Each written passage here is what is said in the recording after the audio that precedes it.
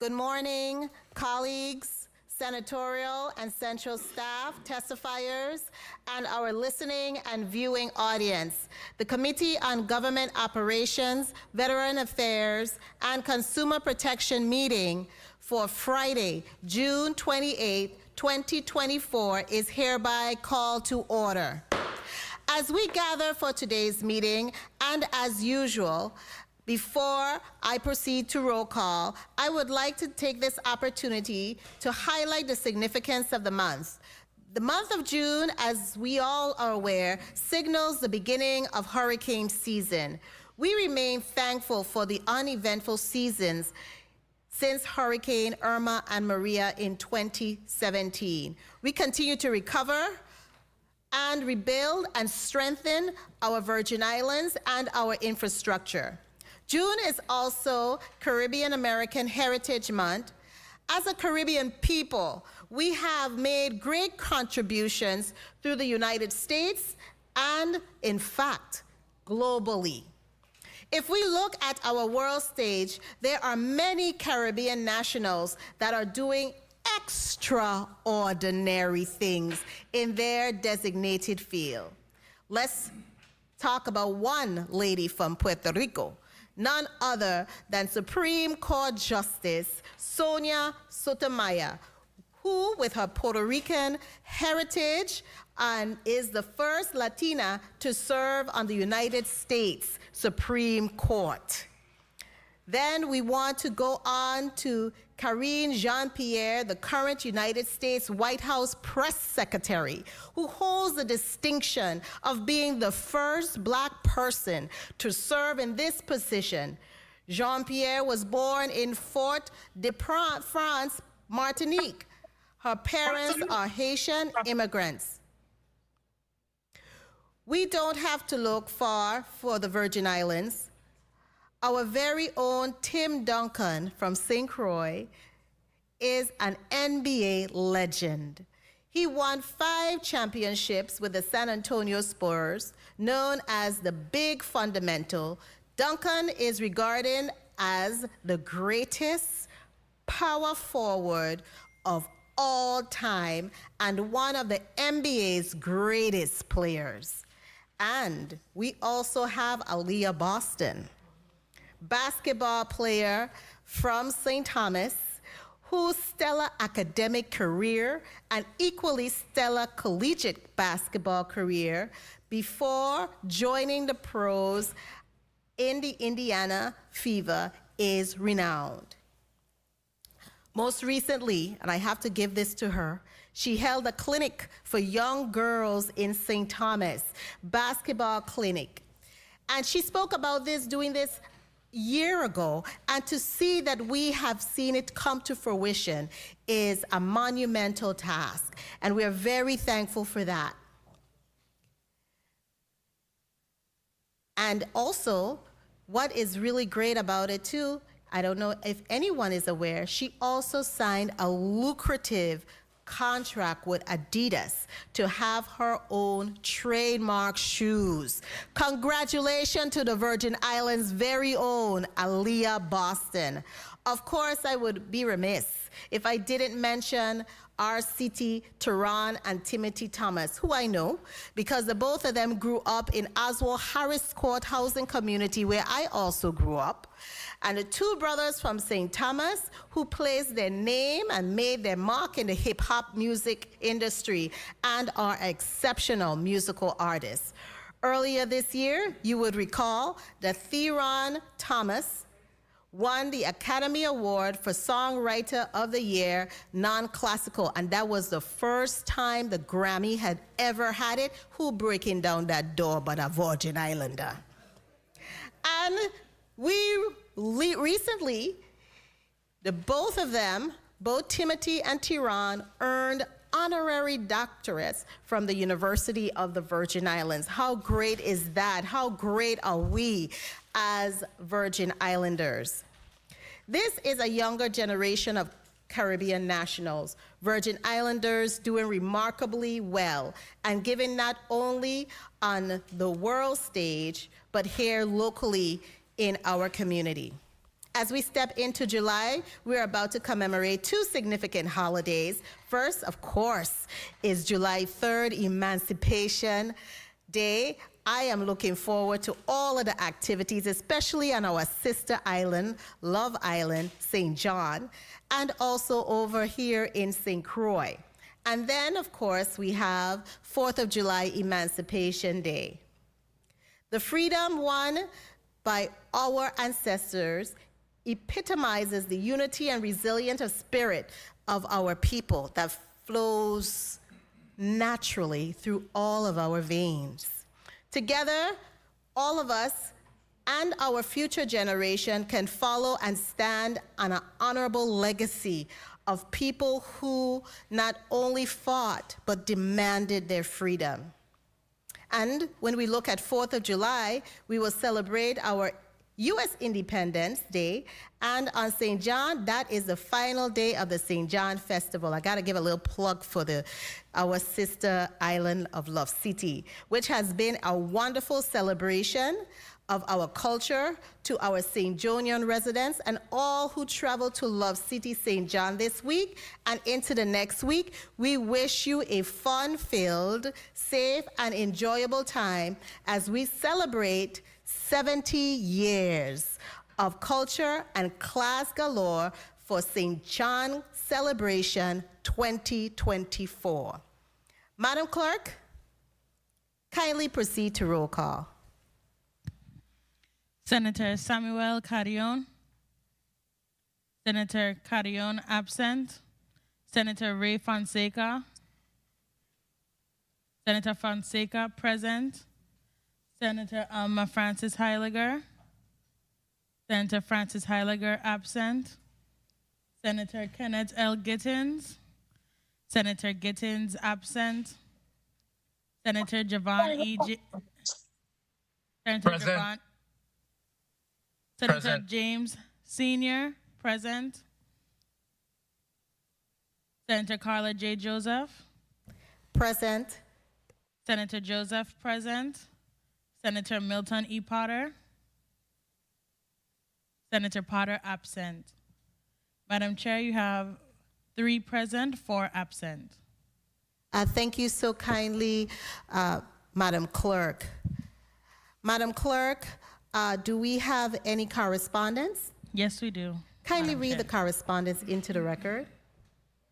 A letter dated June 28, 2024, to the Honorable Carla J. Joseph, 35th Legislature of the Virgin Islands, Chairwoman of the Committee on Government Operations, Veterans Affairs, and Consumer Protection.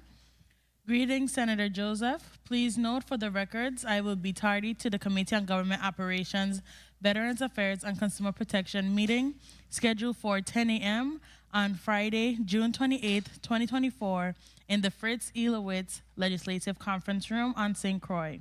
Due to a previously scheduled appointment, I will arrive as soon as possible. Thank you for your understanding. With regards, Senator Alma Francis Heiliger, 35th Legislature of the Virgin Islands. A letter dated June 28, 2024, to the Honorable Carla J. Joseph, Chairwoman of the Committee on Government Operations, Veterans Affairs, and Consumer Protection, Legislative Building, 3022 Golden Rock, St. Croix, U.S. Virgin Islands. Dear Senator Joseph, I hope this correspondence reaches you in the best of health and spirit. Please be advised that I will be slightly delayed to today's Committee on Government Operations, Veterans Affairs, and Consumer Protection hearing. I note the importance of the agenda items, and I look forward to weighing in on the discussion upon my arrival. I thank you in advance for your understanding. Sincerely, Kenneth L. Gittins, Senator. Madam Chair, this ends the reading of the correspondences for today. Thank you so much, Madam Clerk. Madam Clerk, I note that the presence of Senator Samuel Carrion, so be so kind to mark him as present. And also I note the presence of Mr. Majority Leader, Senator Kenneth L. Gittins. Kindly mark Senator Gittins as present. Kindly give me the tally now, Madam Clerk. Madam Chair, you have 5 members present, 2 members absent. Thank you so kindly, Madam Clerk. We do have a quorum, and I thank all of the members for being here today. Madam Clerk, kindly proceed with reading the first block of today's agenda into the record. The Committee on Government Operations, Veterans Affairs, and Consumer Protection has scheduled a meeting for 10 a.m. on Friday, June 28, 2024, in the Fritz Ilowitz Legislative Conference Room on St. Croix. The purpose of the meeting is to receive testimony and consider the following legislative measures. In Block 1, from 10 a.m. to 11:30 a.m., the committee will receive testimony concerning Bill Number 35-0239, an act honoring and commending Mrs. Claire Lorraine Brown Roker for her dedicated service to the Virgin Islands community by naming the Visitor Center at the And E. Abramson Military Facility on St. Croix, Virgin Islands, the Claire L. Roker Visitation Center. This bill is sponsored by Senators Novell E. Francis, Jr., Javon E. James, Sr., Angel L. Bolkes, Jr., and Donna A. Fred Gregory. The invited testifiers are Ms. Glendina Keynes, Mr.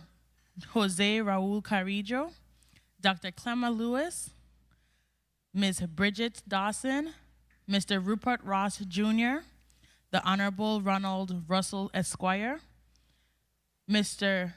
Jimmy Warren, Jr., Mr.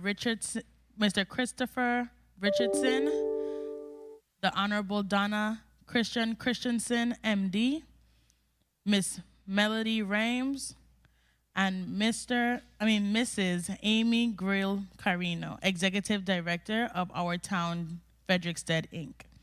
Madam Chair, this ends the reading of Block 1 of today's agenda. Thank you so kindly, Madam Clerk. At this time, I'd like to recognize the presence of non-committee members, Senators Franklin D. Johnson and Diane T. Capehart. Welcome. And also our esteemed President, the Honorable Novell E. Francis, Jr. Welcome. I tend to bypass you because when I was in my freshman year, you served as a guide and a tutor when I was a chairperson of the same committee. So I value you and consider you an honorary member of this committee. Thank you. And of course, I mentioned earlier in my open remarks that this is indeed Caribbean Heritage Month, and we are going to be considering some trailblazers here in the Virgin Islands who have made their mark to positively move our territory forward. With that being said, who speaks on behalf of Bill number 35-0239? Mr. President, you are recognized for your introductory remarks. Thank you very much, Madam Chair. Good morning to you, my colleagues. Good morning to our testifiers.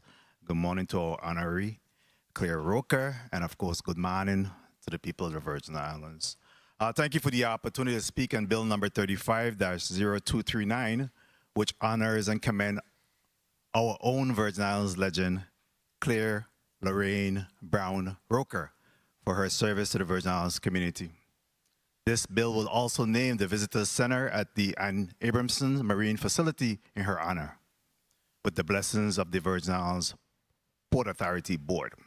I'm also joined on this as a co-sponsors, Senator Javon James Sr., Senator Angel Bolkes Jr., and Senator Donna Brett Gregory. In this room today, we see Claire's village, her family and friends. Claire Roker is no stranger to the Virgin Islands community. Her advocacy, compassion, and service transcend race, age, sex, religion, color, and creed. Many of us in this room, watching or listening to this hearing, are fortunate to be considered a friend of Claire and to be a part of the village that is enriched by her leadership, service, and wisdom. There are many words that can be used to describe the esteemed Claire Lorraine Brown Roker.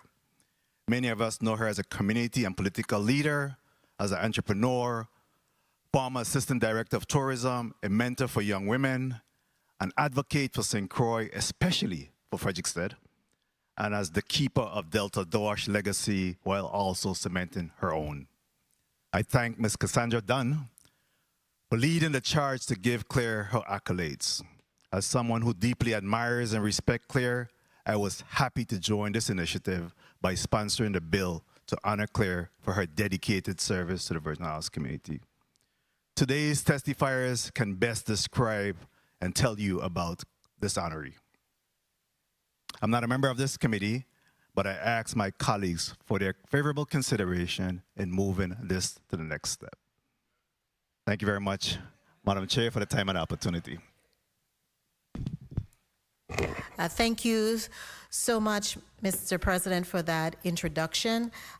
This person of this time frame that is being considered, she really doesn't need any introduction. You know, we could have just voted on her, but we have to follow through on the process and respect that process. So at this time, I'm going to list the testifiers as they are going to read their testimony into the record, and then we'll follow with about 4 minutes, colleagues, of questioning of the testifiers, which I think should be really rapid. So we're going to start from my left, that would be your right, and we'll ask the person who is seated over here. We start with the gentleman over here to please indicate your name and if you have a title that you would like to submit into the record as well. Oh, pull the mic close to you. The mic is your friend. Jimmy Warren. Welcome, Mr. Warren. Yes. We're just doing the introductions first. Good morning. My name is Dr. Clemess Lewis from the Women's Coalition of St. Croix. Welcome. Good morning. My name is Melody Rains, retired government worker. Welcome. Good morning. My name is Rupert Ross Jr., retired educator. Welcome. Good morning. Donna Christensen, friend of Claire. Welcome, and also an honoree. Good morning, Chris Richardson with Sandcastle on the Beach. Welcome. And we have someone joining us from the legislative. Oh, I'm so sorry. I'm so sorry, Mr. Over here. Go ahead. Good morning, I'm Bridget Dawson. Welcome. Good morning, my name is Amy Grouse Carino, and I'm representing our town, Frederiksted. Welcome. And then we have one person joining us from the St. Thomas Chambers, in the chambers, the legislative chambers. Good morning. My name is Jose Raul Carrillo. I'm the chairperson of Virgin Islands Council on the Arts. Thank you. I really welcome everyone. We do have a lot of people here today, and that's really is a demonstration of all the good works that the person who is going to be honored in this furrow block with this piece of legislation has done throughout their life. We will begin to receive the testimony with you, Mr. Williams. You can proceed with reading your... Warren. Oh, I'm so sorry. Our National Democratic Party National Committee woman and friend, Donna Christensen, has a time frame. So I'm going to ask that we allow her to go first because she has a previous engagement. So if you would be so kind to go first, Delegate Christensen, and read into the record your testimony. Thank you. And good morning, Madam Chair, Senator Carla Joseph, Vice Chair, Senator Javon James Sr., members of the committee, other members of the 35th Legislature, legislative staff, in-chamber viewing and listening audience, my fellow panelists, and fellow Virgin Islanders. Good morning. One might wonder how many Claire Rokers are there, because every place you go, and at events you only hear about, she's there. Well, as you will hear from everyone this morning, there's only one, Claire Lorraine Brown Roker. There's no other like her. It seems like I've known Claire all my life, but I'd say I've known her all of my adult life, and that in itself spans a good number of years. So it's a true honor and privilege to be able to testify in strong and enthusiastic support of Bill number 350239, a bill naming the Visitors Center at the Ann E. Abramson Marine Facility the Claire L. Roker Visitors Center. I'm joined in support and appreciation that the 35th Legislature saw fit to bestow this well-deserved and appropriate honor on Claire by my family and our congressional staff, of which Claire is an integral part. Everyone loved working with Claire and shared some of their thoughts that I'll share with you now. Always has a genuine, welcoming smile that radiates the love and pride she has for the VI and her people, although St. Croix is her first love. Hard worker, loyal friend, trailblazing businesswoman, possesses boundless love for the Virgin Islands and its people, especially her beloved Frederiksted. One of the founders of FEDA and of the organizers of their signature Sunset Jazz concerts. A current member and past treasurer of the Board of Trustees of our town, Frederiksted. Many call her the mayor of Frederiksted.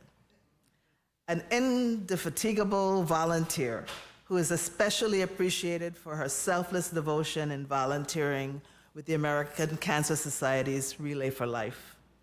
Mentor to generations of young women through the Talented Teen and other organizations. And the last quote, lives for her family, especially her children, grandchildren, great-grandchildren, and still has plenty of room for her friends. Claire was there when we opened our first office and interacted with all of them, not just St. Croix, but also St. Thomas, our little office in St. John, and DC. Her presence ensured harmony and helped to create the open, welcoming office that we had. One that was reassuring to all who entered that their issue or concern would not only be heard, but addressed to the best of our ability. At a recent Rotary West event, Claire was directing everything, constantly on her feet, when I, who's younger and had never had a fracture of any part of my leg, could barely walk. We watched her in awe, walking up and down, making sure it all ran smoothly, which of course it did. It's often said that if there's a difficult job to be done, give it to a woman. But in the Virgin Islands, if there's a job that's not only difficult, but complex, and probably has to be done creating something out of very little or nothing, give it to Claire. And you will end up with a masterpiece. No one can beat Claire's organizational skills or her ability to engage people who are already oversubscribed to help whenever, wherever, however needed. No one is able to say no to Claire. It was only natural that her most impactful service to us in the VI would take the path it did, with its origins being working with her husband in New York, where she was immersed in the Black entertainment industry, and on moving to St. Croix, where it started in the complexities of travel, from Pan Am to her own travel agency. So the Department of Tourism was the natural place for her to land and to lead. Her tenure as Director, Assistant Commissioner of Tourism saw landmark events such as the unforgettable Folklife Festival, magically and intimately connecting us in the Virgin Islands to our Senegalese family. But also, if a famous musical or screen artist was here, you can also bet that Claire was a hand in making that happen. You know, she also had that hand in our music festivals. There are so many things to thank or recognize Claire for, but I think none is more important than her mentoring of the countless young women who participated in Talented Teen and all of the other contests. It was not just that these young women won local, national, and international titles. Most significantly and enduringly, it was that they were able to develop their self-esteem, their self-confidence, to hone not only their talents, but to perfect themselves and to be prepared for life and success in their future endeavors. Many have gone on to fulfilling careers here and elsewhere, and that is a remarkable legacy. As Democratic National Committee woman, I would be remiss if I did not also recognize and applaud her involvement and leadership in the Democratic Party, once serving as St. Croix District Chair, but being the backbone of many a successful campaign, including mine. In Claire's own words, my life here at home has afforded me the opportunity to be productive in many areas. Assistant Director of Tourism, and Assistant Commissioner of Tourism. It has also given me the privilege to be involved with several organizations, such as Chamber of Commerce, our town Frederiksted, Frederiksted Economic Development Association, Women's Coalition, Girl Scouts of America, and so forth and so on. Many, many community organizations. In all, she gave of herself freely, without cost, or seeking acclaim or fame. Finally, as much as Claire has given to all of us and how much we all love her, no one or no group has received more or loves her more than her family, all because of her unconditional love for each and every one of them. Love them to the bone, or as folks today say, to the moon and back. And Mrs. Delta Jackson Dorsch could not have had a more devoted niece, better companion, loving caregiver, and bearer of her cultural legacy than Claire. And because Claire has been all of the above and more, there is no more deserving person, no more fitting person to have their name grace the Visitor Center, a welcoming center to her beloved Frederiksted and II. So thank you, Madam Chair and members, for the opportunity to testify and celebrate my friend Claire. Congratulations to everyone else who will be honored today. I do regret that I have to leave, but something that I'm supposed to be in charge of is starting now. And we totally understand. You are a very busy lady and always been. And we really appreciate that you spend some time here. And I know that you would be. And we do apologize for the late start. At this time, you are excused from your appearance before the committee. Delegate Christensen, and thank you so much.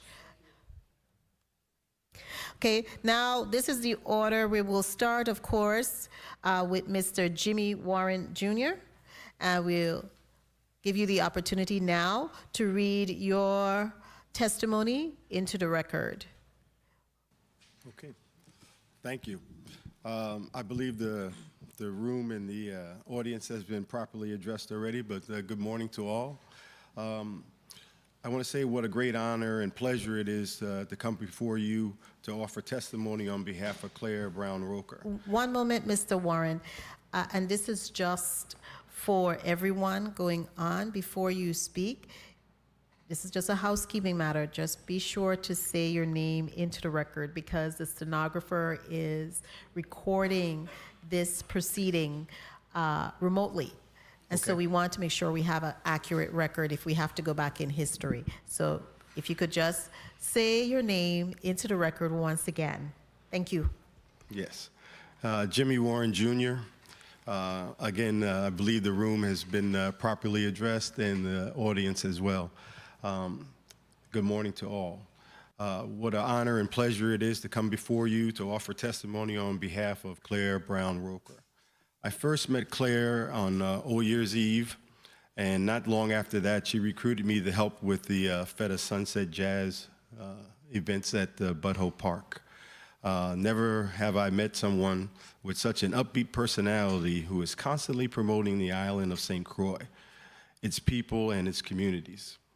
You can see from her CV and from Donna's testimony just earlier that for the past 60 years, she's been helping young ladies find themselves and has helped many a political candidate get elected and serve the community which she loves.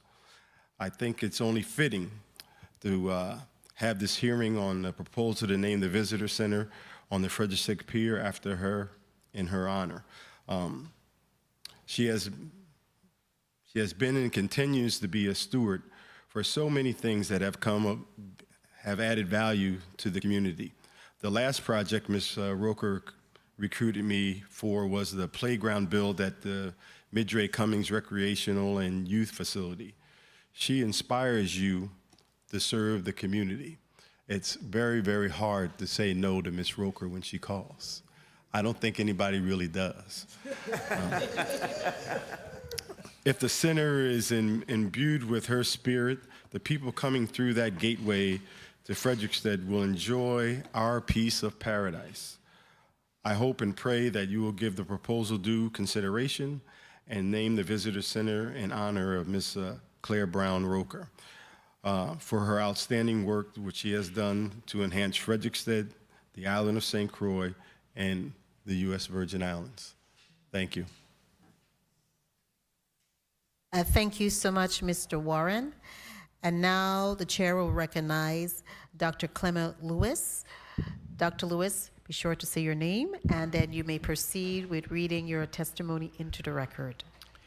Good morning. My name is Dr. Clement S. Lewis from the Women's Coalition of St. Croix. Good morning, Honorable Carla J. Joseph, Legislative Secretary, 35th Legislature of the Virgin Islands, and all the other honorable senators that's present today, as well as my fellow testifiers, the audience, those in person that love Claire, and those that's listening and watching this proceeding as well. This testimony is regarding the Committee on Government Operations, Veteran Affairs, and Consumer Protections. It's all in reference to Bill number 35-02339- an act honoring and commending Ms. Claire Lorraine Brown Roker for her dedicated service to the Virgin Islands community by naming the Visitor Center at Ann E. Abramson Marine Facility, St. Croix, Virgin Islands, the Claire L. Roker Visitor Center. It's being sponsored by Honorable Senator Novelle Francis, Senator Javon James, Senator Anhia Bogus, and Senator Donna Frett. And thank you all for doing this for Claire Roker for us. Again, my name is Clement Lewis, Dr. Clement Lewis. I am the Executive Director of the Women's Coalition, which is a 43-year-old nonprofit agency that's been advocating for victims of crime for over 40 years in this community. On behalf of the employees, the staff, and the volunteers, and my board of directors, the Women's Coalition would like to congratulate Ms. Claire L. Brown Roker on this momentous occasion. We are so proud of her. She's a daughter of the soil. Ms. Claire Roker is a trailblazer in her own right. She joined the Women's Coalition as a volunteer and served as a member of our board from 2006 up to last year when she said, "I'm tired." And we still didn't want her to leave. And she was like, "Clement, enough is enough." She also serves as one of our victim advocates that went out and responded to victims of domestic violence and sexual assault for many years. She don't just advocate at night. She advocates for the coalition on a regular basis. You have anything you want to say about us? Claire got a response for you. She has dedicated her life to serving this community for the past 60 years. It's a long time. Mentoring young women, including myself. Claire has used her own powerful voice to speak out against violence targeting women and children. She is full of life and has this huge heart. Her mentorship of young women through the VI Talented Teen Pageants brought notoriety and attention to the Virgin Islands for many years. She is one of the best fundraisers I've ever met in my life. And we won't talk about the money she's brought into the Women's Coalition. She has shown me, Dr. Clement Lewis, by her own actions, the importance of giving back to our community without expecting anything in return. She will stand up for what she believes is right, even if she stands alone. And I love that about Claire. She is my shero, a woman that I truly respect and admire. She is most deserving of this honor, and I think everybody in here would agree. her life work will live on forever.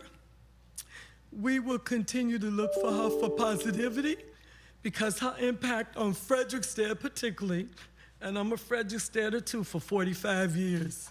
She is our mayor. She is our person for West. People can say whatever they want, but she is ours. She belonged to us in the West, and I think everybody in here would agree with that. She belongs to us in the West. I kept my speech short because I knew I would get emotional because I love Claire like a mother. Look her sitting over there. So I want to end with this because this is important to me. Don't do that. I want to end with this. Claire has this dedicated heart. Dedicated heart like hers is not easy to find. It takes a special person to be so generous and kind for 60 years. To care so much for your fellow person is a quality all too rare. Yet you give all of your time and talents for all in the need, for all people to share. So thank you for being that volunteer. Thank you for being my mentor. Thank you for being my shero. We are privileged to have you. We want you to know how much you are appreciated today and every day. But not just today, Claire. All year round, we love you. Thank you for letting me testify. And thank you so much, Dr. Lewis, for your very moving and passionate. It comes and it resonates with all of us here because we do know this lady. We know this lady who has done so much great things for not only the St. Croix community, but for our entire Virgin Islands. And so we want to say really thank you for that. We're going to ask Ms. Melody Rames if you could proceed with reading your testimony into the record. Yes, good morning. My name is Melody Rames. To the honorable members of the Senate Committee on Operations, Veterans Affairs, and Consumer Protection protocol has been established. Dear Senators, I'm writing to express my enthusiastic support for Bill number 35239, which seeks to honor and commend Ms. Claire Lorraine Brown Roker for her exceptional dedication and service to the Virgin Islands community by naming the Visitors Center the Anne E. Abramson Marine Facility in St. Croix, the Claire L. Roker Visitors Center. I've had the pleasure of knowing Ms. Roker for most of my life, and I can attest to her remarkable qualities as a mentor, friend, and confidant. She has been a guiding light in my life, especially during my difficult days as a young single mother. As other people testified, Claire Roker is a mother to many. And in fact, I remember at one time I was spending so much time with Claire Roker and talking about her so much that my own mother was a little jealous. Like, I'm your mother. But she has been a guiding light in my life. Ms. Roker's encouragement and support were instrumental in shaping not just my daughter, but myself, as well as many other young individuals in our community, into productive and responsible citizens. Our shared experiences in FEDA, the Frederickstead Economic Development Association, where we volunteered and worked tirelessly on a myriad of community events, including Harbor Night, the Blue Bay Jazz Festival, Sunset Jazz, and the July Emancipation, Independence Day fireworks and concerts. And the Frederickstead Food Truck Festivals have left me with countless memories filled with laughter and camaraderie. Ms. Roker's ability to command attention and drive action is truly remarkable. Whether you're a community leader, a senator, a commissioner, or even a governor, when Ms. Roker speaks, you listen.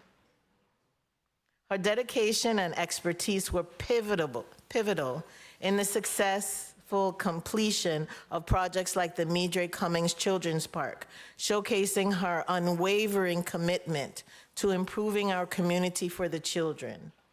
In a time when integrity and good character seem to be in short supply, Ms. Roker's impeccable reputation stands as a shining example of honor and unselfishness. I wholeheartedly believe that naming the Visitor Center after Ms. Roker is a fitting tribute to her outstanding contributions and a source of pride for all Virgin Islanders. I cannot think of a more deserving individual to have her name associated with such a significant landmark in our community. In conclusion, I urge you to support Bill number 350239 in honor of Ms. Claire L.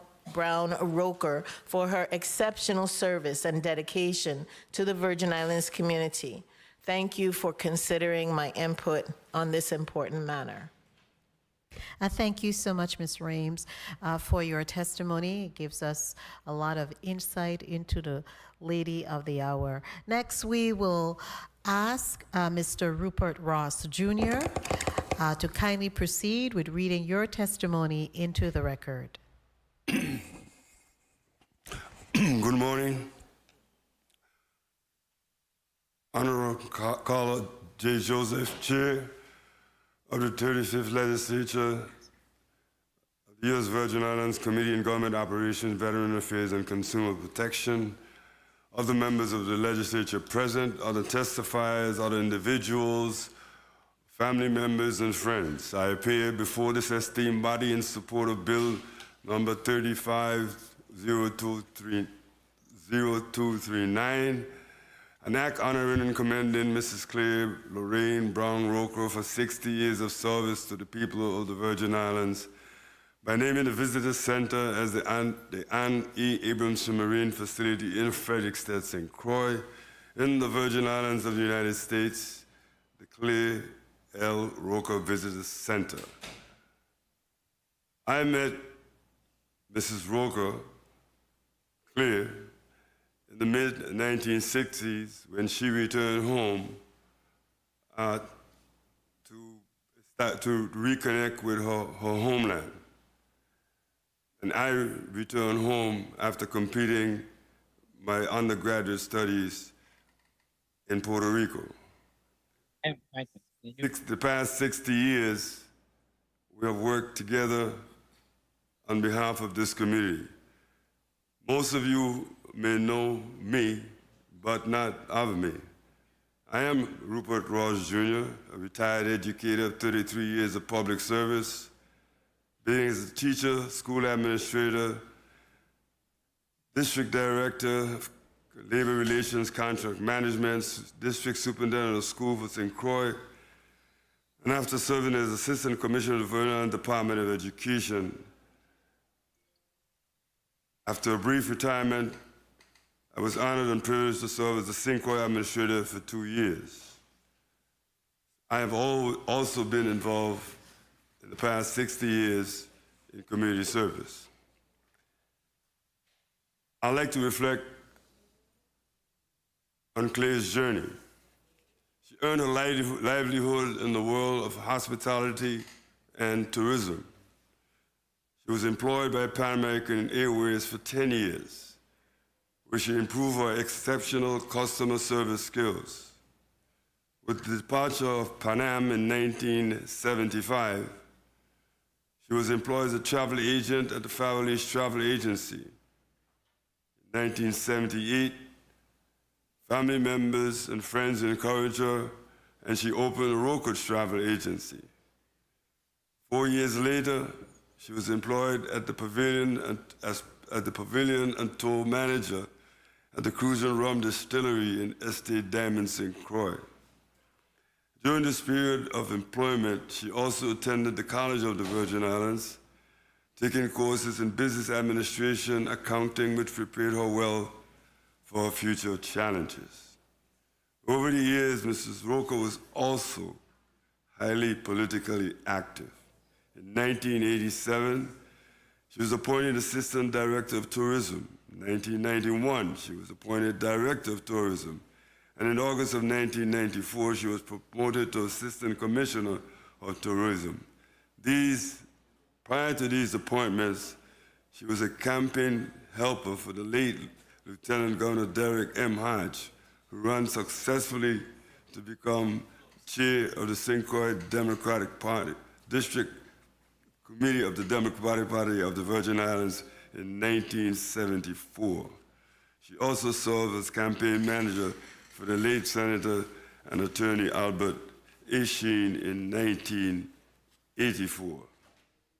Her tenure in the executive branch of the Virgin Islands, after her tenure in the executive branch of the Virgin Islands government, Ms. Roker's passion for public service led her to serve as office manager in the office of the former delegate to Congress, Donna M. Christensen. After a brief retirement in 2006, she returned to the political arena again as office manager for the former Senator Ronald E. Russell, the minority leader of the 27th legislature and the president of the 29th legislature. Still committed to make an impact on the future of our community, she ran successfully and became a delegate to the 5th Constitutional Convention of the Virgin Islands of the United States. She has also held the office of chair of the St. Croix District Committee of the Democratic Party of the Virgin Islands. If you think that is the scope of the last 60 years of her life in St. Croix, you are wrong. Ms. Roker has dedicated most of her life giving back to the Virgin Islands community, especially St. Croix. She was the producer-director of the Hal Jackson Virgin Islands Talented Team pageant for 40 years. She highlighted the talents and expanded the horizons of over 500 aspiring performing artists. She also produced and directed Miss St. Croix Festival Queen competitions, including the 50th anniversary pageant, and also Miss America Most Outstanding Teen Talented Virgin Islands competitions. Ms. Roker has either volunteered, being part of, or held leadership roles in many organizations. She's currently a member of our town Frederiksted, Rotary Club of St. Croix West, Relay for Life, Women's Coalition, which I found out she just resigned from, St. Croix Member of Commerce, Chamber of Commerce, and the Frederiksted Economic Development Association. In this organization, Feather, of which I had the privilege of serving as its president for many years, that is where we were most closely associated. We worked together in community economic stimulating activities, such as Harbor Nights, Monthly Sunset Jazz, Blue Bay Jazz Fest, other musical concerts to stimulate economic activity in Frederiksted. She's also the vice president of the governing board of the Virgin Islands Council of the Arts. Her work locally, regionally, and internationally has earned her numerous awards. Therefore, it is fitting that the lady who has been called the Queen of Pageants will join two other queens of Frederiksted, Mrs. Eliza McBean, and Mrs. Ann E. Abramson, to remind us and future generation of Virgin Islanders and its visitors the significant role that women played in the revolution, evolution, and advancement of the quality of life of all Virgin Islands.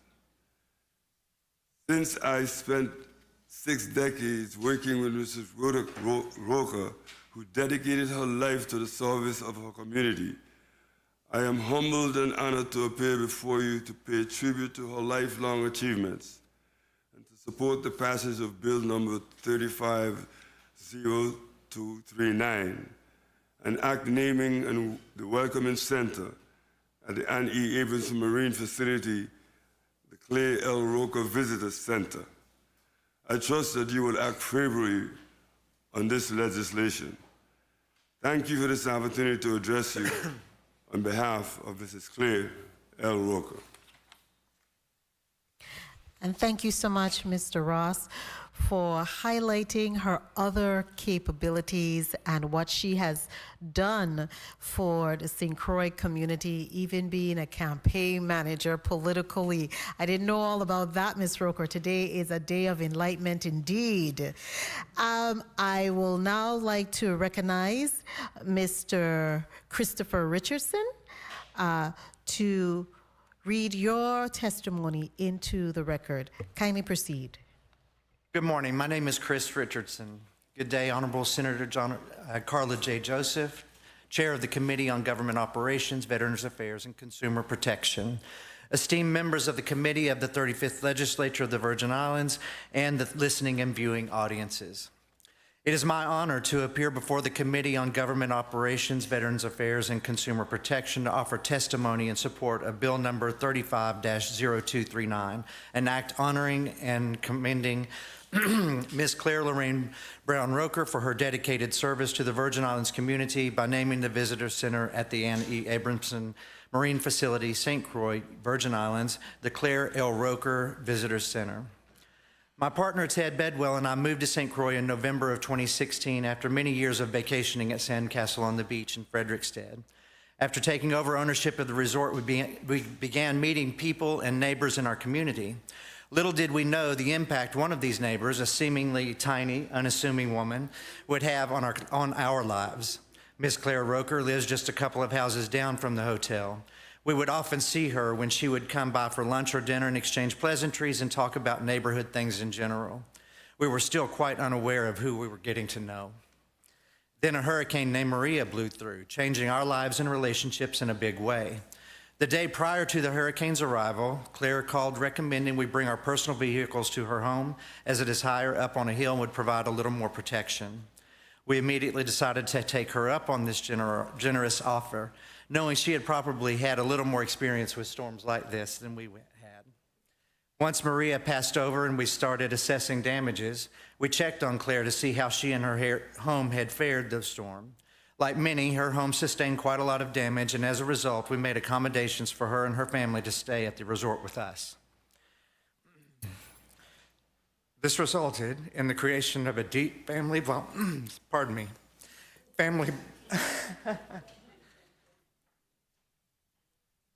This resulted in the creation of a deep family bond between Claire, Ted, and me. This time allowed us to get to know just what an inspiring powerhouse of a woman, ally, friend, mentor, and leader Ms. Claire Roker is. Claire's ability to finesse situations and navigate personalities and opinions is astonishing. We are inspired by her tireless efforts to be a good community citizen, an incredible friend with a kind word and shoulder to lean on, and a fierce work ethic. As new citizens of our community, Claire took our hand and helped us to understand the local culture and introduced us to many traditions, always encouraging us to get involved, to get involved in helping to elevate others and to do the right thing by people.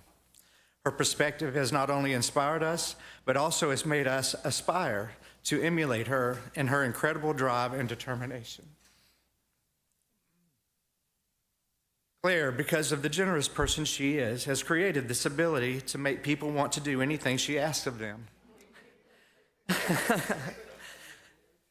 I know this sounds funny, but truly it's hard, if not impossible, to say no to her. Fortunately, I always want to say yes to her because everything she promotes or supports is always a worthy cause. Whether it's fundraising for cancer awareness and research, spearheading projects such as the Meter Cummings Children's Park renovation, advocating for Rotary West and the values Rotary embraces, or the countless other initiatives she puts her heart and soul into. This is what I want my life to be and look like when I grow up. A life of great satisfaction due to dedication, commitment, perseverance, and good old hard work.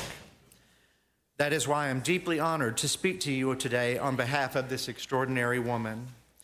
If you know her or even know of her, then you probably are already very aware of why she is so deserving of this honor to memorialize her name. She embodies hospitality, which is why it is so appropriate that her name be associated with the Visitor Center, welcoming everyone to her beloved home of St. Croix. I want to thank this committee for honoring and supporting this lovely recognition for my extraordinary friend and esteemed member of my chosen family, Claire Roker. Thank you so much, Mr. Richardson, for that really riveting testimony, because I met you, and in our discussion, and it's, you would know a person by what their neighbors say sometimes. And your neighbors tell and they can see everything. But when I met him for the first time a month ago, Mr. Richardson just totally was so in awe of the person that Miss Claire Roker is. And so I really appreciate your testimony.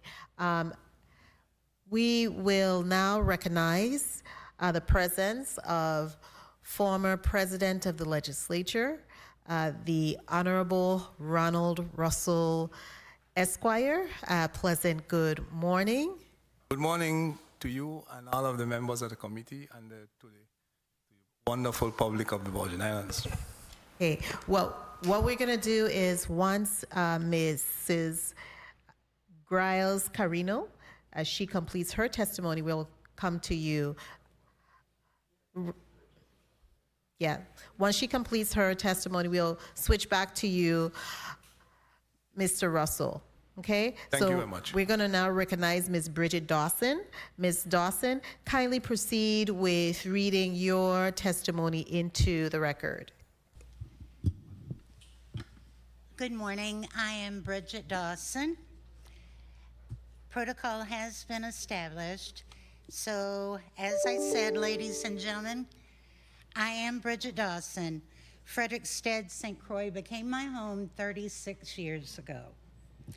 It is an honor and a privilege for me to appear before the Committee on Government Operations, Veterans Affairs, and Consumer Protection to offer testimony in support of Bill number 35-0239, an act honoring and commending Ms. Claire Lorraine Brown Roker for her dedicated service to the Virgin Islands community by naming the Visitor Center at the Annie Abramson Marine Facility the Claire Roker Visitor Center.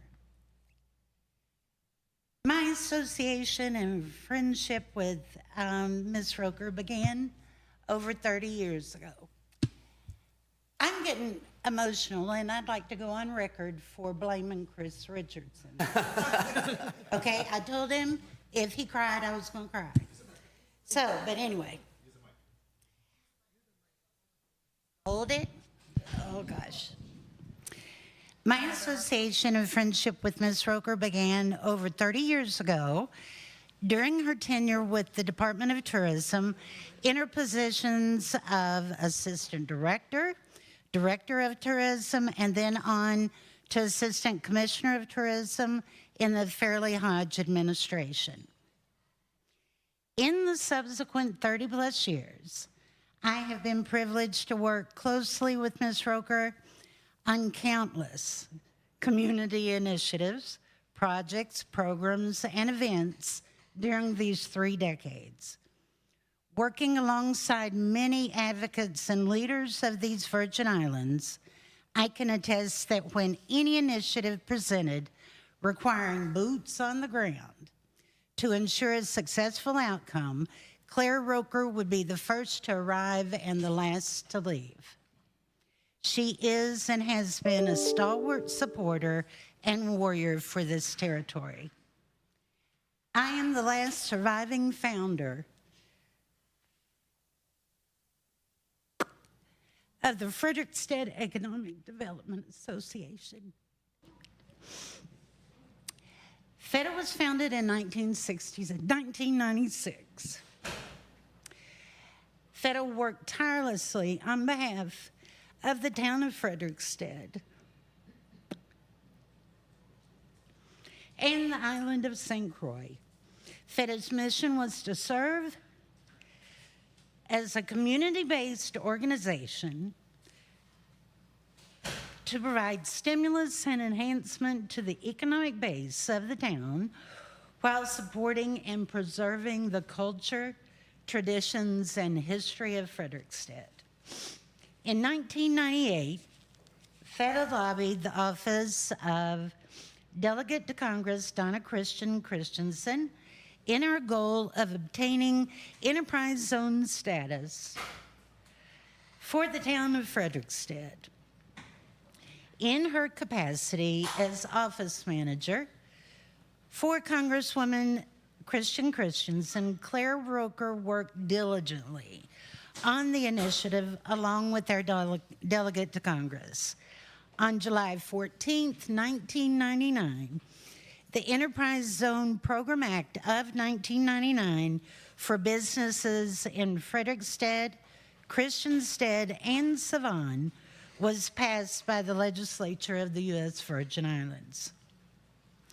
As you know, this very important program has been expanded and is now under the management of the USVI Economic Development Authority. Claire Roker is an integral part of the creation and successful passage of our enterprise zone status. In 2001, FEDA convinced the busy Claire Roker to join the FEDA Board of Directors. In the past 23 years, Ms. Roker has served in almost every executive board position, most recently as treasurer of the organization. Whether it was Sunset Jazz, Harbor Night, Wednesdays on the Waterfront, Blue Bay Jazz Fest, FEDA Teen Summer Programs, Culture Nights on King Street, holiday luncheons for the elderly, Hovenza's 40th anniversary events, July 4th festivities, Emancipation Day events, Christmas festivities, taxi driver training programs, the Frederiksted Revitalization Project, collaborations with the Hotel and Tourism Association, or any other initiative that FEDA produced or was involved in, Claire Roker has always been on the front line working tirelessly. Just imagine. Claire Roker's efforts and involvements with FEDA were but a small drop in the bucket, representing all of the magnitude of her hard work and efforts on behalf of her beloved Virgin Islands. Admittedly, without being officially designated to do so, I confidently speak on behalf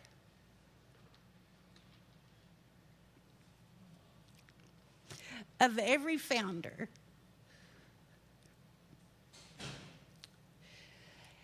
and the past and current board members of the Frederiksted Economic Development Association, as well as anyone that has ever loved or lived in Frederiksted, when I state that there is no living individual more worthy of the commendation and recognition provided by this bill. I personally thank you for honoring Claire. We all thank you. It's well deserved. And thank you so much, Ms. Dawson. You held up pretty well. I would say so. I am going to pinch Chris on the record. Well, you held up really well, and we're very happy that you made it here today to provide this testimony and read it into the record. It shows the diversity of the person who is being honored today by legislation. At this time, I would like to recognize Mrs. Amy Griles Carino. Amy Carrillo. Carino. So Amy Griles Carino, for your, you see, you're sitting next to Senator Carrion, and it took me a little while to learn how to pronounce his name, especially when I'm doing roll call, but I will get your name. You kindly proceed with reading your testimony into the record. Good morning. Honorable Senator Joseph, honorable members of the committee, and other honorable senators present, as well as the listening and viewing audience. My name is Amy Graz Carino, and I serve as the Executive Director of Our Town Frederiksted, also known as OTF. On behalf of our organization, which has passionately served the historic district of Frederiksted since 1988, I am here to express our unwavering support for Bill 35-0239, an act honoring and commending Mrs. Claire Lorraine Brown Roker for her dedicated service to the Virgin Islands community by naming the visitor center at the Anne E. Abramson Marine Facility the Claire L. Roker Visitor Center. Mrs. Claire Lorraine Brown Roker has been an instrumental figure in our community, and her contributions have had a lasting impact on the fabric of Frederiksted and the broader Virgin Islands. As a former board member of Our Town Frederiksted, Claire played a pivotal role in the numerous initiatives, including the revival of Our Town Frederiksted in the aftermath of Hurricanes Irma and Maria, as well as spearheading the Meadra Commons Playground Project. Her vision and dedication have left an indelible mark on our town's revitalization efforts. Claire's extensive career in the tourism industry, where she served as Assistant Director and Assistant Commissioner of Tourism, and her work with esteemed public figures such as Delegate to Congress Donna Christensen and former Senate President Ronald Russell, are a testament to her professionalism and commitment to public service. Her efforts have significantly boosted the visibility and appeal of our islands as prime tourist destinations. Notably, Claire brought the Smithsonian's Festival of American Folk Life to St. Croix in 1990, highlighting Virgin Islands history and culture alongside the heritage of Senegal, West Africa. This festival was a monumental event that showcased our rich cultural tapestry to the world. In addition to her professional achievements, Claire's dedication to mentoring and empowering young women through pageantry has been unmatched. Claire is the original West girl, if anybody doesn't know that. Her leadership in Hal Jackson's Virgin Islands and International Talented Teens, the Haynes Smith Caribbean Talented Teens, and the Virgin Islands Outstanding Teens have provided countless opportunities for our youth to shine on national and international stages. Claire's involvement in community organization, including the Chamber of Commerce, the Women's Coalition, and the Virgin Islands Council on the Arts, further demonstrates her unwavering commitment to the betterment of our society. Her tireless efforts and numerous accolades, such as the Casper Holstein Award and the Business and Professional Women's Woman of Achievement Award, highlight her outstanding contributions. Moreover, Claire's passion for the town of Frederiksted has been a driving force behind many of her community efforts. She has always had a deep love for our town's history and culture and has worked tirelessly to preserve its unique charm and character. Claire's efforts with OTF, particularly her involvement in the Meadra Commons Playground Project, exemplify her dedication to creating spaces that enhance the quality of life for Frederiksted residents and visitors alike. Her commitment to Frederiksted revitalization is evident in every project she has undertaken, always striving to make our town a better place for future generations. Claire has also coordinated the Frederiksted Economic Development Association Sunset Jazz Series of outdoor concerts, which brought vibrant music and community togetherness to our town, enriching the cultural life of Frederiksted. When I think of Claire Roker, I automatically think of Frederiksted. The two are synonymous with charm, strength, and creativity. Together, they help to define our community, and it is both an honor and a privilege to speak in support of this measure. Naming the Visitor Center at the Anne E. Abramson Marine Facility after Claire is a fitting tribute to a woman who has given so much to our community. This recognition will serve as a lasting reminder of her legacy and inspire future generations of young women to follow in her footsteps of service and excellence. Our Town Frederiksted Incorporated wholeheartedly supports Bill 35-0239 and urges its passage. Thank you for considering this testimony, and we look forward to seeing the Claire L. Roker Visitor Center become a reality, honoring a daughter of the soil and a true pillar of our community. Thank you so much, Mrs. Amy Griles Carino. Did I get it? All right. Very well. At this time, I would like to recognize Mr. Raul Carrillo. And also, before we do so, I want to recognize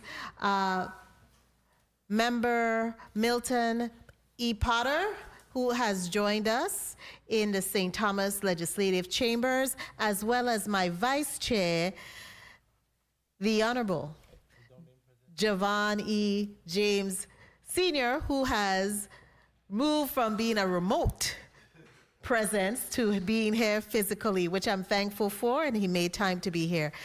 Kindly proceed, Mr.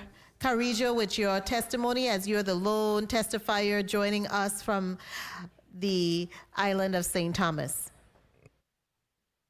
Good morning. My name is Jose Raul Carrillo, better known as Raul. I should say ditto, and stop my testimony there, but Claire wouldn't forgive me. Good day, Honorable Carla Joseph, Chair of the 35th Legislature Committee on Government Operation, Veterans Affairs, and Consumer Protection, committee members, other members of the 35th Legislature, the listening and viewing audience. I am the chairperson of the Board of the Virgin Islands Council on the Arts. I sit before you today to offer my wholeheartedly and that of the Council support for the act that seeks to honor Claire Roker for her dedicated service to the Virgin Islands community by naming the Visitor Center at Ann Abramson Marine Facility the Claire Roker Visitors Center. This act of recognition is not only well-deserved, but also serve as a testimony to the profound impact Ms. Roker, or Claire, has had on our community. Claire Roker has been a pillar of strength, a role model in our community. Her tireless efforts in community service, advocacy, and leadership has significantly contributed to the betterment of the Virgin Islands. She has consistently demonstrated a deep commitment to enhancing the quality of life for all residents through various initiatives and programs that address critical needs. Most have been mentioned earlier. Ms. Roker has shown an unwavering dedication in her role as a board member and vice chair of the Virgin Islands Council on the Arts, VICA. Her leadership and strategic vision has been instrumental in guiding the organization towards achieving its mission of supporting and uplifting the local community. Over the years, she has volunteered countless hours, spearheaded numerous community projects, and provided many mentorship to many individuals. Her leadership in organizing community events, fundraising for local causes, and advocacy for social justice has left an indelible mark on the Virgin Islands. Naming the Visitor Center at the Ann Abramson Marine Facility to the Claire Roker Visitor Center is a fitting tribute to a woman who has given so much of herself to this community. This act of recognition will not only honor Ms. Roker's legacy, but also serve as an inspiration for future generations.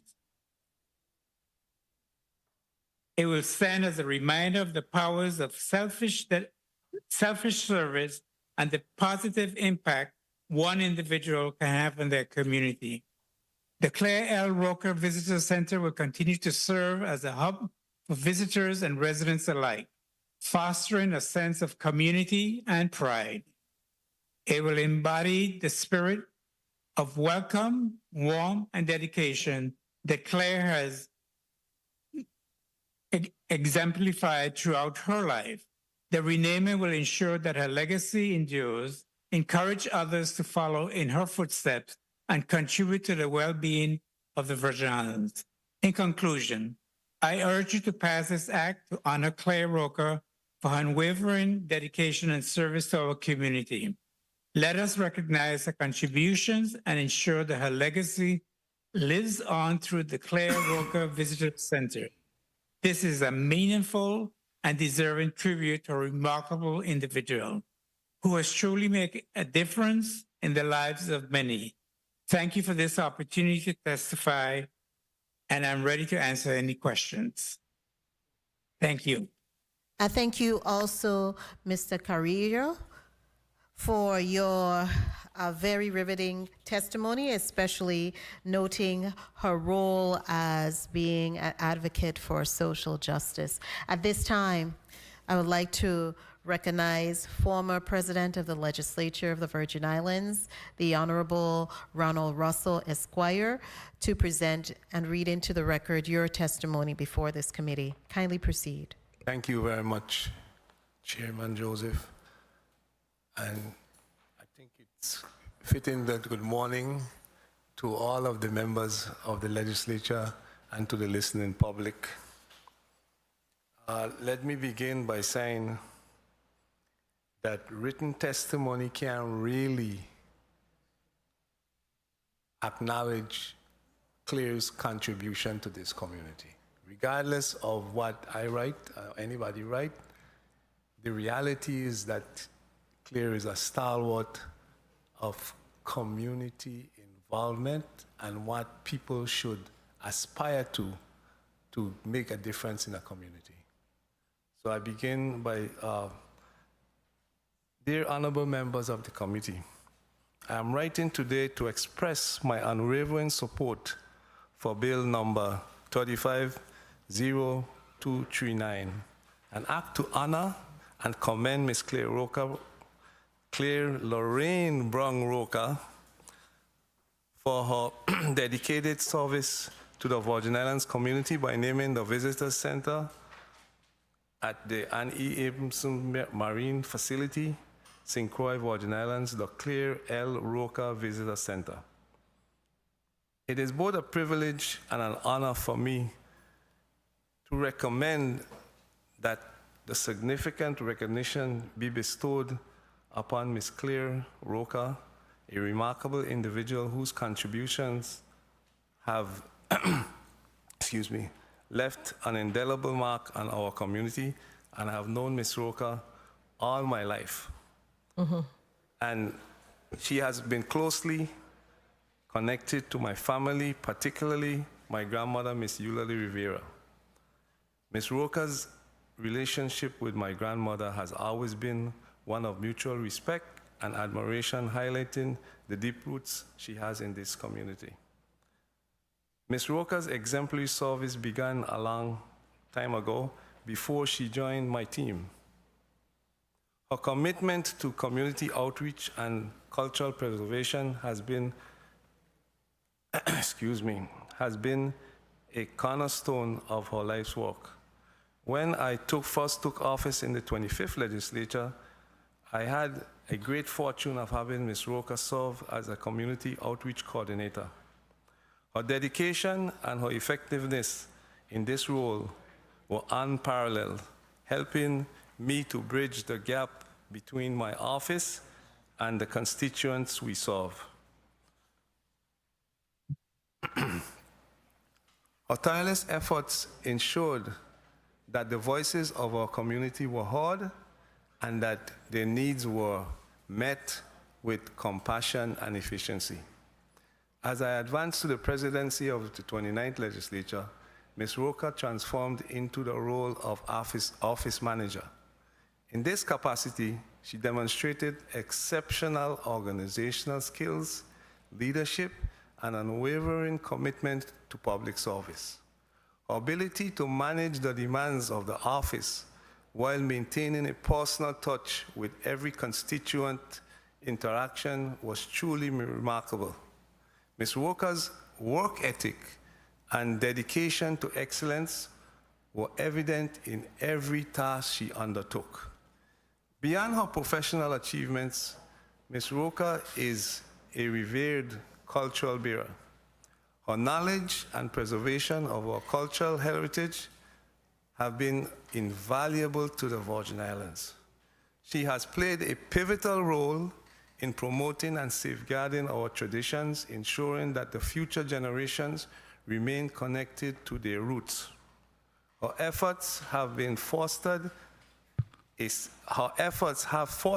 sense of pride and community with our community, making her a cherished figure among us. Naming the Visitor Center at the Anne E. Abramson Marine Facility in her honor is a fitting tribute to a woman who has dedicated her life of service to others. The Claire L. Roker Visitor Center will stand as a testament to her enduring legacy and the profound respect she has had on our community. It will serve as a reminder of her contributions and inspire future generations to continue her work of community building and cultural preservation. In conclusion, I wholeheartedly support Bill number 350239 and urge the esteemed members of the committee to approve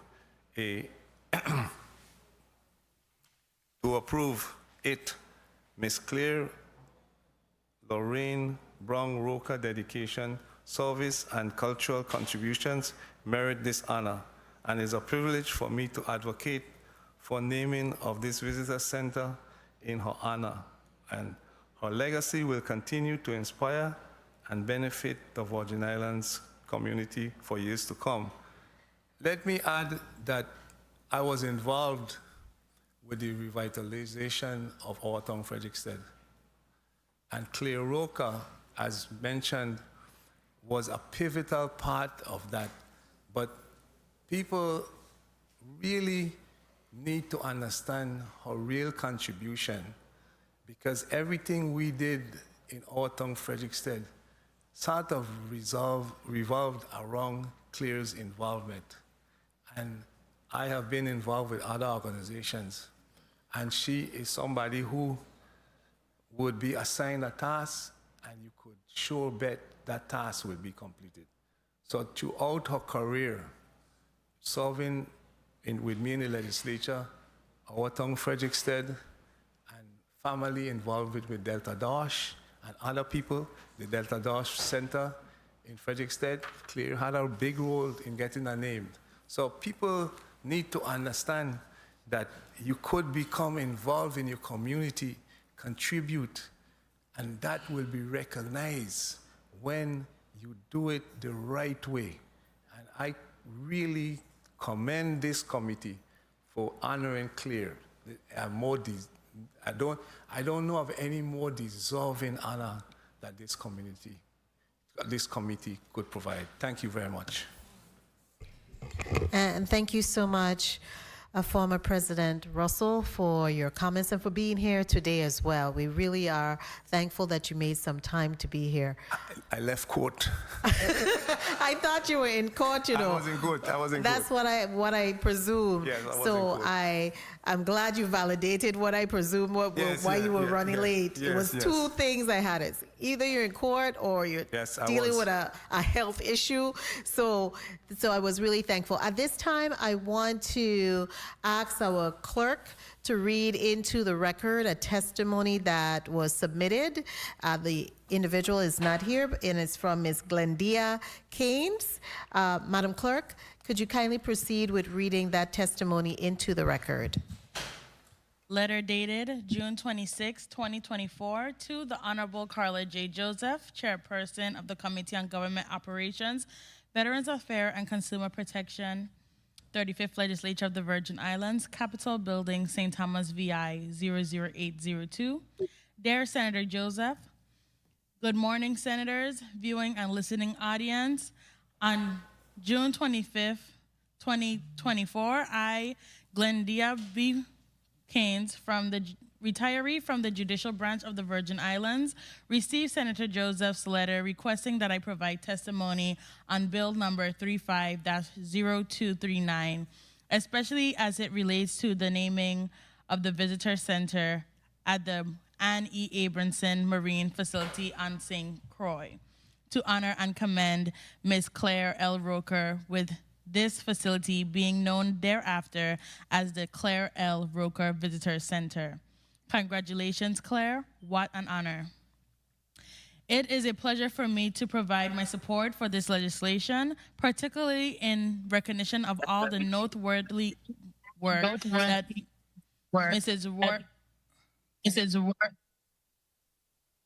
that Mrs. Roker has rendered to the Virgin Islands community, especially for and on behalf of her beloved home, the Big Island, St. Croix.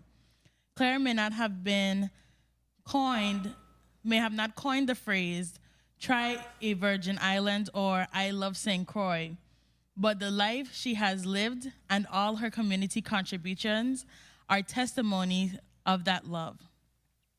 There is no need for me to list all the activities, organizations, or events, including but not limited to politics, tourism, pageantry, economic development, mentorship, lifelong friendship, etc.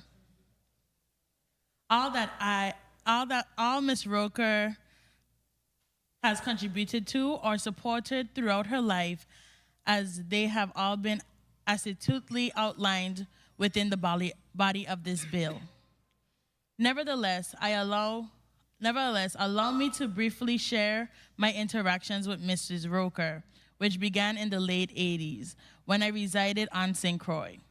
There I attended many of the talented teen shows and facilitated by Ms. Roker and her dedicated staff of the Hal Jackson Talented Teen Scholarship Competition. Kudos to all. There I fell in love with the quality of professionalism demonstrated in this local production. And those productions would serve me well in my later tenure as the Superior Court Rising Stars Youth Steel Orchestra, where I utilized a variety of things that I learned from just sitting in the audience. Unbelievable as it may sound, during the years I spent on St. Croix, I never met Mrs. Roker. We met in early 1991 when I returned home to St. Thomas from the mainland to work at the Department of Economic Development and Agriculture, ED&A. We bonded and became lifelong friends, best buds, camaraderie, therapists, as a boon coons, and so much more. Other than the relationship and guidance of the late Honorable Commissioner Eric E. Dawson and his male-dominated agricultural staff, his strategic leadership team at ED&A was comprised with a plethora of women, all with various backgrounds, management, tourism, accounting, etc. They included the Director of Tourism, Assistant Commissioner Mrs. Leona Bryant, Assistant Director, and Assistant Commissioner Mrs. Claire L. Roker, Business Office Managers Ms. Jane John and Mrs. Eleanor Garcia, Secretaries Ellen Benjamin and Vivian Lewis, and I.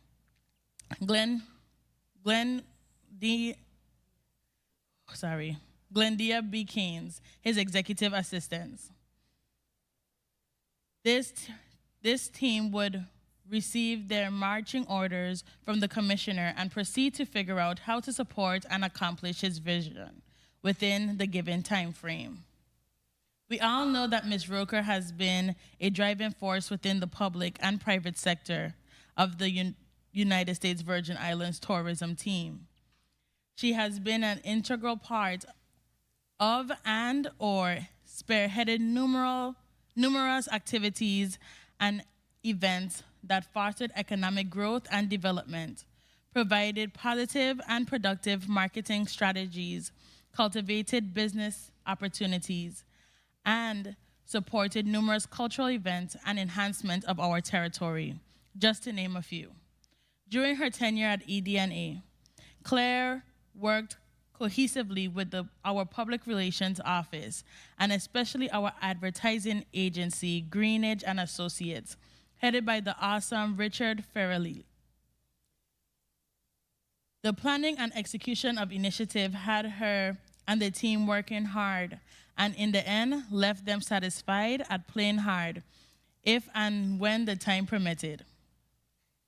During her travels from St. Croix to St. Thomas, there was no time to play around, as there were lots of meetings.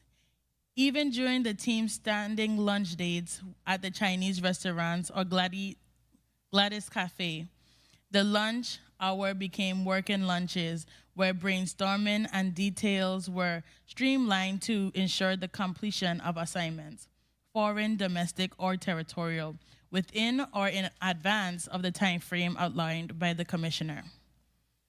In her various capacities within tourism, Ms. Roker was directly responsible for the operations of then 5 offshore offices that were managed by dedicated professional Virgin Islanders. These individuals loved and passionately promoted their beloved Virgin Islands.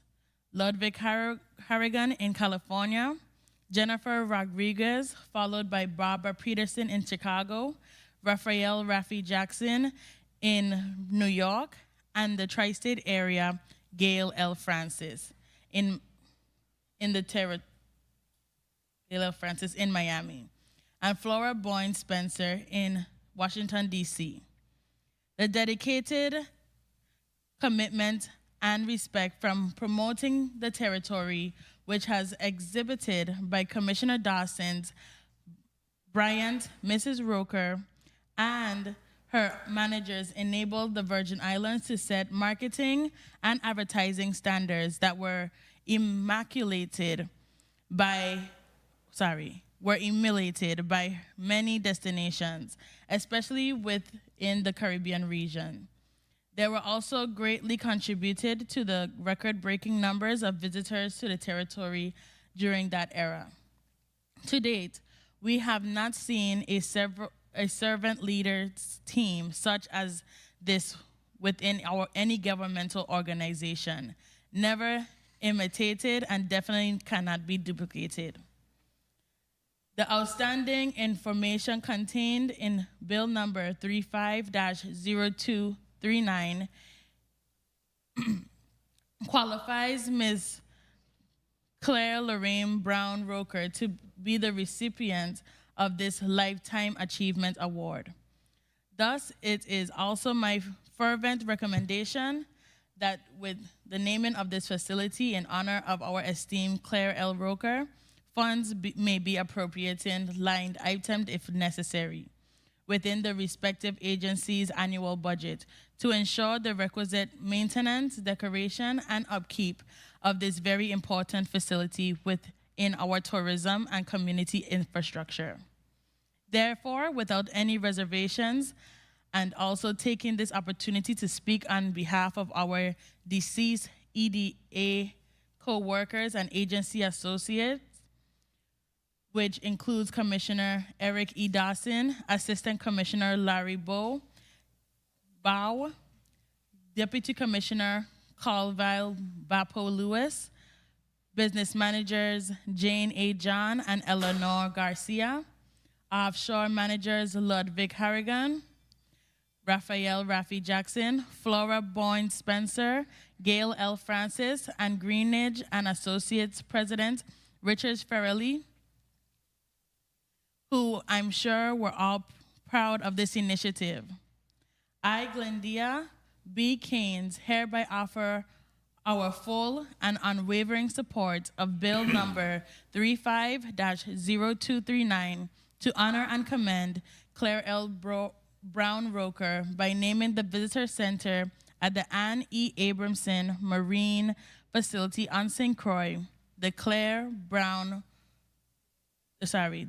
Roker Visitor Center. Thank you, Senators, for giving Claire her flowers while she can appreciate their fragrance. Sincerely, Glendia B. Keynes, Judicial Branch retiree. Madam Chair, this ends the reading of the testimony. Wow, thank you so much, Madam Clerk, for reading that very lengthy but very critical testimony into the record.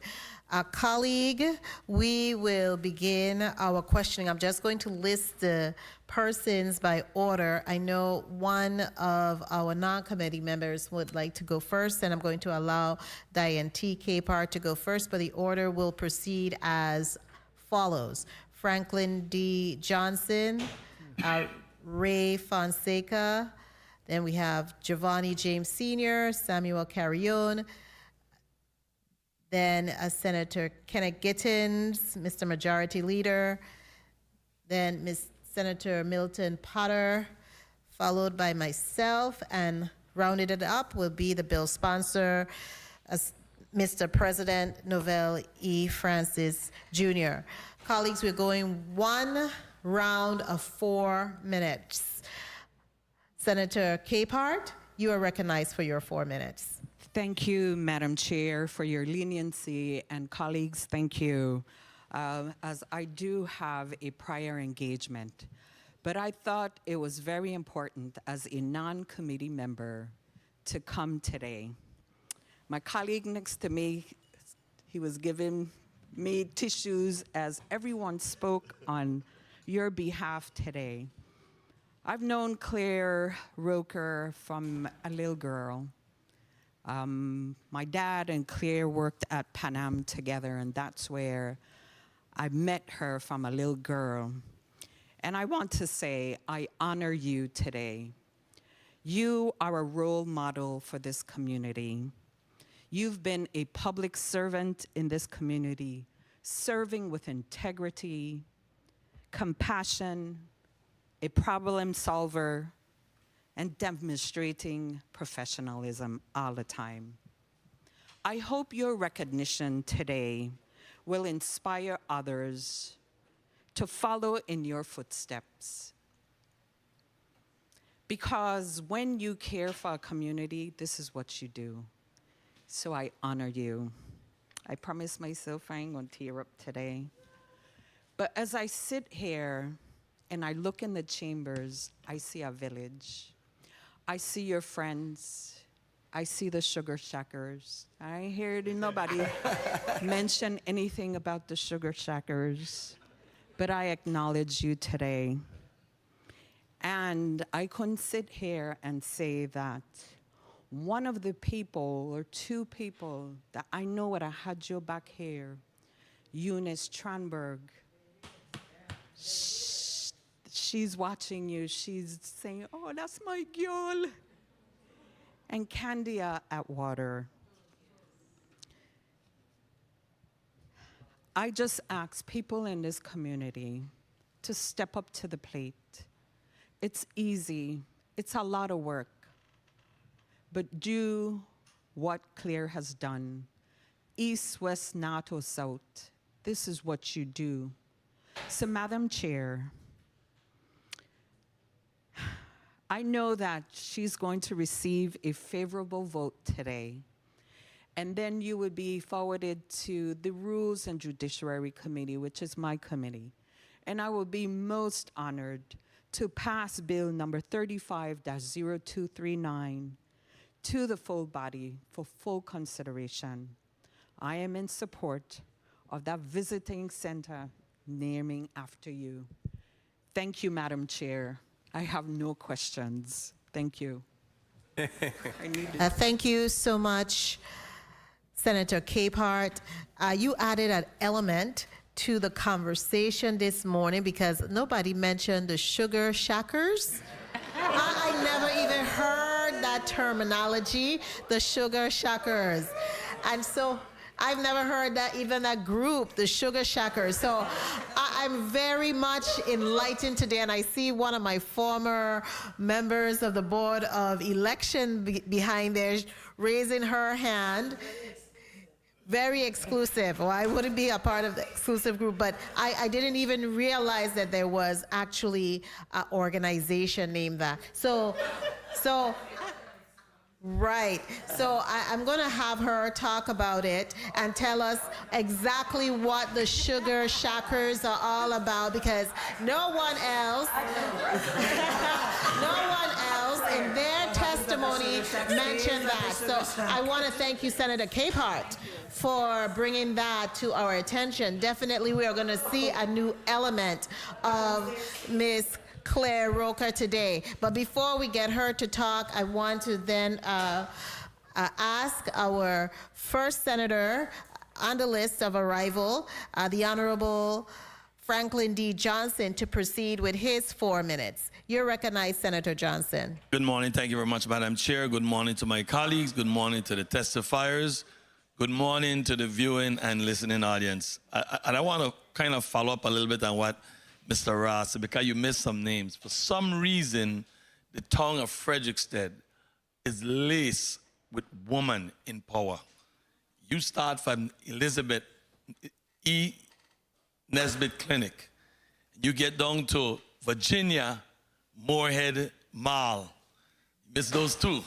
And then you get to Eliza McBean, and then you get to Ann Abramson, and no, Claire. You had some big people, Claire, because you are a big person. I make sure I come here early because I couldn't miss this. I don't even know when I met Claire, but I could tell you when I started receiving the phone calls. and as the rest of the folks inside here say, you can't say no to Claire. When I started to work in Government House, I don't know how she got my number, but she got my number. And when there's a problem on the island of St. Croix, I would get a call from Miss Roker saying, Frankie, I gotta fix this. This can't stay like that. It have to be fixed. People coming in town today, I gotta clean up this place. I would get these calls and I would just rush to get Public Work and Miss Brewster, whoever, get on in Frederickstead now. The ship coming tomorrow, make sure the town is clean. But when I look at the folks that testify on your behalf, you have touched people from all walks and talk of life. All walks and talk. Not just Virgin Island that was born here. People who came and made this place their home. And it says to me that you are that ambassador that the Virgin Islands need for when people come to our shores and you ain't retire. You're just taking a break, Miss Roker. I want you to understand that because it's in your blood. It's in your blood. You might slow down a little bit, but what you have inside, the passion you have for the Virgin Islands, especially for the town of Frederickstead, it could never stop. I don't have no questions here and I don't want to cry. I just want to say I love you. I just want to say I love you for all what you have done for this island and for the people, especially those young ladies that you nourish and just move along the way. I've had a lot of mentors on the male side. You definitely is my #1 female mentor that continuously pushing. Up to this morning, I walk in here, okay, I forget to call you. We got something in Rotary. We need a donation. So you ain't retire. You're still working, and I love that. I love that passion. And there's no doubt that this is going to pass here. I'm not a voting member of this committee, but it comes to rule, and when it comes there, you'll get all my votes, if that's all I could do. If anything I can do, all my votes, if I could vote more than one time, you got that, and I love you. I love your passion. I love that energy and what you bring to this island. May God bless you in whatever you choose to do, because I know you ain't stopping now. Thank you very much, Madam Chair. And thank you so kindly, Ms. Senator Johnson. At this time, the chair will recognize Senator Ray Fonseca for your 4 minutes. Kindly proceed, Senator Fonseca. Yes, thank you so kindly, Madam Chair, and warm greetings to all the distinguished supporters that came today to testify on behalf of our Honorable Claire Roker. We give thanks and praises to the Most High and blessings. You know, this is such an environment with love and laughter and compassion, you know. I'm looking at the bill and all of the wonderful things that Ms. Claire Roker has accomplished and contributed to the community, the whole Virgin Islands, because in your capacity of tourism, I know Miss Leona Bryant also, and I know that she was one of the, one of the ambassadors of the tourism, and, to know that you've contributed with those, legends in the community, you're yourself now also a legend, So this measure is very worthy, it's commendable. You can see all of the people that have came out in support of you. It's amazing. I feel, I come over here, I was telling my Frederiksted Crucian colleague here, I feel like a Crucian Saint-Tomian in this environment today. It's lovely, it's awesome. I wanted to ask you because, when you worked on the 69th floor of the Empire State Building, well, Sir Popa, that's a high place. Tell me how that felt, working on the 69th floor of the Empire State Building. Frightening. Yes, I could imagine. So definitely, I think, renaming the Visitors Center of the Ann Abraham Pier Dock is, is worthy. And, it's such a loving environment over here in the chambers in St. Croix. You feel all the love and the compassionate testimony, So, and of course, Jose Carrillo in St. Thomas, I know once he is involved, I know it's, the Council of the Arts, it has a lot of culture and history. So, I don't have any other questions for you, but I did want to ask the former Senate President, Ronnie Russell, a couple questions. Tell me, first of all, what stands out most about the contributions of Ms. Roker throughout her career? I find her organizational skills. She could organize Virgin Islanders to get anything done. And she was my office manager.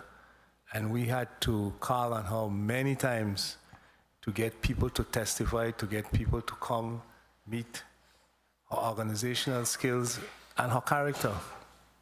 She is a warm, loving person. And when you meet her, you're going to feel it.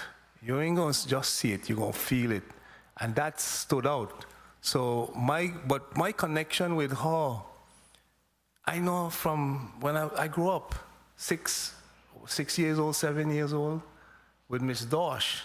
So her connection with my family and my grandmother goes back far. But when I actually work with her, I realize that she has exceptional skills organizing people and greeting and getting constituents to be part of the process. Awesome, awesome. Madam Chair, if I can just be allowed to finish one question. You may wrap up, Senator. Yes, thank you. Dr. Lewis of the Women's Coalition, describe to me in one word how you would best categorize our honoree, Ms. Roker. One word? The Queen of St. Croix. Queen of the Virgin Islands. One word. Thank you, Madam Chair, for the time. Congratulations. Thank you so kindly, Senator Fonseca. The chair will now recognize Vice Chair, Senator Javon E. James Sr., for your 4 minutes.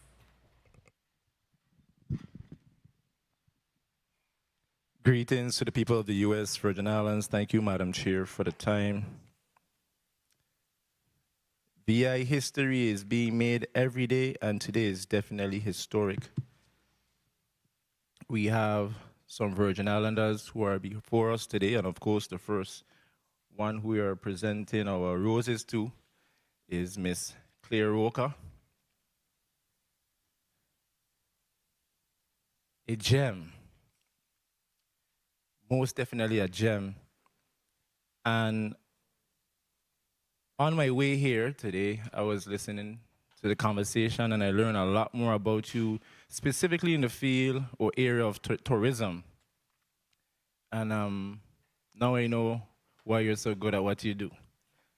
You know, to have that good customer service skill and to understand your people, to preserve the culture.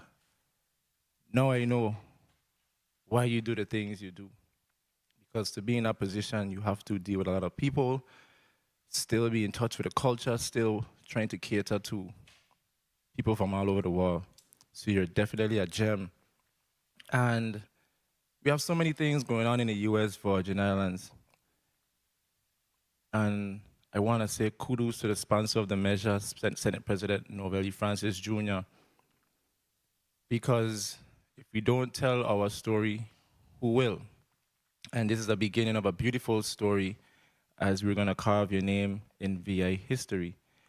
But my question to you, though, your advice to young Virgin Islanders, what would that be? To these young Virgin Islanders, even to like individuals like myself, because I came back home in 2014, and I should have stayed for only 2 weeks, and I extended my stay, and here I am today. What advice do you have for young Virgin Islanders?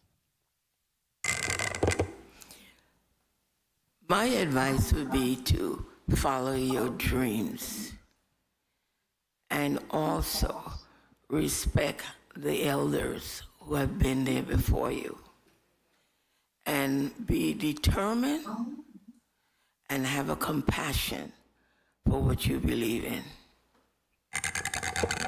And the reason why I asked you that, because it's hard to beat so many of the things that my colleagues said. You know, and most of them, they know you better than me. He's a young buck, but I know enough in the past 10 years of me being in politics what you have done for the territory. But we have so many Virgin Islanders who may not know who you are and hear why we're doing this today. And at least we are able to put your advice on the record for years to come. And hopefully this is going to be part of a beautiful documentary at a later time to show the world and the entire U.S. Virgin Islands that we do produce good and strong, passionate people who preserve the culture. I don't have any questions for you. It's because like I'm questioning the community. You know, and you have some very good supporters here today. This is the first time in a very long time we had a resolution and had so many people in this in this chambers. It's a great feeling. I know a lot of the faces were my mentors growing up and individuals who scolded me and kept me in line. Hence why I asked a question for young Virgin Islanders. It would be foolish for me to even ask you a question. All I want to say is just keep staying alive, and we love you, okay? Take care, and God bless the Virgin Islands. Thank you so much, Mr. Vice Chair, for your line of questioning.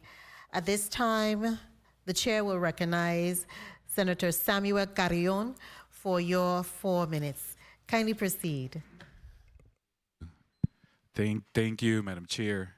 Good morning. Good morning to you. Good morning to my colleagues. Good morning to the beautiful people that fill this room today, and everyone who is viewing and listening. And good morning to our honoree. It's such a beautiful day, truly. And of course, we would love to have this moment all the time in the chambers. But we take advantage when we have these opportunities, like such as the one we have today. And I am so honored to be part of this committee in this day, and I'm ready to cast my vote. I'm honored to have had the privilege to have met you, Ms. Roker, and the fact that everyone that is here today is a testament of the lives that you have touched, of the impact you have made, of your commitment to the Virgin Islands. And I just have to echo the sentiments of your testifiers. There isn't a better person that deserves such an honor here today than yourself. And we thank you for your selflessness, your commitment. I'm glad you came back to St. Croix. And you didn't only come back to be here, but you came back to be actively involved and be part of the solution to the many issues and problems we have within our territory. And I guess you're an inspiration to all of us. And I hope that everyone that comes back and those that are here will emulate and follow your steps to be actively involved and give back to our community in any way possible that we can. Because that's what really makes a difference. If each and every one of us do our little part, we can make the difference. It's a collective work. So I thank you for being an inspiration to us all. Thank you for your years of service and dedication. And I do have one question for you that maybe you can share with us. Where does all of this come from? All these years of service and giving back, what has inspired you to be the person that you are today? My family, my friends, Dr. Randall James, Delta Dosh, Yuli Rivera, Evelyn Williams. These are the older people that I grew up with that was very much involved in the community, and they showed their love and respect for the people, and that's what I portray. I know it may not be accepted by some of the younger generation, but it's a good feeling when you know you could sleep at night because you did something for somebody. And I'm a community person. If you know how many phone calls I get at home for different things, even who do I call to pick up my garbage? Who do I call to do XYZ? So I surround myself with people who love me and who work with me. Beautiful, beautiful. Thank you. Thank you for sharing. And I think that's a message for all of us, and importance of elders in our community. So once again, thank you for your service, for your dedication. And we pray God continue to give you long life so that we can continue to enjoy you gracefully among us. Thank you, Madam Chair. And thank you so much, Senator Carrion. At this time, I would like to recognize non-committee member Marie C. James. Senator James, you will be after Senator Potter. At this time, I recognize Mr. Senate Majority Leader, our very own Senator Kenneth Giddens. You are recognized for your 4 minutes.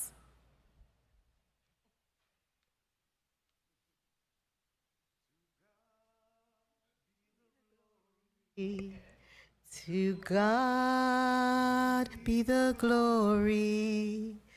To God be the glory for the things He has done.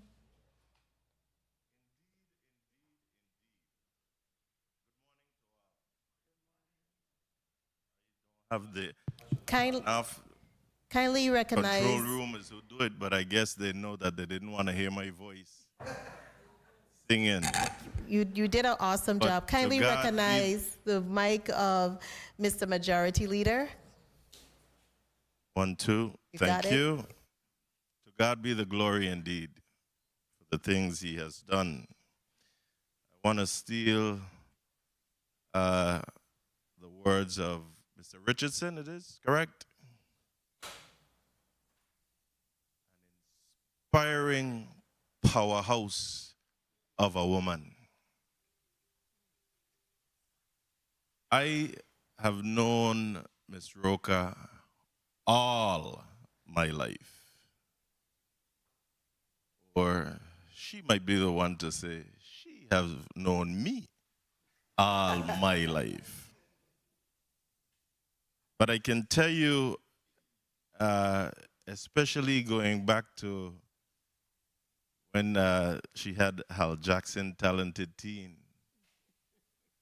She must have done it after I came into the world and say, I need to get even busier. Because it was 1 year after that she created this, and she hauled me in for 27 years of that 40 years. 1985 to 2012, to be exact. And I have so much to thank her for. And like everyone said, nobody can say no to her. So I hope my good Western brother, family, everything, colleague, that when she called your office when you were to Government House, you never said no either. Because she don't ever say no to us. We're talking about her generosity. You know something that we seem to be forgetting? Just how generous for real she is. As the owner of the Dorsch Beach property that we all use, that we all want to park up our cars, that we all want to put down the grill, bring your trash, leave your trash, and do everything.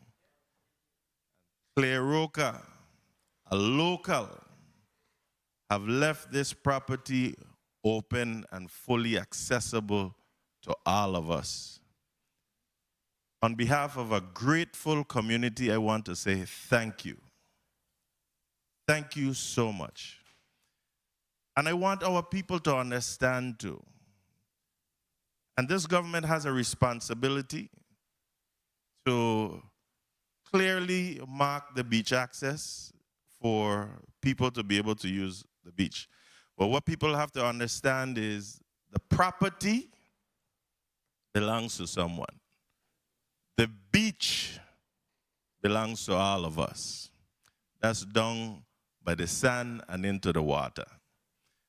That's why the other day when we had a committee hearing and DPNR showed us, I'll just call it the line of the markers that's flowing right into the water. And I'm like, why is this going right down through the sand? And they're telling me that's because that's the boundary lines of the property owner. I said, therefore, you're telling the property owner that they can put up barbed wire or fencing or whatever right down into the sand. So that's something that we need to fix. And I firmly believe that in between properties that we need to establish at least a 3-4 feet on each side so that you can have that access. But again, I want people to know how generous this lady is, whom I call a second mother, to utilize that beach access, to do whatever you want. And all she asks at the end of the day is that you clean it and leave it for the next person to come to use. Because like anybody else, she can put boulders and line off the fence area of the property itself, not the beach, the property, and we wouldn't have access. So I hope that we truly understand what is being offered to us from this generous lady, whom I am proud to call a second mom. Ain't nobody in here love you more than I do. All the love yous. But I want you to know, and you know that for sure, and I don't have to do that just by cooking a pot of sauce just for you. You know that I love you. And this is so deserving, and I want to tip my hat off to the primary sponsors. I purposely didn't put my name on it because I said, you know what, that's my mother and she gonna get her honors all the time, every day.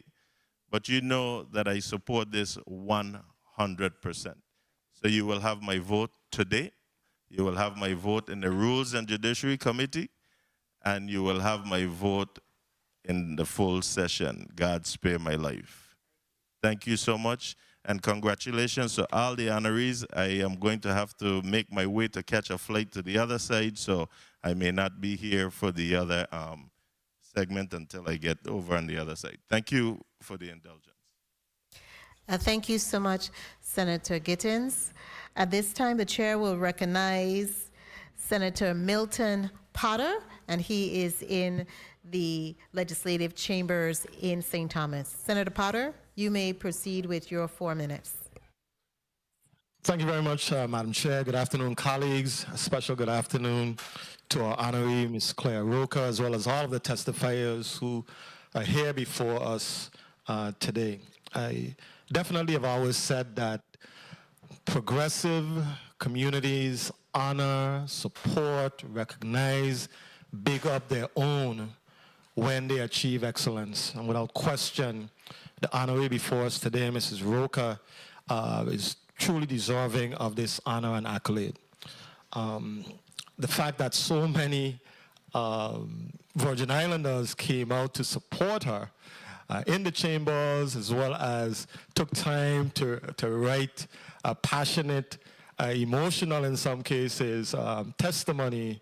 It speaks to who she is and the character and the contributions and the impact that she has had on so many. But I wanted to ask Mrs. Roker a question that I think Mr. Richardson asked or mentioned in his testimony, and he said that Claire's ability to finesse situations and navigate personalities and opinions is astonishing, and that's a gift, that's a talent. I'd like to learn the secret. So, Mrs. Roker, can you tell us the secret to being able to finesse situation and navigate the different personalities and opinions that very often come into the mix here in our community?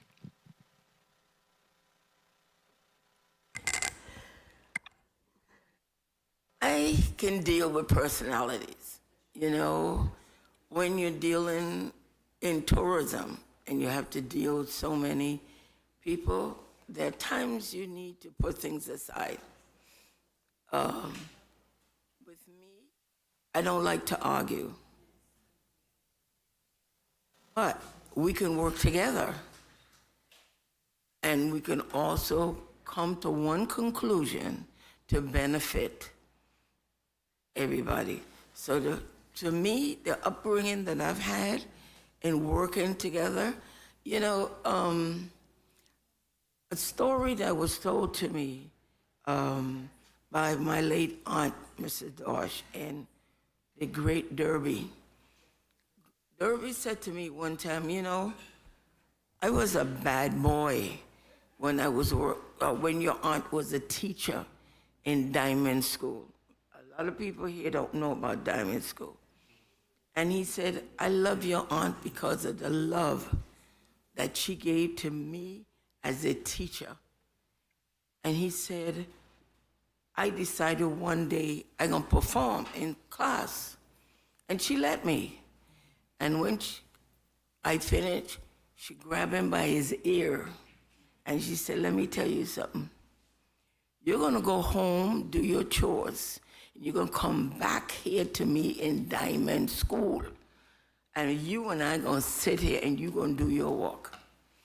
And I was shocked when this young man told me that, you know, because you don't have that today. You don't have that today. So my aunt has always taught me that respect. Octavia Ross. I mean, I could go through a lot of elders that I came up through. So, you know, you just have to be able to communicate and to work with people as you solve the problem. That's all. Awesome. And I think respect is the key, really, to having success in that regard.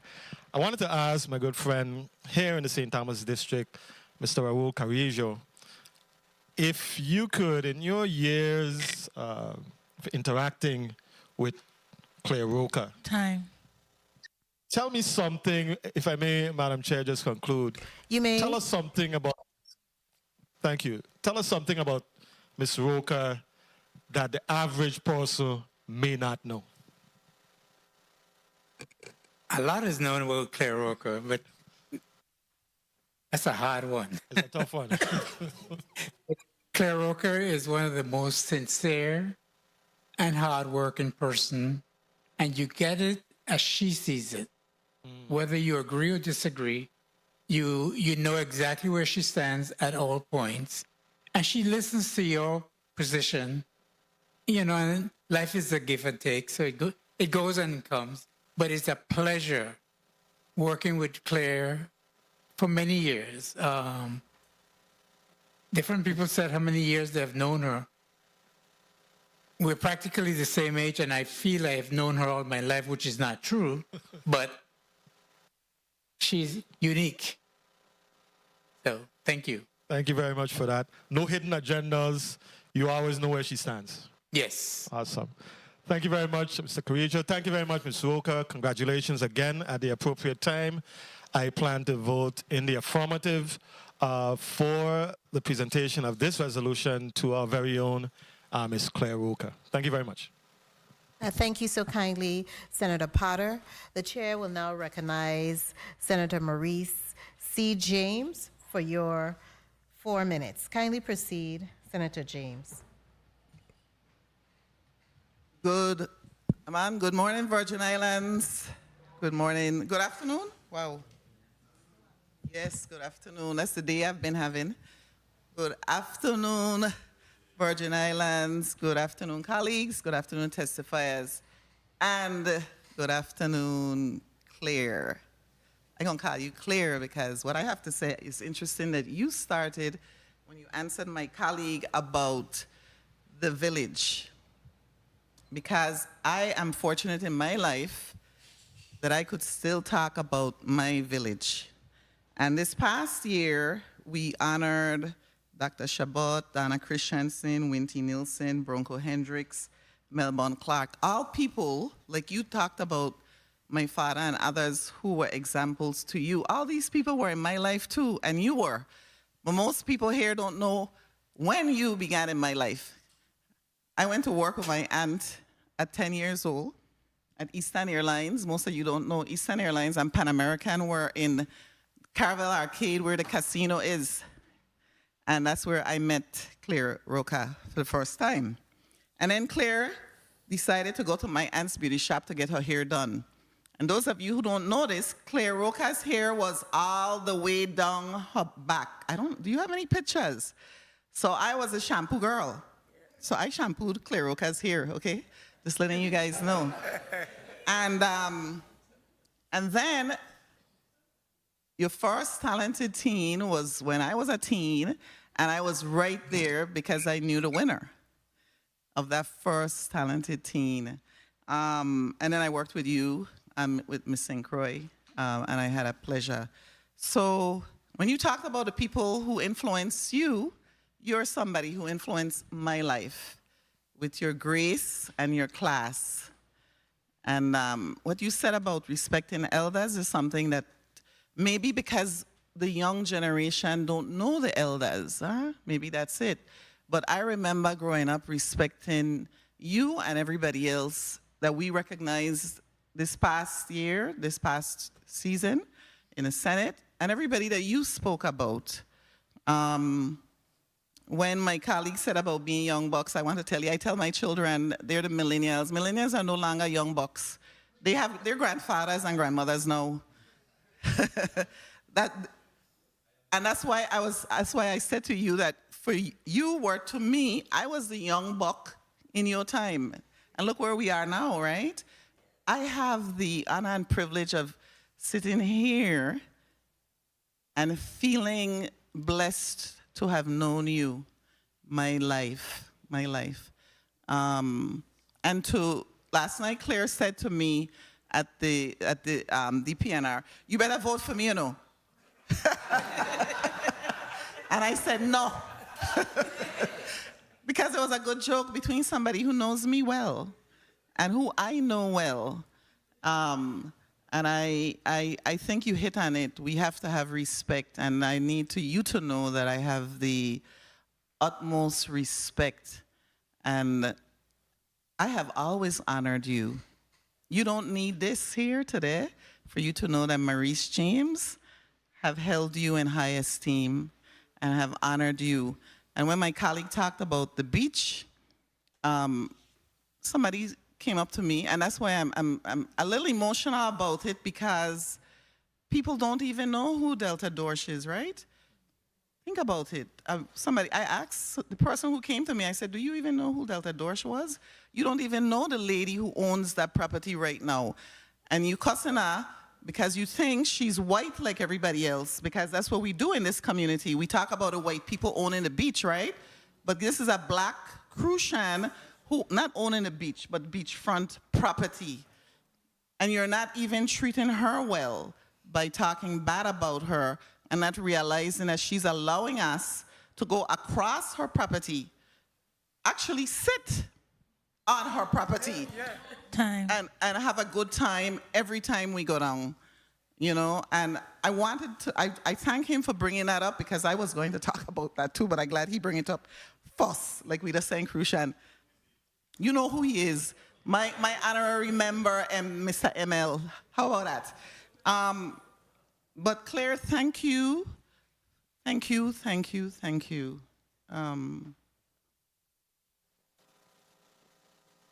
You've known, I said I wasn't going to get this, but you've known everybody that was in my life. You know that? You start to realize people who know you. People who know you. Claire Rocha knows me. A lot of other people in here, you don't know me. But I know that Claire Rocha knows me and from where I came from and what I've done in my life. And I am who I am because of people like you. You've made me, Maurice. I am you and you are me. Let's just put it that way because, yeah, proud to be a Crucian today. Very proud. Thank you, Claire. Thank you so much, Senator James, for your line of questioning. The chair will now proceed with 4 minutes. Madam Clerk, assure that I do not, I've been trying for a long time to not go over that time. But I will try today again, so I would stay within the 4 minutes time frame. I first met you, Ms. Roker, maybe over 20 years ago, man. It's a long time. And I'm from the island district of St. Thomas and St. John. And I visited here back and forth, but I suspect it would have been maybe something, a political event that we had come together. Maybe it was one of the many gubernatorial events, and I would come over to St. Croix, definitely to support our Democratic gubernatorial teams. But one of the things that stood out in the conversations that we have had today is that you have been labeled the mother of pageants. I had a little mentee. I'll tell you her name. Her name is Akira. I don't know if you remember her, Akira Pickering Haynes. I think she earned the title of Miss Hal Jackson 1 year, talented teen. And she went on and she is still there growing. And so you have done something that is monumental, is that you have mentored a number of young women out through your life. I wanted to ask, who have testified here today have known you the longest? Is it you, Mr. Ross, or is it Mr. Carrion in St. Thomas? Carrijo in St. Thomas? What I'm getting at is, because you have known her for such a long time and we don't have any family members who are testifying here, what you have seen that she had to juggle as being a parent, as well as doing all of these superwoman things, because that's what you are, you're a superwoman. Some people think you have on red today, and superwomen wear capes, and she wear a red outfit, a superwoman.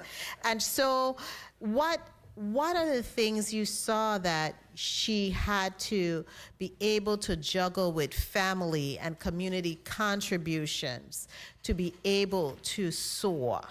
That's what I'm trying to get at. Okay, so let me go with first Mr. Ross, and then we'll go with former Senate President Russell. Rupert Ross, Jr. In response to your inquiry, I'm going to call her Claire now that I'm no longer reading the official statement. Claire always had a strong support system around her. Senator Russell reflected that when he spoke about his grandmother. She always had some people around her that helped her juggle her life as a mother, and also help provide her support as a community service member. I just like to make one follow-up comment on this before I let Mr. Ross speak. See, one of the strengths of Claire's character and why she urges young people to take advantage of the skills of the seniors is one of her strengths was, even as a senior, she understood young people. She understood, she never trampled on their dreams or their desire to do something. She used her lifelong experience to help them overcome obstacles that those of us who are as old as she is know will occur. And she has a tremendous, tremendous ability to do that. And for that, I say her strength has really been a service to the younger generation of our community. Thank you so much. Former President Russell. Yes. When Claire came back to the Virgin Islands, I met her. My grandmother and Miss Dorsch were best of friends, and Claire was attached to Delta Dorsch. So I met her, and I was very young.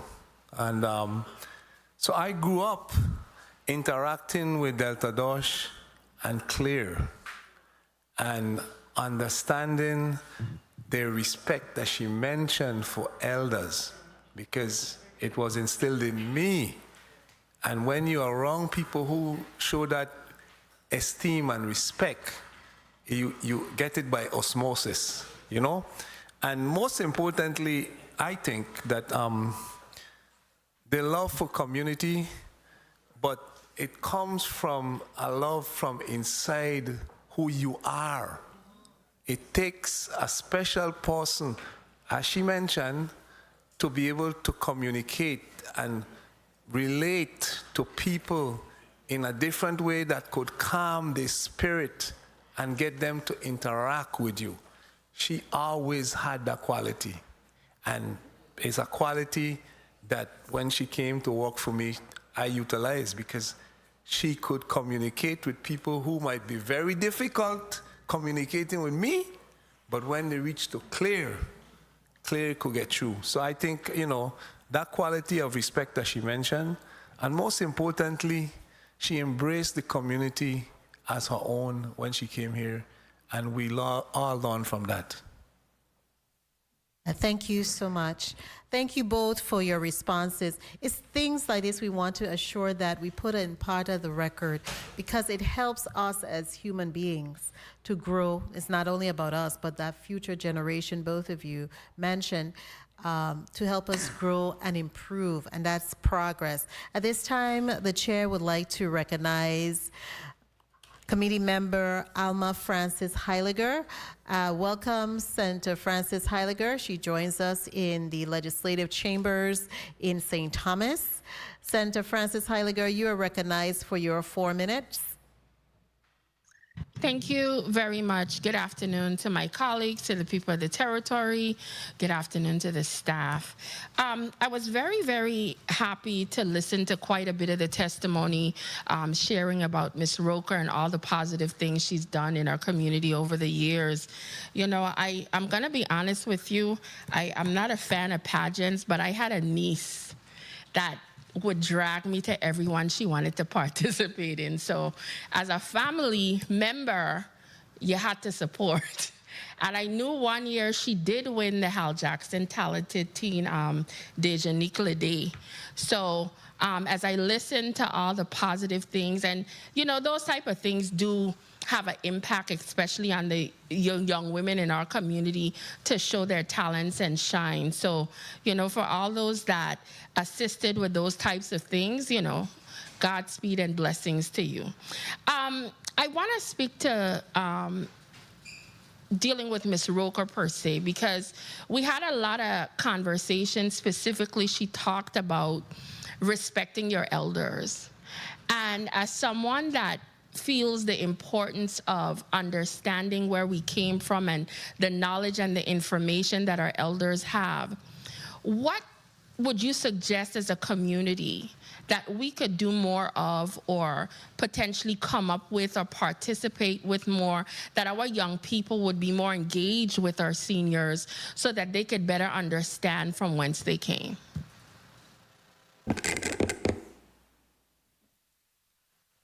Well, Senator, that's a very difficult question in this generation, but you have to work with them.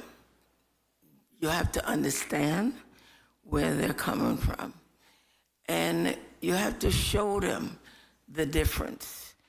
And I think what we need to do is talk to them more. You know, I see a lot of young women having children. They don't understand what motherhood is like. They want to compete with their children. You don't compete with your child. You help your child. You work with your child. You listen to your child, you know? So it's a very difficult task, and I can't really give you a sound answer because this generation is totally different. Totally different. I could not agree with you more. Even just dealing with a teenager myself, I'm a bit traumatized. So I fully understand. And to understand, and that's why I asked the question, because I see the importance of what you said. I see the importance of even dealing with our history. You know, just reading through your bill and seeing all the myriad of things that you have done and accomplished throughout your lifetime, these are some of the reasons why I'm happy that we do resolutions. Because when we speak about how we had to go to court just to even teach our children Virgin Islands history, the legislature in itself, with all these resolutions, is history in itself, by just making sure that we remember people like yourself, to encapsulate throughout history the things that you've done and how you've impacted our community in a positive way to make sure that we are the Virgin Islanders that we are today. So for that, I definitely want to thank you. From the aspect of tourism, because I was listening to my colleagues and even learning a little bit about you and all that you've done, from the tourism aspect, and this is me, because I know that tourism is a huge part of us. Do you think that some of the things that we did in the past could potentially help us in the present? What are some of the things that you might think of that might have helped propel our tourism product back then that could potentially help us now in the present? Well, when I was Assistant Commissioner of Tourism, and I deal with people who want to know about the Virgin Islands, we have 3 islands that's totally different. So you have to be able to know what the client wants. So if I'm promoting St. Croix, I have to promote it differently than how I promote St. Thomas or even St. John. But it depends on what your client wants. And that's what I think is lacking in tourism right now, because you do a lot of advertisement, which is great, but we have to advertise our people in the community that these people are coming to. And they have to understand us, just like how they want us to understand them. We have to make sure that they understand our culture. It's ours. And if you come in to be with us, you have to understand us. Mr. Richardson, we became friends because when I lost part of my house, I lived at his hotel with my family for 6 weeks. And that's how I got to know him. When I need my beach cleaned up because I put signs up, take your garbage with you, they don't do it. He get his staff to come and do it. and we work together as a family. And that's what's lacking, regardless of what color you are. You know, love is love. Love has no color, okay? I can't take the beach with me, but it's going to stay in my family. And I have 2 of them here. And they will know that my last will and testament is that beach will not be sold. It will stay in the family's name, even to the youngest one that I have here. And he's 11 years old. So it's got to stay in the family. Well, you ingrained it in them. You setting it in stone. You making sure you holding on to your VI property. I agree with you 100%. But I don't know if I heard time, but I really want to thank you for that Yes, response. it was called. It was called. I will wrap up because we know how the chair is. Thank you, Madam Chair, for the little additional time. And thank you, Ms. for all that you've done and continue to do on behalf of the people of this territory. Thank you so much, Senator Heiliger. Mr. Majority Leader, you are recognized for your point of information. Thank you. Just before the primary sponsor speak, I wanted to recognize the granddaughter and great-grandson of the honoree that's here with us, Brianna, sitting right back there with her son. Yeah. So just wanted to mention that before the bill sponsor. Thank you. Thank you so much, Senator Novell Francis. Mr. President, you're recognized. Thank you very much, Madam Chair, and thank you to the testifiers and to my colleagues. And now you know the rest of the story. I hope that individuals get an opportunity to at least read the resolution of Bill 35-0239. Again, there is a wealth of information on this that encapsulates almost 86 years of Ms. Roker's life in this resolution, and I hope you get a chance to read it because it has a lot to say about how she is. Ms. Roker walked in here today. She still drives if you let her. She was at Relay to Life, and she looking fantabulous as ever in her red outfit today. You have a lot to be thankful for. And of course, you have to give God his thanks, preserving your life and allowing you to contribute so much to this community.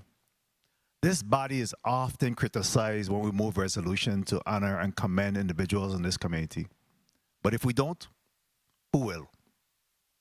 How can we miss an opportunity to allow for this individual to have given so much of herself, sacrificed so much, as well as her family? Because again, all of these events mean that she's not available to her children, her grandchildren, her great-grandchildren, and given so much to this community, and they just move on and nobody will know about this years to come.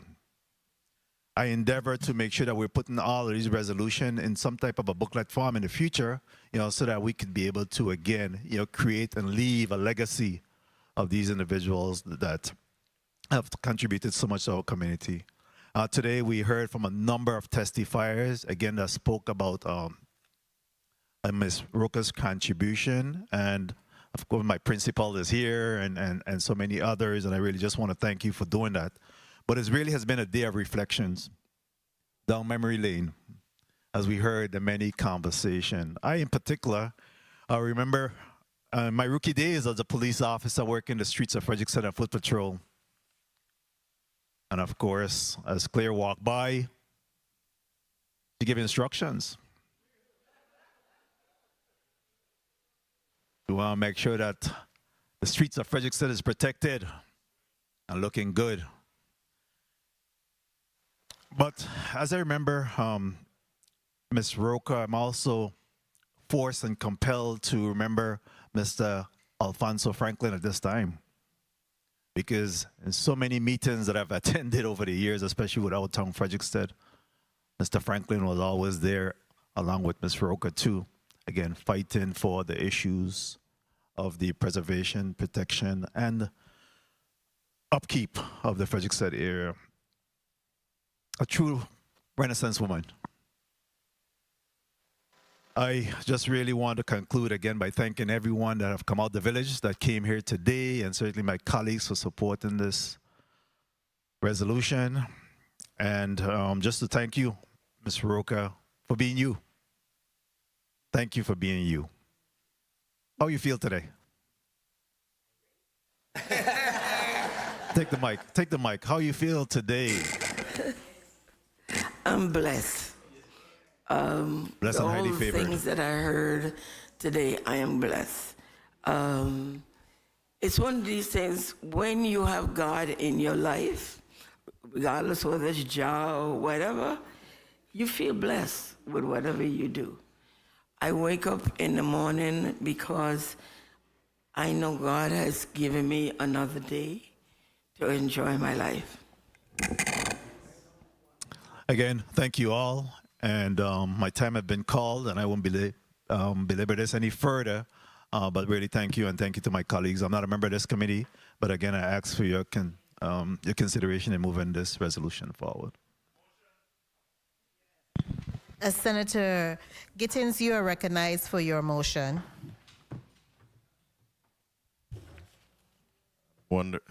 Thank you. Wondering if I could do this without my glasses.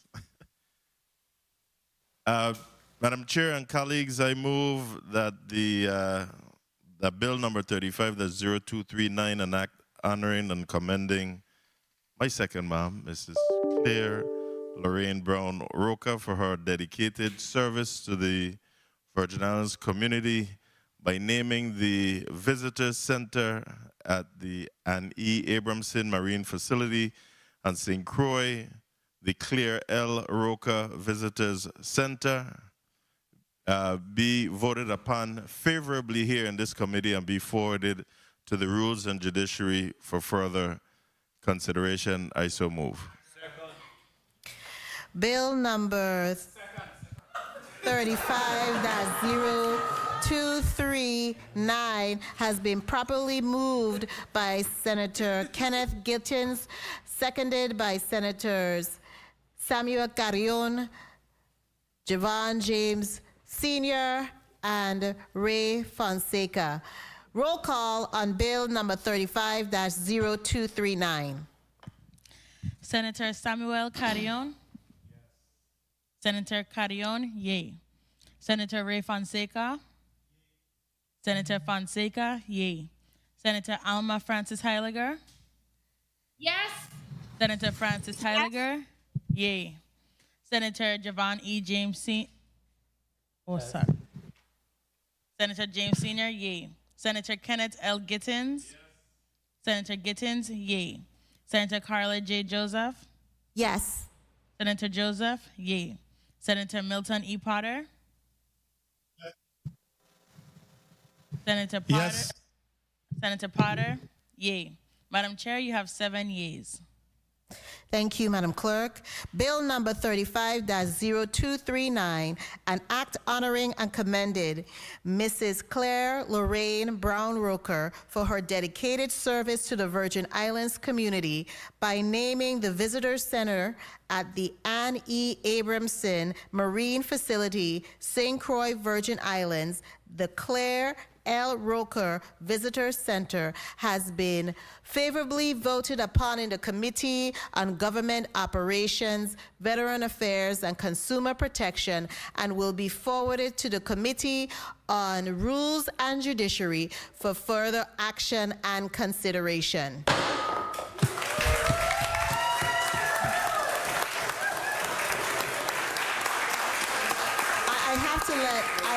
I have one moment. I have to let everyone know. Remember, this is a proceeding. And just as we want elders to be respected, I would love if we could also respect, I know it's a joyous occasion, but also respect these proceedings. We will have a picture taken at an appropriate time, and I will recognize the Mr. Majority Leader for his point of personal privilege.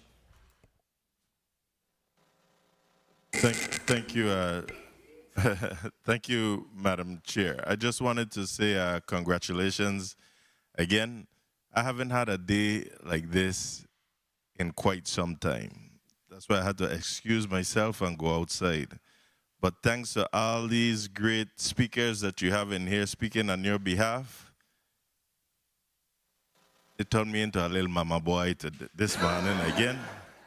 But I want to say congratulations again to you. I am so happy that you had an opportunity to see this and receive your flowers while you can see, smell, touch, and you have your grandchildren here, your great-grandson, and this is going to go down in history. Again, thank you for all that you do, colleagues.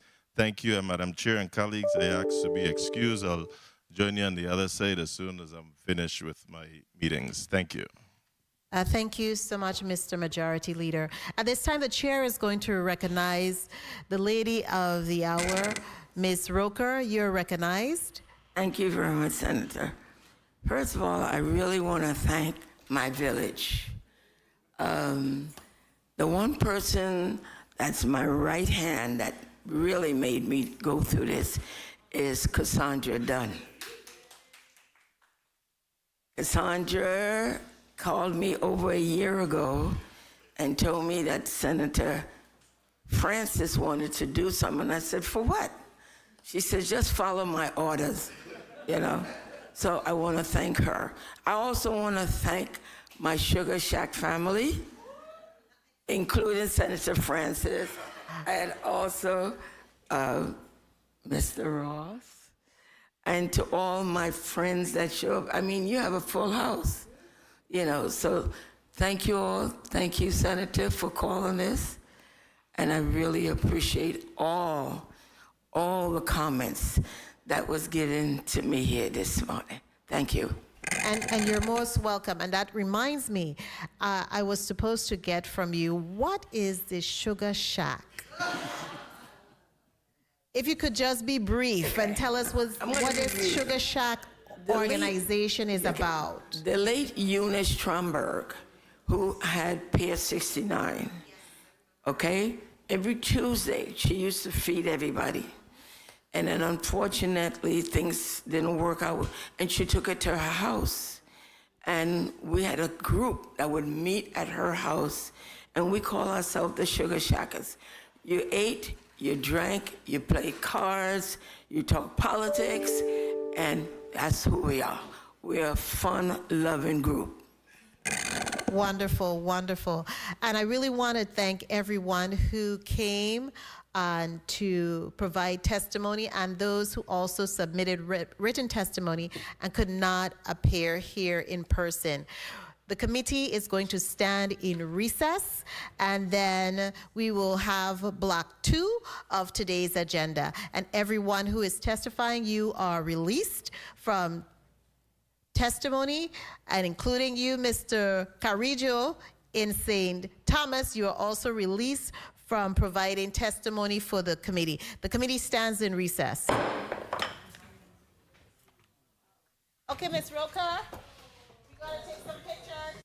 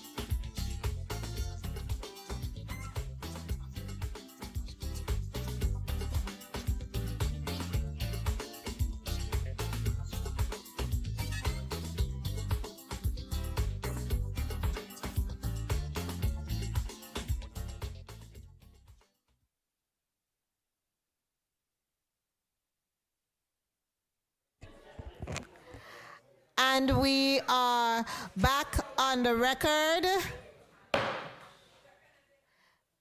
Madam Clerk, kindly read into the record Block 2 of today's agenda. Block 2. The committee will receive testimony concerning Bill number 35-0195, a resolution honoring and commending Mr. Willard John for his many contributions to the youth and the culture of the Virgin Islands. This bill is sponsored by Senator Maurice C. James. The invited testifiers are Mr. Wallace Williams, Mr. Whitman Brown, Ms. Alexis Brown, Mr. Carl Gotts, the Honorable Vargrave Richards, Ms. Amina Salim, and the Honorable Samuel Sanis, St. Croix Administrator of the Government of the Virgin Islands. Madam Chair, this ends Block 2 of today's agenda. Thank you so kindly, Madam Clerk. Who speaks on behalf of this bill? Madam Chair, I do. Senator Maurice C. James, you're recognized. Thank you, Madam Chair. First of all, before I start, I wanted to say this earlier. Last night, I attended the book launch of A Closer Look, Kathleen D. Dowling, especially since we're talking about Caribbean American heritage and all of that. And when we talk about the people we're seeing today, you guys belong in books for our children, for our future. You know, I was happy that I commend her because this is about 1848. But Kathleen Dowling, that's right. Yes, a former employee.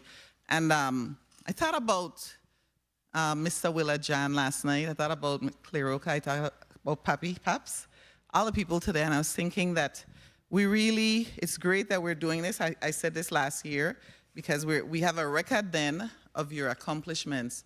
But our children aren't going to look at the bills and the resolutions, right? They need to see it in books. I met Willard a long time ago. Again, everybody today, you know. You guys are just making me proud to be a Crucian and a Virgin Islander because I know you were born in St. Thomas. But this bill, this resolution that I sponsored today is about someone that I have admired for a long time. From the time I loved Moko-Jumbis. And really at the very beginning, my first encounter with a Moko-Jumbi was when I was living in Chabot Project, and I can't remember the name of the man, but he would come around to the windows. I think your parents knew, and you would see this man at the top of the window and he would scare you, and then I realized he was a Moko-Jumbi. And I need to find out his name. It has escaped me. And then later on, Ali Paul and Hugo Molina is the name, right? I'm trying to recall the names of the people that I had seen before until I met Willard John. You know, you knew of Moko-Jumbis, but no one, in my estimation, has done what he has done to educate us. I think that's the important thing. Educate us on the role that Moko-Jumbis have played in who we are as African descendants, right? And so, do I get to say? Do I get to talk a little more, or do I? Today is one of those crazy days. Willard, I know you so long that it's so hard to. Mr. McCleverty, I knew Mr. McCleverty also. You know, I worked with him at tourism. And so I understand how we pass culture, traditions on, and how you've done just an amazing job with so many young people, especially on the island of St. Croix, and how much lately we've been talking about the word legacy. you definitely leaving a legacy. And you have to be proud of that. I get in a little goosebumps because you know, legacy is what we leave for our children and our future generations, to let them know who we are as a people. And Willard, you have done that.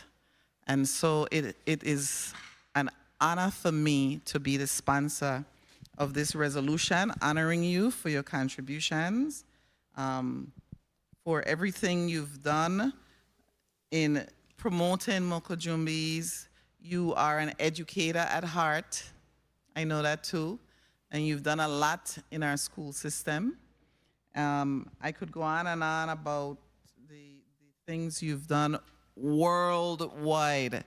But the people who are testifying today are going to give the public even more information about how they know you and why you are so deserving of this honor. So thank you, Madam Chair, for giving me the opportunity to talk a little bit about Mr. Willard John, and I ask for everybody's support. I'm not a member of this committee, so I don't vote now, but I will vote at, later on. Thank you, Madam Chair.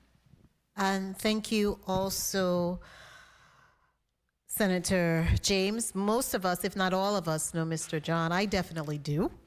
I know him. I knew him from years now. My gosh, I'm going to show my age, maybe over 20 years, my piece.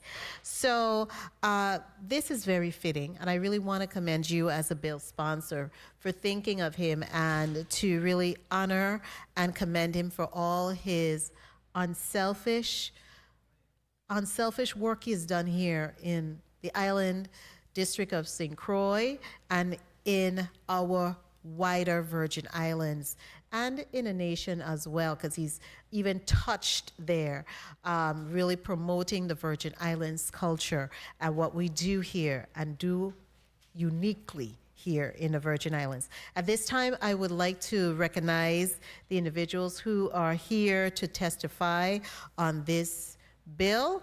I believe we have a number of persons who sent in correspondences, and those are going to be read into the record. I know, let me just start first over here in the St. Thomas district. We have Miss Amina Salim. Yes, St. Croix district. St. Croix district, I'm sorry. And also seated next to her is the Honorable Samuel Sanis, St. Croix Administrator. Good afternoon, good day. And joining us in the chambers in St. Thomas is Dr. Whitman Brown. I don't see anyone. Good afternoon. Good afternoon. I'm trying to speed things up. That's why because we're a little bit behind. That's why I'm introducing everyone. So at this time, I'm going to have Ms. Salim. You are going to start off with the testimony by reading the testimony, your testimony into the record. Be sure to say your name, each one of you, before you begin reading your testimony. Kindly proceed, Ms. Salim. Amina Salim. Good afternoon, Honorable Senator Carla J. Joseph, Chair of the Committee on Government Operations, Veterans Affairs, and Consumer Protection. And good afternoon to the Honorable Maurice James, who sponsored Bill number 350195. Other senators present, other senators who are on the committee, members of the listening audience, and those present here today. My name is Amina Salim, and today I'm truly blessed and grateful to be able to honor my dear friend Willard John. Willard is not just a friend, he has been an honorary family member for over the last 30 years. I have known Willard John as a friend, neighbor, educator, stage manager, film location manager, master Mokojumbi instructor, and cultural icon. My Mokojumbi journey with Willard started in 1993 when my late son, Amir Salim, and his friend, Victor Quinones, spent an entire summer walking all around Estate Strawberry on stilts that they made out of an old closet door. They wanted to be Mukajumbis so badly that they thought that they could teach themselves. That September, my sister, Anna Thompson, a counselor at Ricardo Richards, was inspired by them and to start a group at Ricardo Richards School, and she called Willard John. But who else would she call?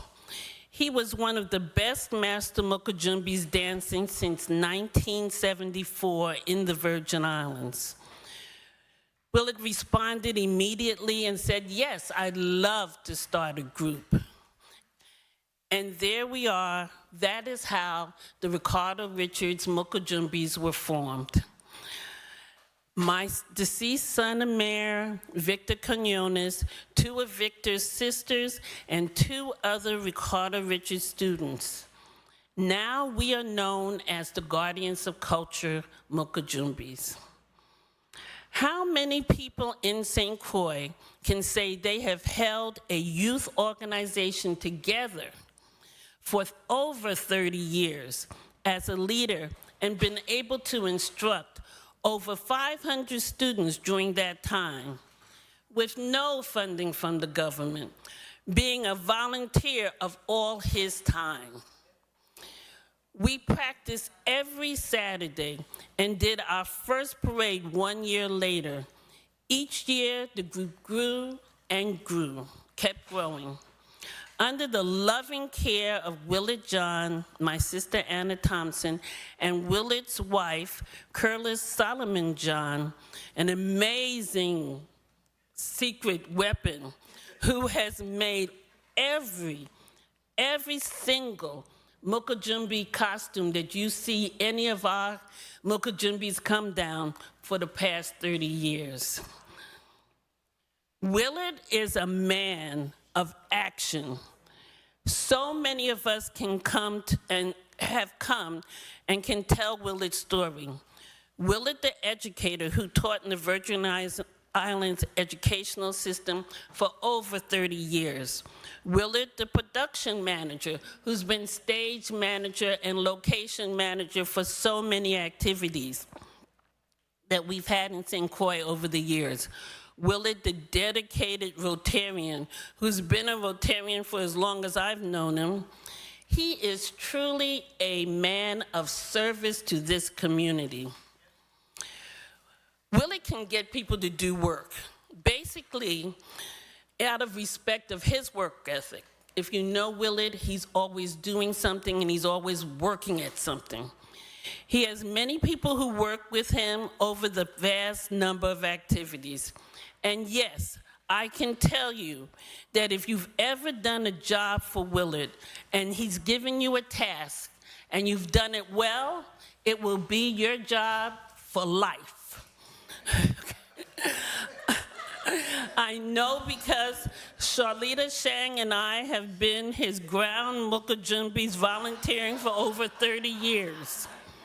And I have to tell you, he doesn't mix his groups. Production stage people, they don't mix with the Mukajumbi group, and the Mukajumbi group doesn't have to do production stuff. But we work for Willard. That's how you know he's special, because he can get so many people to work with him and for him, mostly volunteering for a long time. Willard's motto is, the best way to preserve our culture is to live it, and he does. He is the quintessential leader who taught the Mukajumbi and teaches the Mukajumbis that they are professional stilt dancers. It is a profession. It is not a hobby. You can get paid for this. They must always honor their ancestors by carrying out the tradition of being completely covered. And when people see us, you'll never see our Mukajumbis bare-chested or out, they're covered, their heads are covered because that is the tradition, and Willard has taught them all to do that. Willard leaves a strong legacy of educational service, community leadership, and youth nation building. The young people who have stayed with us for the years are working in all walks of life as business professionals, educators, medical professionals, entrepreneurs, and of course, professional stilt dancers that you see in the hotels, weddings, and special occasions all over St. Croix. Many of them are still in the community, and many have moved abroad, but all of them are contributing wherever they are living. In November of 2024, with the largest amount of Mukujumbis we have ever had, he is diligently mentoring a new instructor, Zaid, carrying out on his tradition. His forward thinking of knowing that he has to pass on this tradition, God willing, then 30 years from now, Mukujumbis will continue to be the #1 attraction in the Virgin Islands for Virgin Islanders, tourists, and visitors.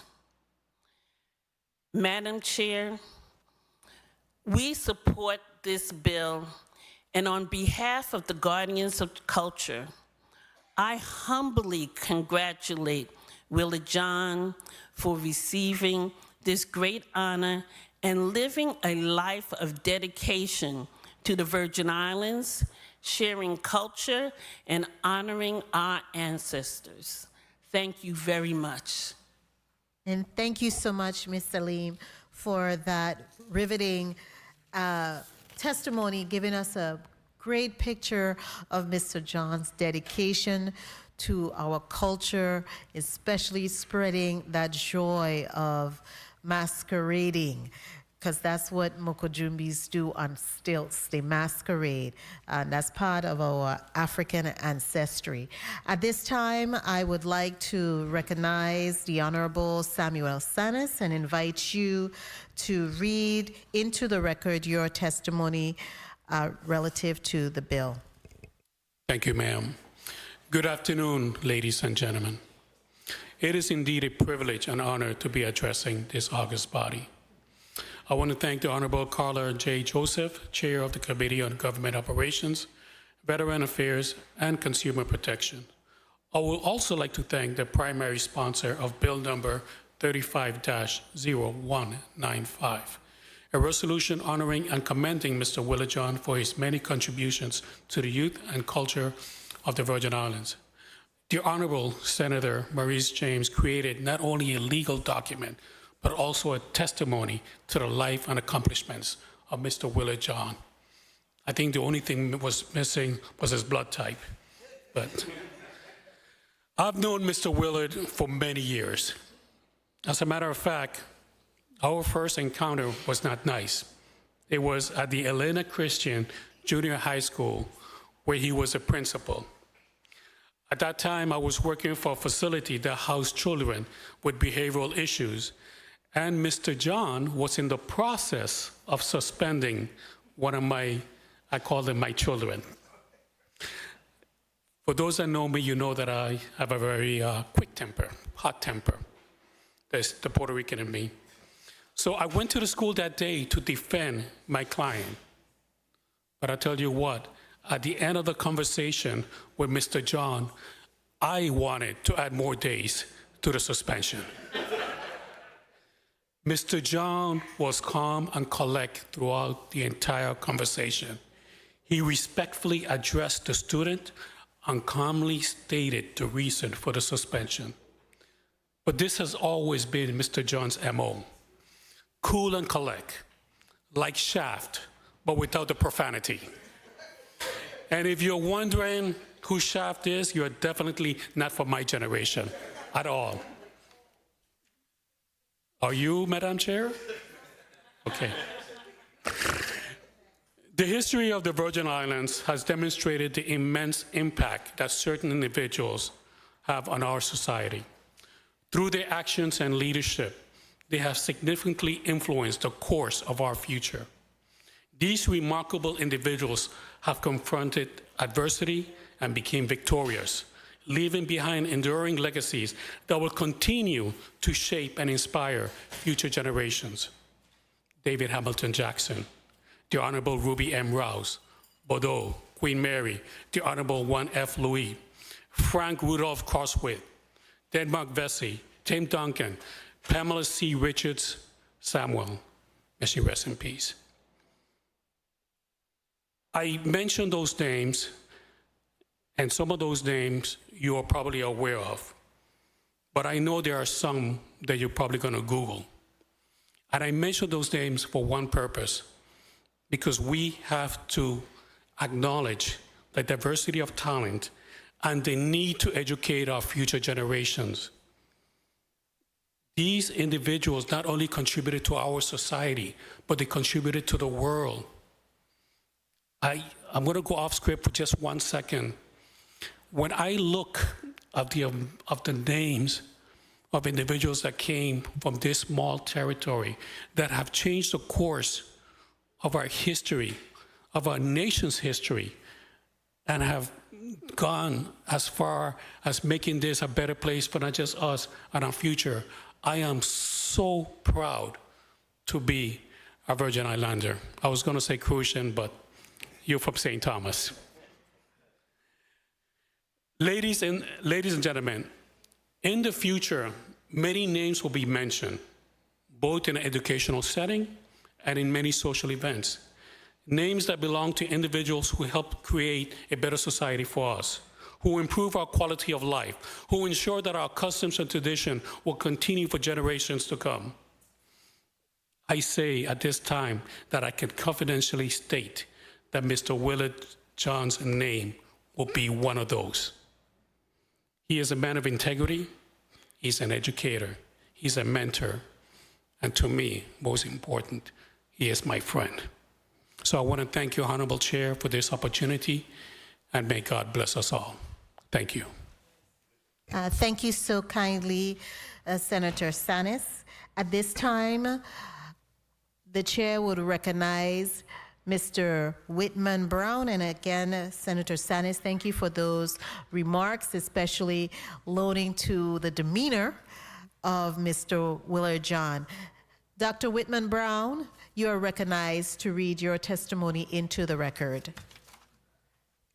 Good afternoon, Senators. Protocol established, I'll continue my presentation. I'm here in honor of Mr. Willard John. I met Willard John for the first time in late 1984. It was probably during the month of November. Mr. John and a number of other teachers had traveled to St. Thomas from St. Croix to participate in a special cultural education program, which I was leading for the U.S. Virgin Islands Department of Education. Over the years, I have often been intrigued by Mr. John's interest in history and matters related to culture.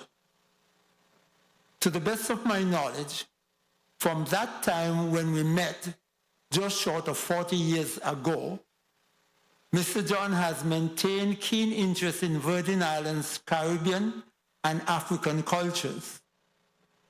Through those years, he has done much more than read, to observe and learn about the history plus other intricacies of culture for himself. In time, Mr. John developed the skills and blossomed as a competent VI culture bearer, particularly as a Mokojombi dancer, an art form he began to learn about way back in 1975. From about 1979, Willard became a leader and force in the revitalization of the Mokojombi displays on St. Croix. He initiated and developed a variety of techniques also strategies by which he shared his rich knowledge of history and culture with people in the U.S. Virgin Islands, around the Caribbean, and the wider world. Then, as Mr. John set his long-term goals, he managed to secure the support and competencies of both his wife and son, now integral parts of his cultural reach and creations. As dynamic as Mr. John's family team is, it has not been the only avenue for cultural contributions from him. In 1993, he started a performing group calling it the Guardians of Culture, which grew into an outstanding dance ensemble that still functions, especially during carnival seasons. To date, Mr. John is very pleased that over 400 young people, male and female, have taken advantage of his initiatives and learned what they could about Moko-Jambi dances while growing their abilities in the art. Much of what one sees about the Moko-Jambis today is different from the presentation seen back in 1975 when Willard began his cultural journey. He personally introduced a higher level of dexterity, and one would even say a higher degree of daring to that venturesome art form. Willard is still very proud that back in 1979, he was one of the few Moko-Jambi dancers chosen and given a special invitation to perform in Miami during the halftime show for that year's Super Bowl. Despite the time and effort his culture troves take from him, Willard John, a committed Virgin Islander, has been giving back to his islands much more than the intricacies from his cultural creations and journey. For a number of years, he has been a keen and effective public school teacher, assistant principal, and principal in the service of the Virgin Islands Department of Education. Mr. John has also been serving with the Rotary Club from as far back as 1988. He is still very active on the board of directors for community development on St. Croix. The Times Square area and certain non-profits on the island have benefited from the agency's development trusts and projects.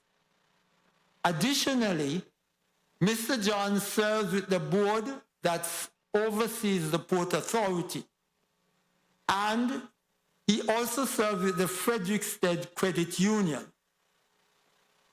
For a long time, too, he has been part of the board of directors for the St. Croix Agricultural Food Fair. In his honor, during the 2023-2024 Crucian Christmas Festival, the celebratory and honorary name for the fairground was Willard Mokoville. I knew Mr. John was earnestly engaged in the community before and since he retired from education. However, until I did the specific research, I had no knowledge of the extent to which he has been giving back to these islands. It is the case that Willard is very humble and does not boast or call attention to himself or the effort he makes to help the people of his surrounding communities.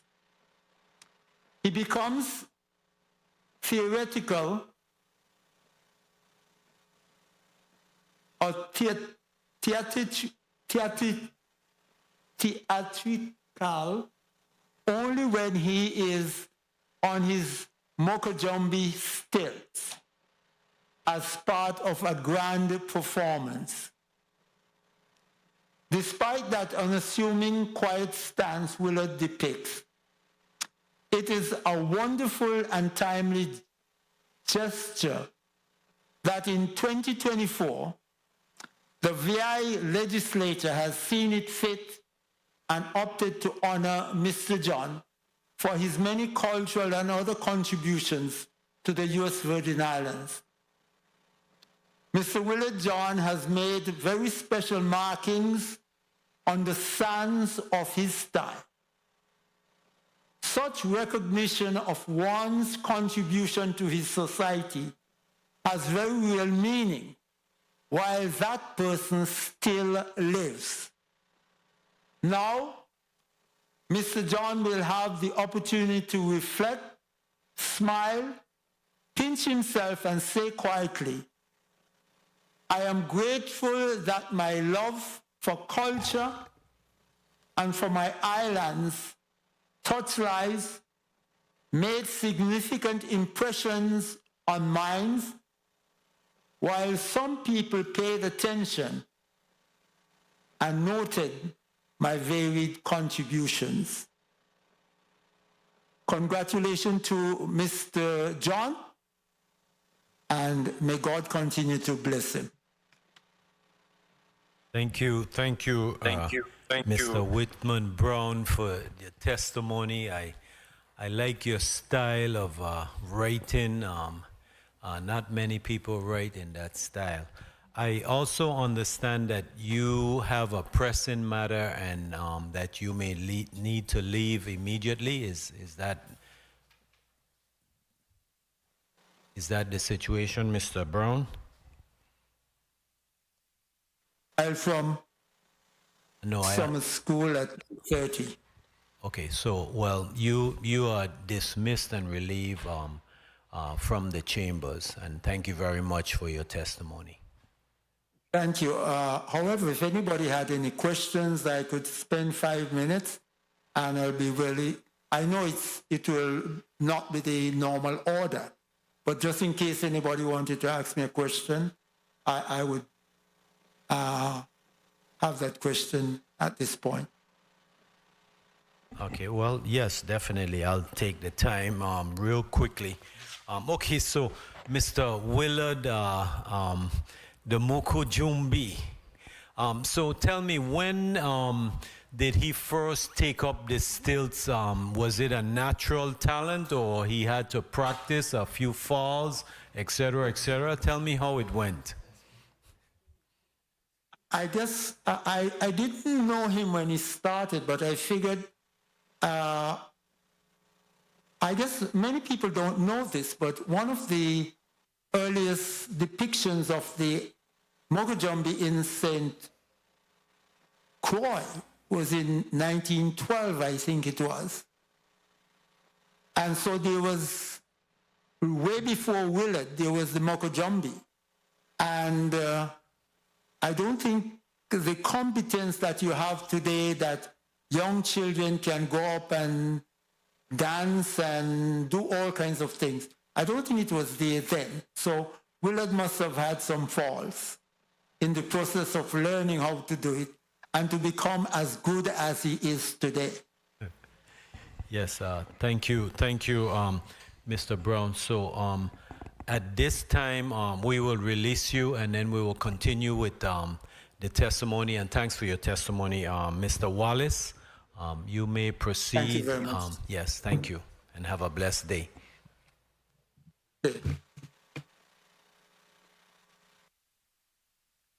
Yes, you may proceed with reading the testimony.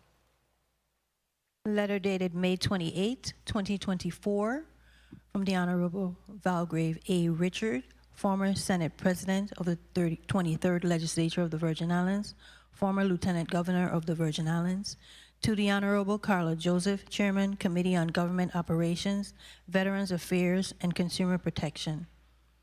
Dear Honorable Senator Joseph, I am pleased to lend my voice to Bill number 35-0195, which you have offered for consideration before the 35th Legislature of the Virgin Islands to honor Mr. Willard John for his many contributions to the youth and culture of our territory. I believe it is fitting to honor those who have made contributions to the betterment of our collective community. I have known Mr. John for decades and know all too well of his commitment and enthusiasm in working with our youth and in uplifting Virgin Islands culture. As Bill number 35-0195 underscores, his dedication to Virgin Islands is reflected in all of his progressive accomplishments. From his initial days as a Mokojumbi promoting our culture, our carnival culture from 1976 on St. Thomas, to his multiple tenure access a field of education, he has touched the lives of thousands of youth and community members, first on St. Thomas and then St. Croix. To say that he has made an impact in Virgin Islands only would be diminishing the breadth of his reach and influence in promoting the Virgin Islands. His presence is highly visible. His presence at highly visible venues and amongst diverse audiences of prestigious organizations is a testament to his character, his commitment, and his love for the Virgin Islands. His role as Dean of Mokojumbi Promotions and Development on St. Croix benefited not only St. Croix, but territory-wide as well. Without restarting the historical events and contributions, he should be acknowledged for his hard work and dedication to what was a dying Mokojumbi culture and has revived in recent years, I believe. Like many, this honor and permaplaque is but a small way to show gratitude and to honor Willard John for his significant contributions to our territory and for the profound impact he has had throughout the past 3 decades. Senator Joseph, please accept this letter as evidence of my full support for Bill number 35-0195. Please do accept my regrets for not being present during your presentation. Sincerely, Valgrave A. Richards. Thank you, thank you. Do you have any other correspondence? Yes, Mr. Chair. Please proceed. Letter dated 6/21/2024 from Wallace Williams. With this opportunity, I would like to thank the 35th Legislature of the Virgin Islands, USA, for inviting me to join all in honoring Willard John. We have been friends for over 45 years. Willard and I met one day while we were training runs on St. Croix North Shore Road, now named Senator Sidney Lee Drive. He was running east from Cane Bay. I was running west from Salt River. We both reached the summit of the long climb to the top of the hill just west of Estate Rustup Twist at the same time. We stopped, introduced, and from that day, trained together and had successful performances in long-distance races in St. Thomas, St. Croix, and Vieques, Puerto Rico, including the By the Case 15 on St. Thomas, the McDonald's Half Marathon in St. Croix and St. Thomas, and the Marathon Missou in Vieques, to name a few. Willard was one of the top 5 long-distance runners in the Virgin Islands. He was one of the early Virgin Islands pace runners, and to this day volunteers in the organization of hosting of its activities. For example, the recent 48th annual The Women's Race Tour, the Women's Coalition of St. Croix. Over the years, our relationship grew. Willard was employed with the Virgin Islands Department of Education. He headed the Adult Education Skills Center in Estate Peters Rest. There, the lives of ambitious adult learners were impacted by a curriculum taught by Corinne King, English and writing skills, Gerard Emanuel, Virgin Islands history and culture, Ronald Russell, mathematics and science, and yours truly, liberty skills and life coping skills. Our path routinely crossed that of students who remind us of those times with a pleasant thank you. It was during the period that Willard was with the Cultural Education Unit of the Department of Education when his program production capabilities emerged. While joining colleagues Joel Ross Sage, Gerald Emanuel to develop a VI history curriculum. It occurs as I write this that the location of the Cultural Education Building was located across the street from Caribbean Dance Company, and where Carlise, Willard's future wife, once was a dance instructor. Together, they would form a dynamic cultural entity that to this day is unsurpassed in quality and essence in the Virgin Islands. It was true collaboration between the public library and cultural ed staff that a seed was planted for Clear the Road, the Virgin Islands history textbook. It was published by the Bureau of Libraries, Musicians, and Archaeological Studies Services, authored by Roger Hall and illustrated by St. Croix artist Elroy Simmons, with Joel Ross Sage leading the development of the teacher's guide for the book. One recalls Willard heading up an adult education at the Theodore Dunbabin School, which enabled students to earn GED and other training certifications. While gaining the respect and reputation as an educator, he was appointed principal of the Elena Christian Junior High School.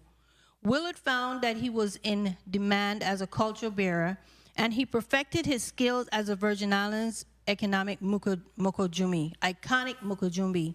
Also, he was continued to be a community volunteer. Through collaboration with St. Croix Education Foundation Community Development, he helped forge support of the corporate community for his school. He still holds the title president of the board of that organization.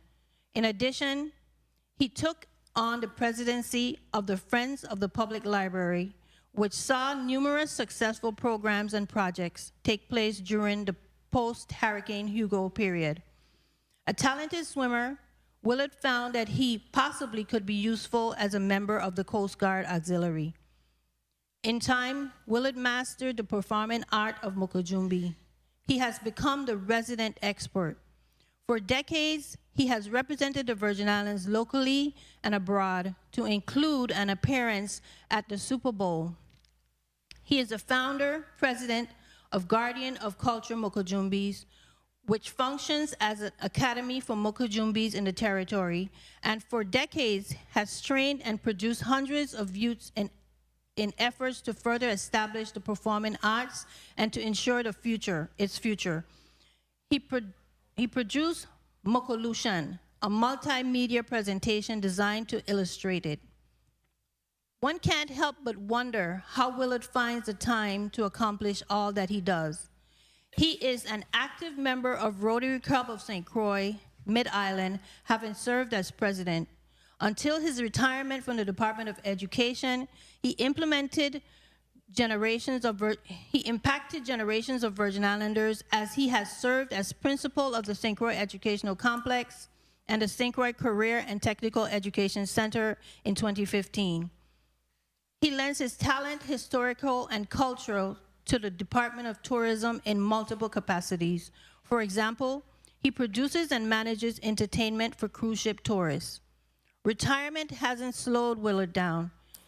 His production of Mokolution serves as a historical and cultural offering, as well as establishments for hotel and special occasions, including parties, cruise ships, parades, weddings, and more.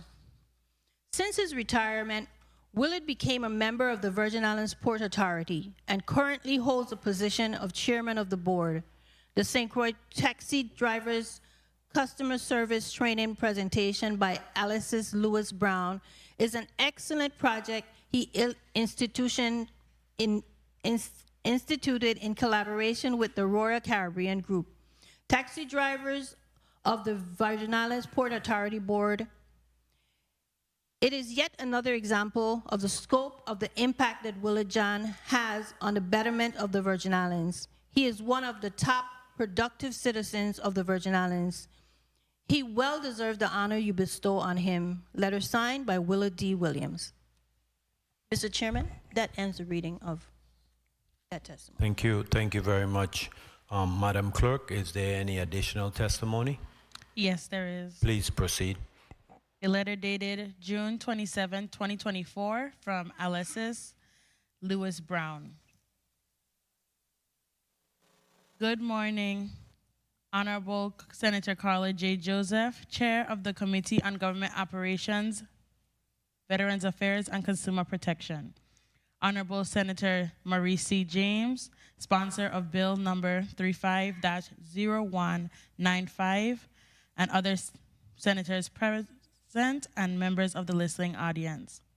It is a distinct pleasure for me to offer testimony on behalf of my friend Willard John in support of a resolution sponsored by Senator Marie C. James, honoring and commending him for his many contributions to the youth and the culture of the Virgin Islands.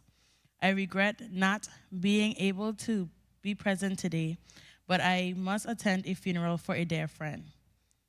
I have known Willard for most of my life because we both attended St. Peter and Paul School. Additionally, we have been colleagues on St. Croix. So adding up what I really know about Willard to this point, I would say that from very early in his life, he has been engaged in some type of guardianship or community service.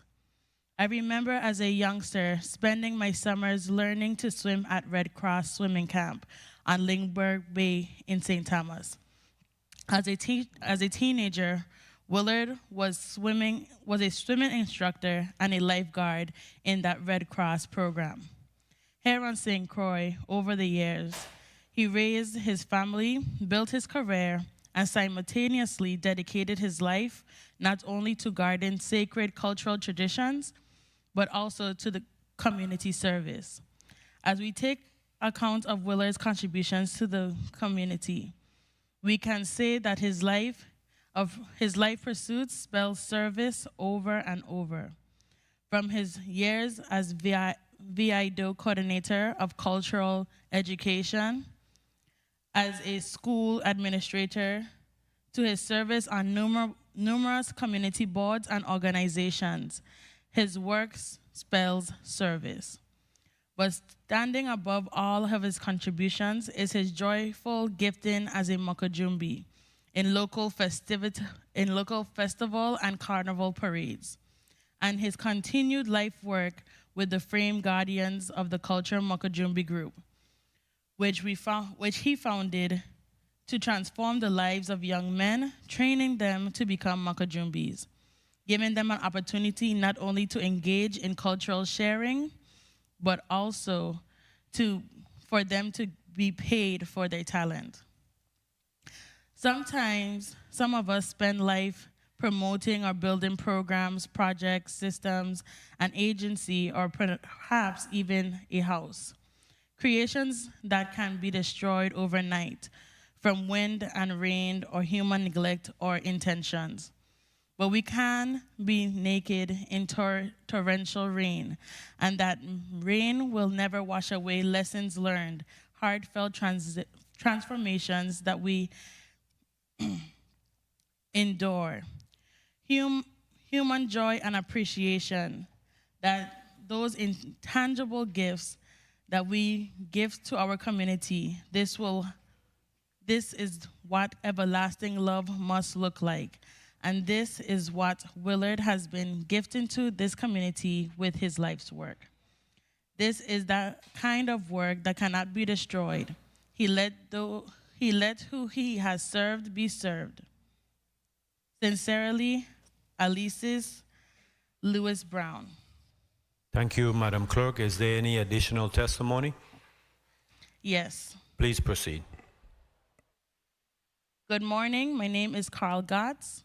I am privileged to join you in praising our friend Willard John and recognizing his many contributions to the youth and culture of the Virgin Islands.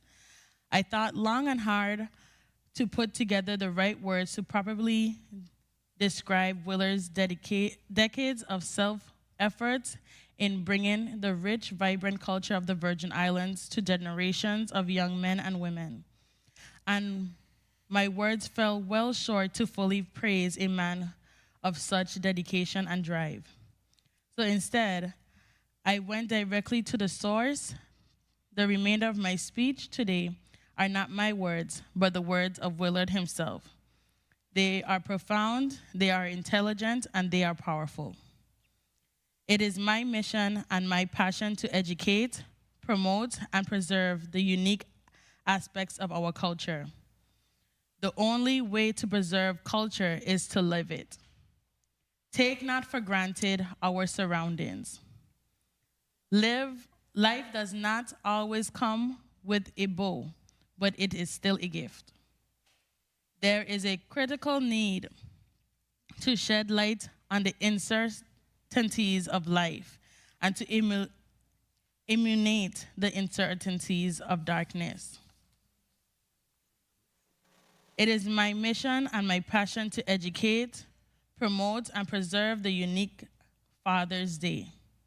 The male proactive participation in the growth and development of youth is valuable contribution to mankind. The male presence and perspective contributes to a well-maintained and balanced family. Let us continue to protect, provide, and participate in family affairs to help balance all negative activity on this planet. We must build a positive, spiritual, and solid foundation to support the structure of life. I learned that Willard is a poet as well. I pored over all his poems, and I could find each was powerful and challenging. Challenging the reader as good poems should, to be read and reread. The whole of my soul, I sense the collective consciousness of our ancestors while visiting the catacombs of my soul. I experienced the quickness of being divulging a complex set of interrelated people, places, experience, and knowledge. The summation, kalaloo, gumbo, conglomerate, is the indelible antecedent nucleic imprint. The liberation of the soul from self while synchronizing while the inevitable universe, cosmic frequencies, is the true expression of ability of necessity. Absence of necessity. Really, like reality, like materiality, is a phantasm that is a fluid as water, fluctuating as the lit wick of kerosene lantern, producing dim and light so frequently that distinguishing them becomes unattainable. The quest to search, adjust, and discover continues like a symbol of infinity, which is being. I will close with a chorus of one more of Willard's quotes. We strive to uplift and empower our amazing community, encouraging everyone to embrace and cherish the beauty and diversity of the Virgin Islands.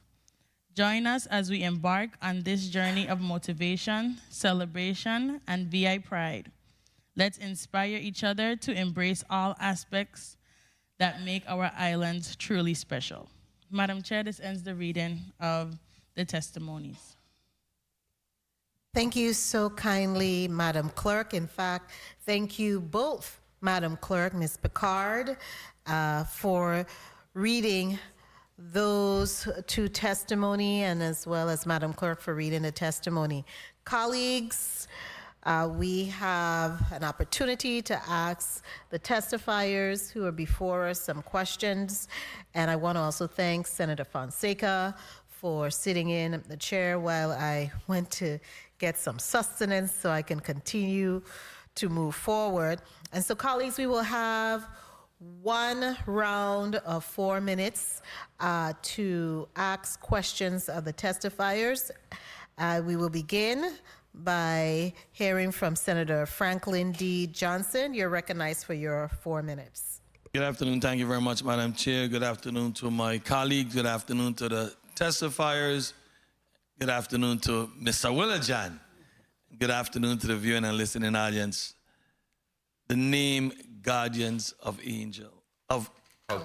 Culture is such a perfect name for what you do with Mokojumbi. And I welcome everyone else who comes along with Mokojumbi and train and teaches our children. But Guardians of the Culture is what you do. You teach the entire culture of where the original Mokojumbi come from. Different to all the rest. And as the young lady was doing the testimony, she spoke about the face always being covered. And as a little boy growing up, I have always known Mokojumbi face to never being shown. But today we have other groups that does it. And that's where the culture is broken. And I really appreciate what you have been doing for this culture. And without any doubt, I don't have a fear when I speak. Department of Tourism logo is a Mokojumbi based on the work that you, Mr. Willajan, have put into this culture. Without any fear. And I don't have fear. I tell people that. I speak my mind. I speak it how I see it. I speak it how I know it. So I want to say thank you. Thank you for that. But I want to ask you this question.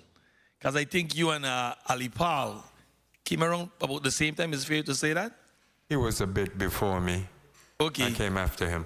And because I had but we did perform at the same time. Yeah, I had some conversation with him one time, and he told me he tried to break the record and going on the tallest stilt, and he fell and pretty much bust his chin. So my question to you, what are the tallest stilt that you have performed with, and where? So, before you proceed, just be sure to state your name in the record. Yes. It is being written and recorded remotely. So just be sure to state your name into the record, Mr. John. Willard John. My endeavor is not to go as tall as possible, so I don't do the measurement thing. I think, first of all, the taller you go, the less control you have on the stilts. And really, you need to find that sweet spot where you can really perform and still look tall. So that's what my endeavor has always been. When I teach the youngsters, they always want to go taller and taller, but I want them to perfect the level that they're on before they can go taller. So what still was your tallest still that you performed? What's your comfort zone? So when we speak about tall, probably 12, 13 feet. Okay. You know, me and former Senator Sanders, we tried to do Mokojumbi, and we both had canes on our foot and braces. So that's as tall as we went. We didn't go any taller than that. Yes. So I saw him with his brace on, and I was a little jealous. I tried to do it, and I don't know if you noticed for the parade, I was doing my Mokojumbi dance with my little stilt, but that's as high as I go. So I definitely want to thank you. And I want to ask a question here. How many years have you been on stilt? And do you perform still? Because I haven't seen you up there for a while. Okay, I started in 1975, so that puts me at 49 years, I believe. But I stopped, when was the last hurricane? 2017, Maria? Yeah. Yeah. That's when I retired. That's when you actually retired from going on the stilt? From actually performing, but of course I teach. And how long have you been teaching, especially the cultural part of it? It's something, and I've seen I've been privileged to be to where you spoke about the art and where it came from, and just give a small, brief scenario of the culture that you teaches and where it came from. Well, first of all, let me say, you know, my background is education, and I also do entertainment, so I do what we call edutainment. So when we do our presentations, I speak about the history and the culture and how the Mokojumbi developed into what it is today. And just want to give a little piece more where it came from. Okay, so this art form originated on the continent of Africa, and really it came out of a spiritual context. The tallness of the Mokajombi represented the powers of God. They were also the spiritual guardian of a village. They also acted as a medium, bringing messages from the ancestors that have passed to those who are living. And of course, during slavery brought this culture to the Caribbean. And it changed somewhat because they didn't allow them to practice their indigenous religions. So it became more festive and secular. And today, that is why they're a part of carnival parades, festivals, and the like. I thank you so much. I'm not a part of this committee. I wanted to make sure I be here to have my few words. And when you come to rules, then I'll definitely be support. So I don't have a vote here because I'm not a member of the committee. But for sure, I know this is no guessing where it's going to go. And at the appropriate time when it comes to rule and session, I'll be in a supportive position. Thank you. Thank you very much, Madam Chair. Thank you kindly. Senator Ray Fonseca, you are recognized for your 4 minutes. Thank you so kindly, Madam Chair. And, you know, Mr. Willard, you know, we're talking a lot about the Mokajumbi part of your career, but of course you're a distinguished educator, principal, you know, vocational school, counselor, et cetera, et cetera. So you have a long, distinguished career in the Virgin Islands. But, you know, I want to go back to one thing here when you performed at the Super Bowl, you know. That is like the most watched event in the whole United States of America. Tell us a little bit about the preparation and if you was excited, if you had a little slip and thing. Tell us about the Super Bowl.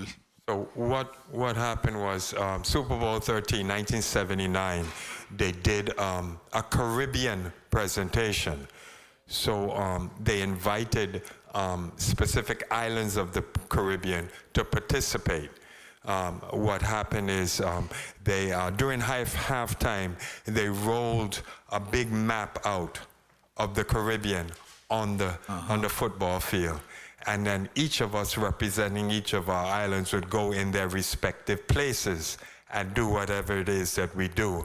There were about 5 Mokajumbis from the Virgin Islands with Ali Paul and myself and several others, and we did our performance there.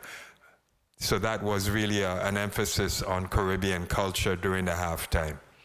Awesome, awesome. And I noticed that you trained or you worked with John McLevity, et cetera, and you wrote the documentary Mokoloshan, right? Mokoloshan.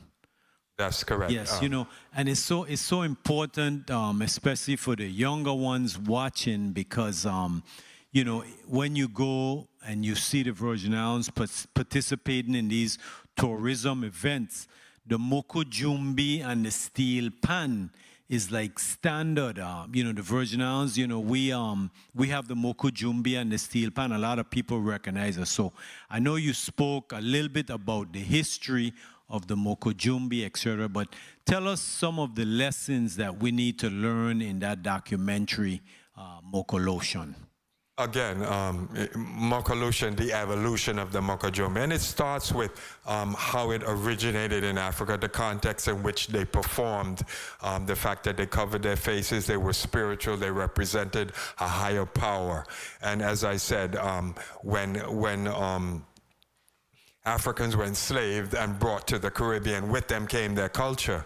However, they weren't able to do it in that spiritual context because they weren't allowed to practice their indigenous religions. So it became more acceptable in a secular and festive context. And that is why today, throughout the whole Caribbean, the Mokajumbis are noted for being a part of carnival parades, festivals, and the like. But there are things we do today, at least I do, to help maintain the Africanisms and the spiritualism of the art form.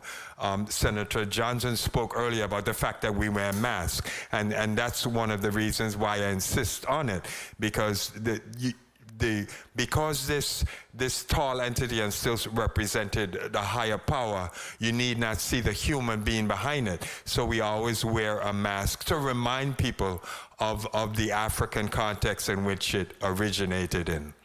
Oh, awesome, awesome.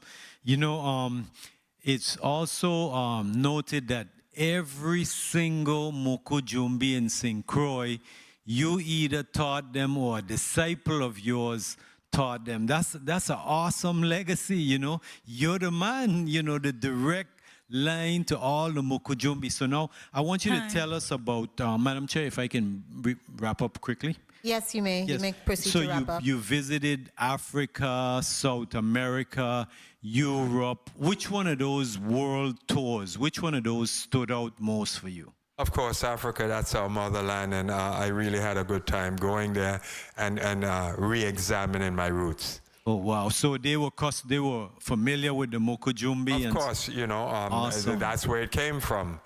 Awesome. Thank you very much, Madam Chair, for the time. Thank you so kindly, Senator Fonseca.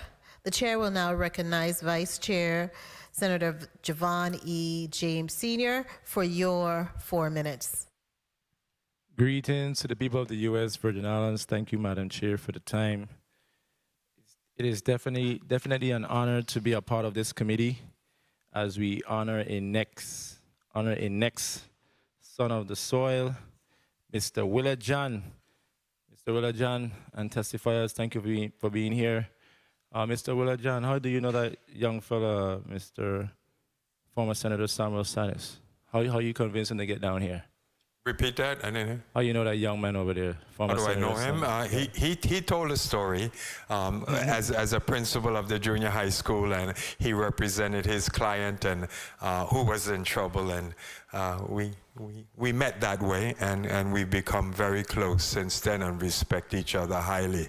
But in all seriousness, I just want to say it's an honor for you to be here as well as a former senator and a member of this institution. Thank you for your words and your testimony. And to Ms. Amina Salim, greetings. Thank you for being here as well, and for those in the chambers or the gallery who have been here from since earlier today, thank you for being here as well. What I could say about you, buddy, all I could say is they have labeled you as a master Makajumbi, but it's more than just stilts. And I am happy that you emphasize on the culture. And as we speak about culture, I just want you to highlight many of the individuals who played a role behind the scenes, because sometimes we know about individuals on the front, but behind the scenes, who really shape your love for you, or introduce you, expose you to this culture that you have taken and ran with the torch. So I'll start by saying the person that taught me is my cousin, John McLevity Jr. out of St. Thomas. So he was the biggest influence. He's the one that got me involved. He asked me if I wanted to learn, and I said, hell no. And he kept asking me, and I finally decided to do it. So he was a big influence. That was back in 1975. And so I performed during the carnivals with Ali Paul's group for those few years. And in 1979, I moved to St. Croix. St. Croix didn't have any active Mokojumbis at that time. And a couple of times I formed these groups, but they didn't quite work out as well.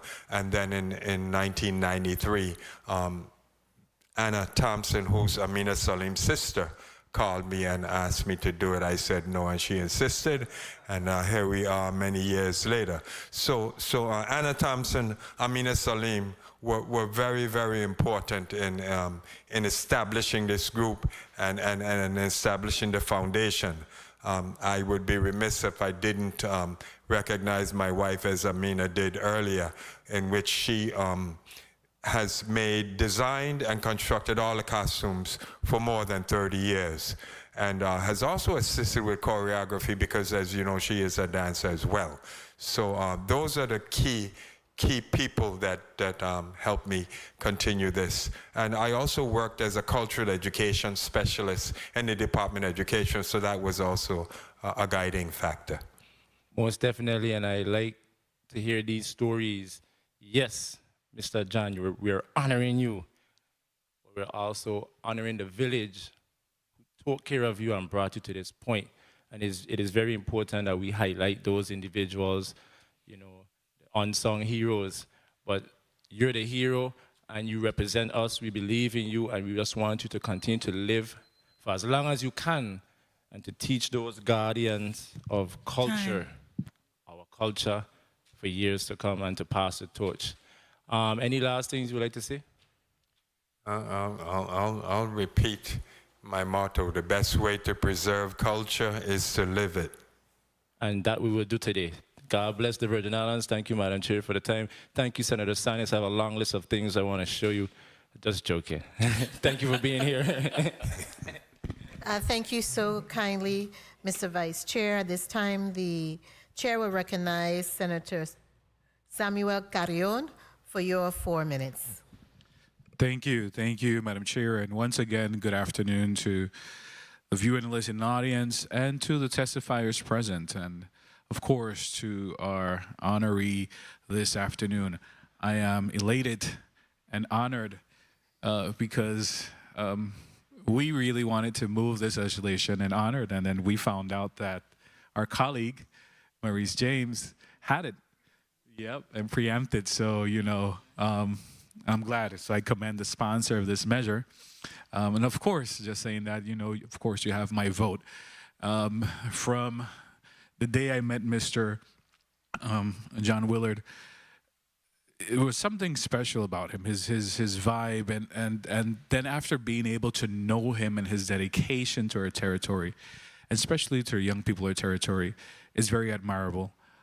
And we don't have too many culture bearers. And unfortunately, as time progresses, we're losing our elders in our community. And with the passing of our elders, we're losing a lot. We're losing a lot of information. We're losing a lot of history, a lot of things that are of cultural importance. So it's beautiful to see that we still have among us individuals like John that continue to carry the torch. And I love the model that he has. Best way to preserve the culture is to live it. And you are an example of that. You know, you are living the culture, but not only living it, you are transmitting it to others. You are passing that information to others. Because one thing is when you possess a knowledge, but another thing is when you share that knowledge and that wisdom with others. So I want to publicly thank you for that. You're not keeping it to yourself, you're passing that to others. So that is commendable. And I'm honored to be sitting here today and being part of this committee where I would be able to cast my vote in favor of honoring you and recognizing you for what you have done. And you spoke about the evolution of Makujumbi. Where would you like to see this continue going?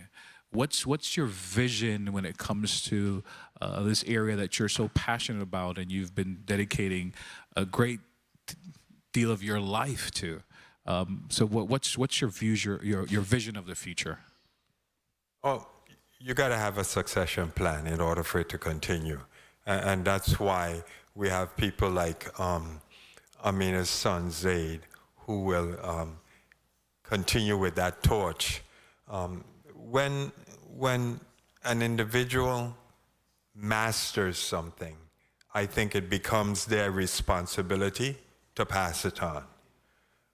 Also, in an effort to be humble, we have to realize that when we are good at something, it doesn't come from us, it comes through us. And so with those two things in mind, it can be assured that things continue. Beautiful, beautiful. I really don't have any more questions. I'm just ready to vote yes. So thank you, Madam Chair. Thank you so kindly, Senator Carrion. At this time, the chair will recognize Senator Milton E. Potter, who joins us from the legislative chambers in St. Thomas, for your 4 minutes. Thank you very much, Madam Chair. We are experiencing a brief power outage here in the capital. Hope you can still hear me. Can you still hear me? We can hear you, but we can't see you.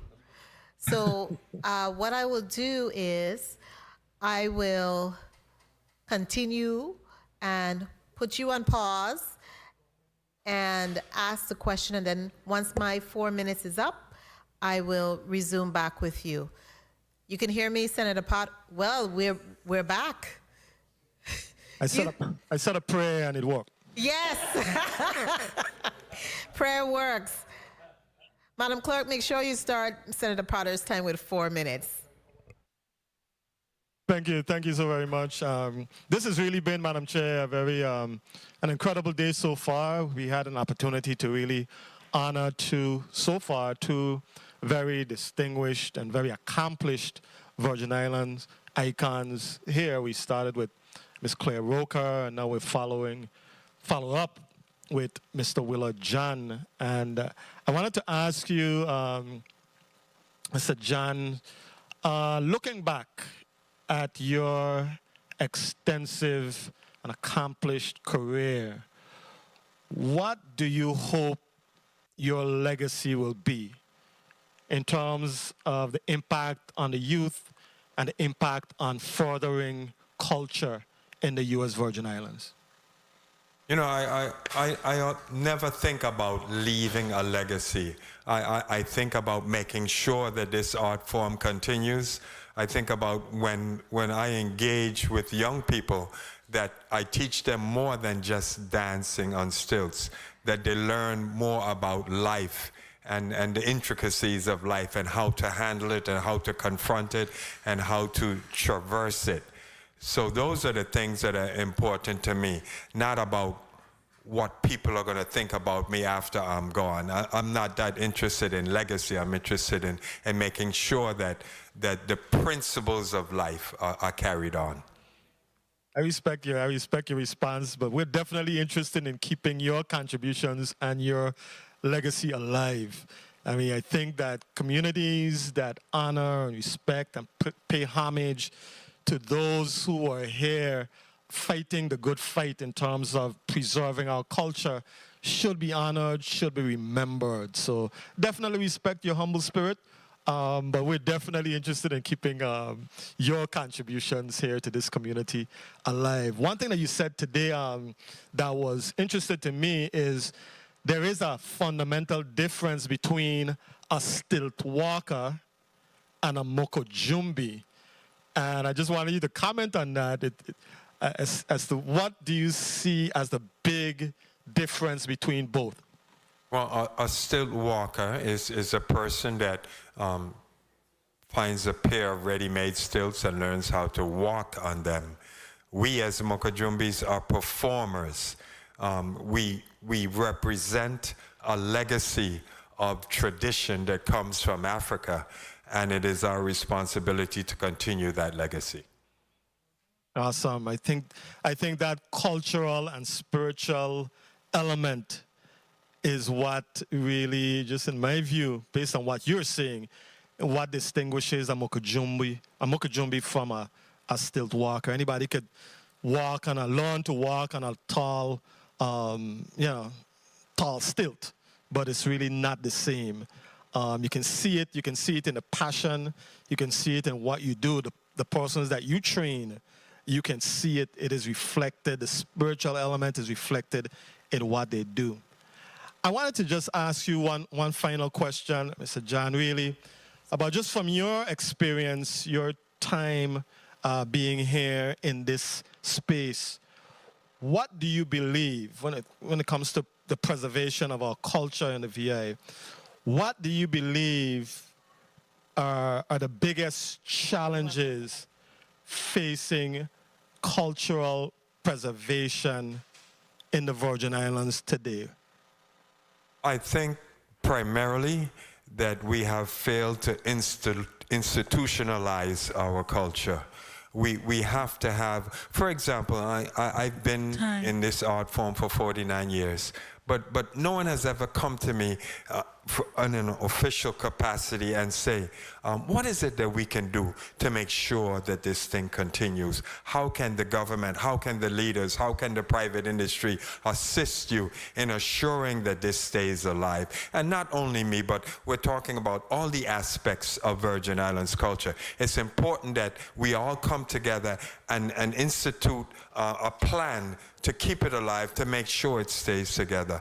I think that the accomplishments of the preservation of culture has laid on the backs of individuals, people like Stanley, people like Bradley, people like myself, but we haven't had the type of institutional support that is needed to keep it alive.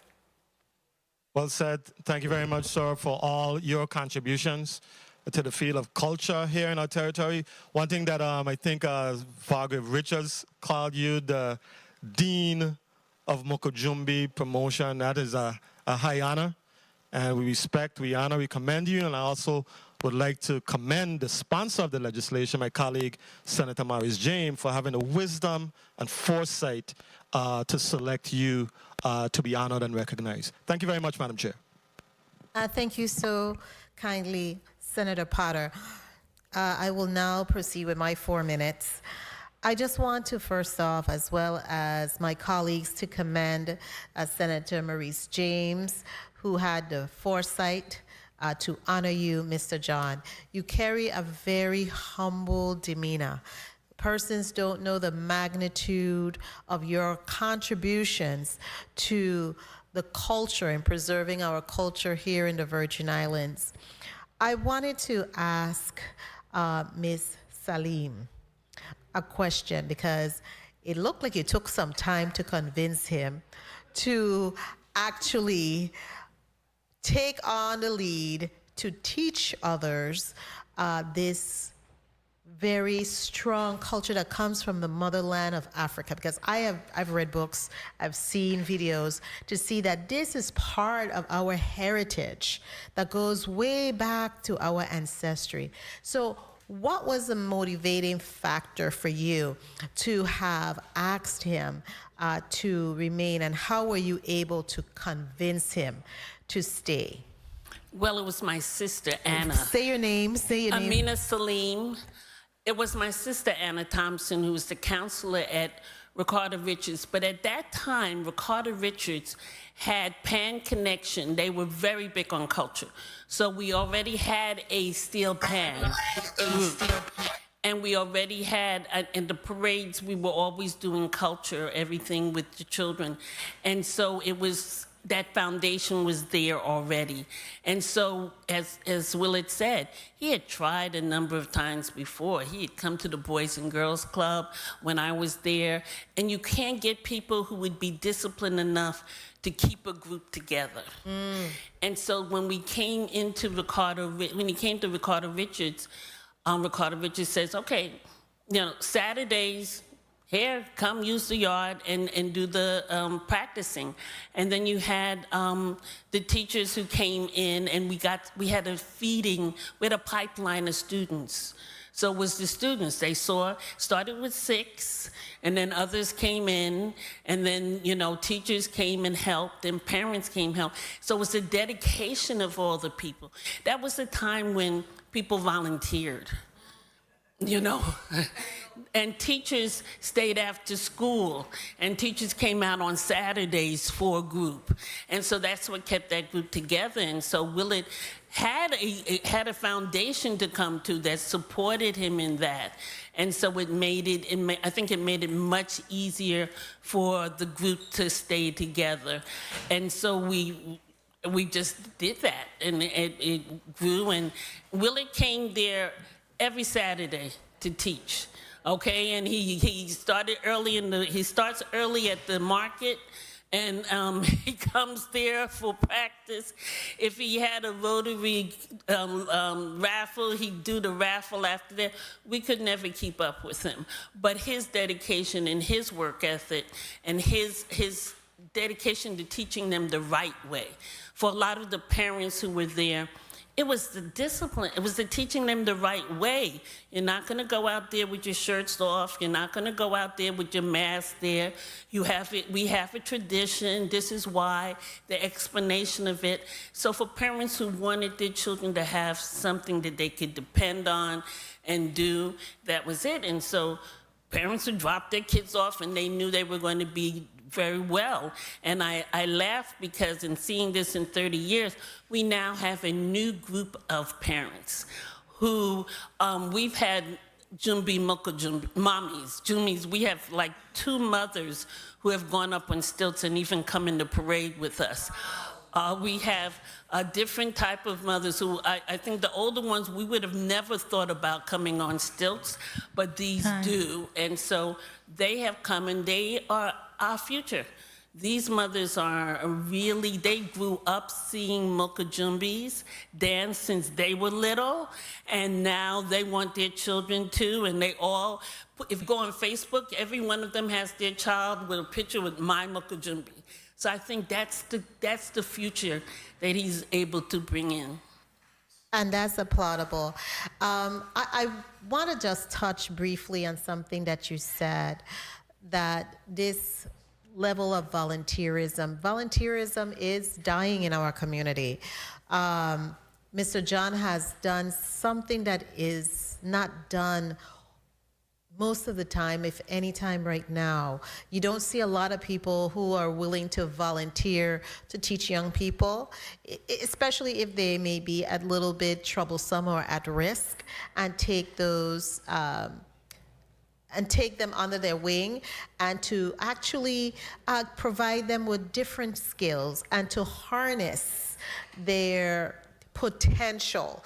You know, so Mr. John, I want to really commend you, because really teaching them coping skills, teaching them life skills so that they can become productive citizens and contribute to our community and our nation is applaudable, especially if you're doing it in the spirit of heart. You know, I call it a spirit of heart, where you're giving it because you understand it's not about you. It's not about the person sitting next to you. It's about the we and the future. And so I really want to commend you, and again, the bill's sponsor, for doing that, because to me, that's superheroes. That's why I call you a superhero. You may not have a cape, you may not be a person who have all of the muscles, but you are lifting so many lives, uplifting and empowering so many lives and the future generations. And for that, we commend you. I'll now recognize the bill's sponsor, Senator Maurice James, for her 4 minutes. Thank you, Madam Chair. I actually like that you just said about not having the muscles, but lifting people up. I think that's true. You know, Mr. Willard John, I didn't know that you were a poet. That I didn't know. So is there a book that I can buy? So that's the next thing then. Yet? I putting it out there in the universe, right?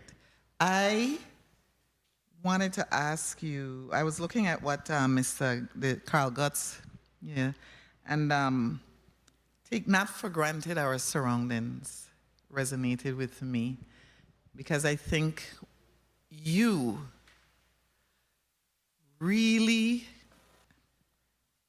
appreciate where you are from, and you really understand what it means to embrace your culture, you really, really do.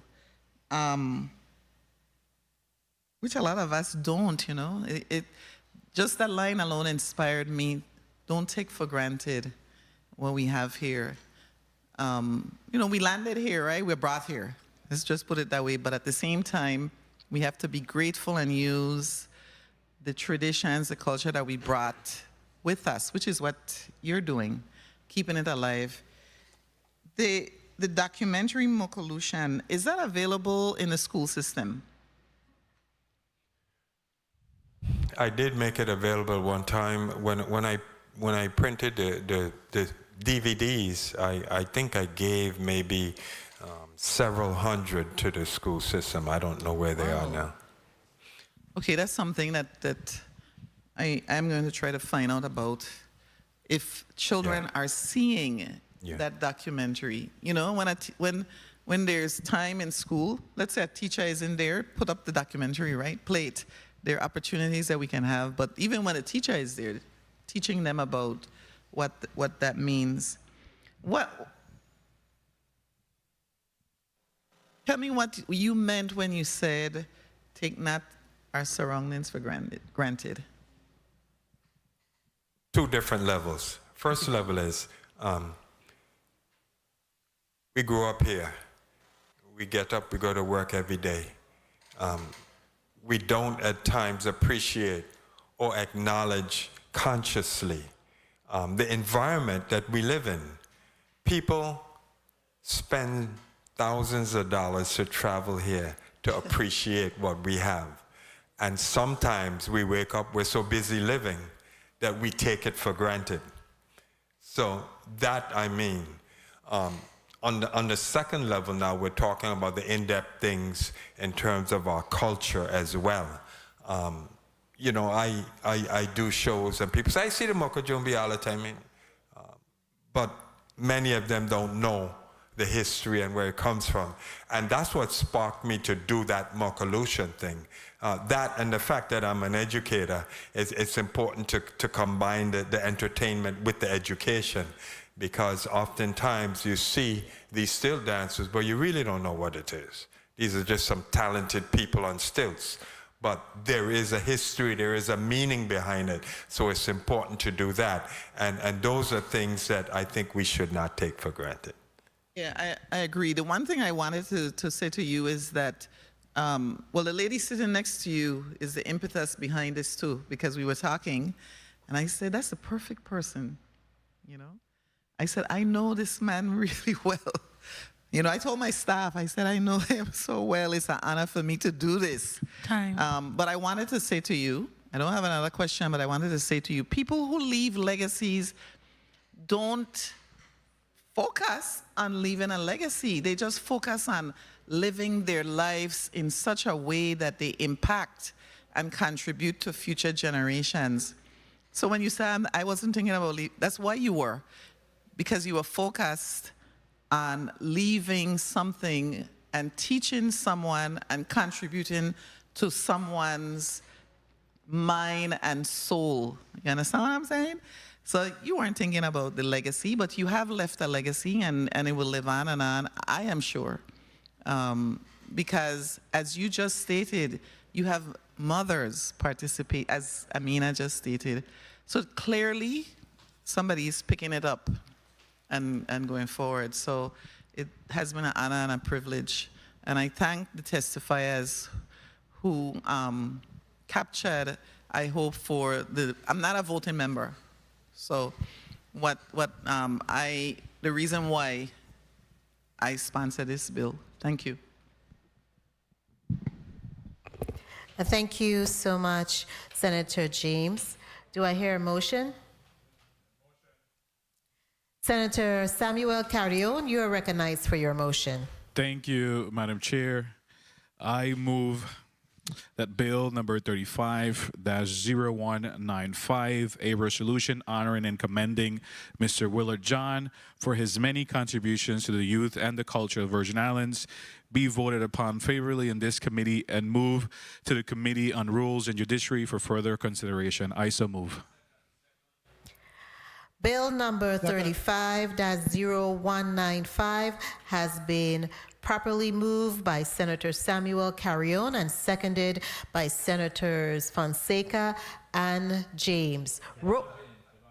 Javon James Jr. Senior, sorry, Senator, has been seconded by Senator Javon James Jr., Senior, and also Milton Potter in St. Thomas. Roll call on Bill number 35-0195. Senator Samuel Carrion? Yes. Senator Carrion, yea. Senator Ray Fonseca? Senator Fonseca, yea. Senator Alma Francis Heiliger? Senator Francis Heiliger, absent. Senator Kenneth L. Gittins. Senator Gittins absent. Senator Javon E. James Sr. Senator James Sr., yea. Senator Carla J. Joseph. Yes. Senator Joseph, yea. Senator Milton E. Potter. Yes. Senator Potter, yea. Madam Chair, you have 5 yeas and 2 members absent.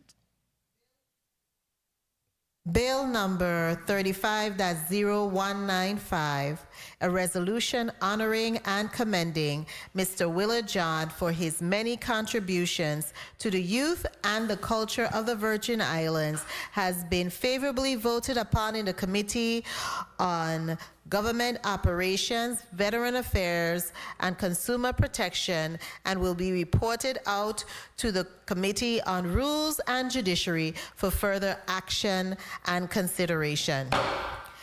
At this time, I would like to give the opportunity for Mr. John, who is the man of the hour, to say a brief 30-second closing remarks, and we're very thankful that you were able to make it here today.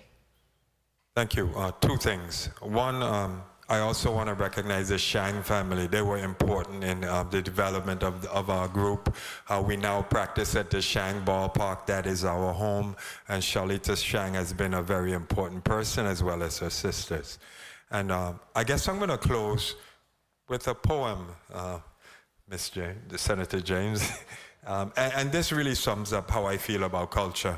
It is entitled VI Ancestral Reflections. Who we be more than the sun, sand, and sea. We be the descendants of our agrarian ancestors, genetic code investors, digging deep, planting seeds, protecting the soul from the misdeeds of the harsh challenges created by the human element.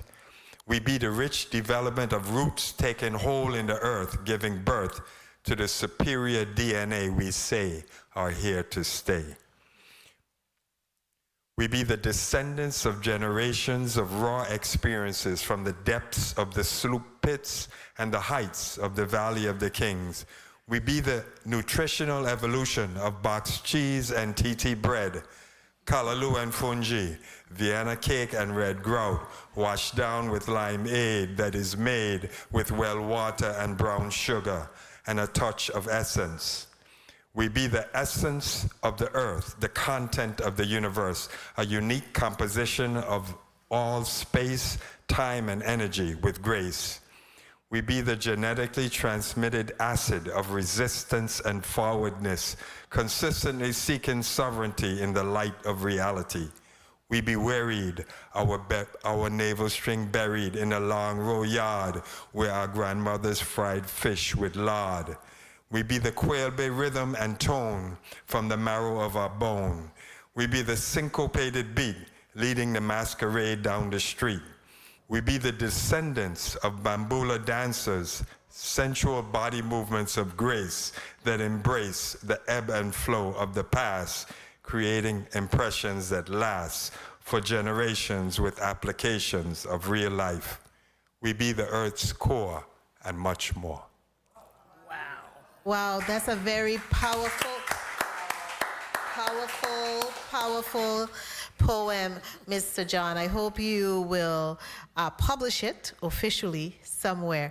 We're going to also ask the 2 testifiers who are present here with us to present a 30-second closing remark. We're running a bit behind, but we want to give you that opportunity to present a brief 30-second closing remarks. On behalf of all the Mukajumbis, the ones we have who are here and those all over the world right now, we thank you, Senator James, for making this possible. And we thank Willard John for being who he is and having influence on all of our children. Thank you. Senator Samuel Sanis, you're recognized for your 30-second closing remark. Thank you, ma'am. Thank you, Madam Chair, for this opportunity. Thank you, Senator James, also for this opportunity. The man of the hour, Willard John, is being honored. But to be honest with you, I'm being honored for just given the opportunity to give my praise to this giant. So thank you, sir, for this opportunity.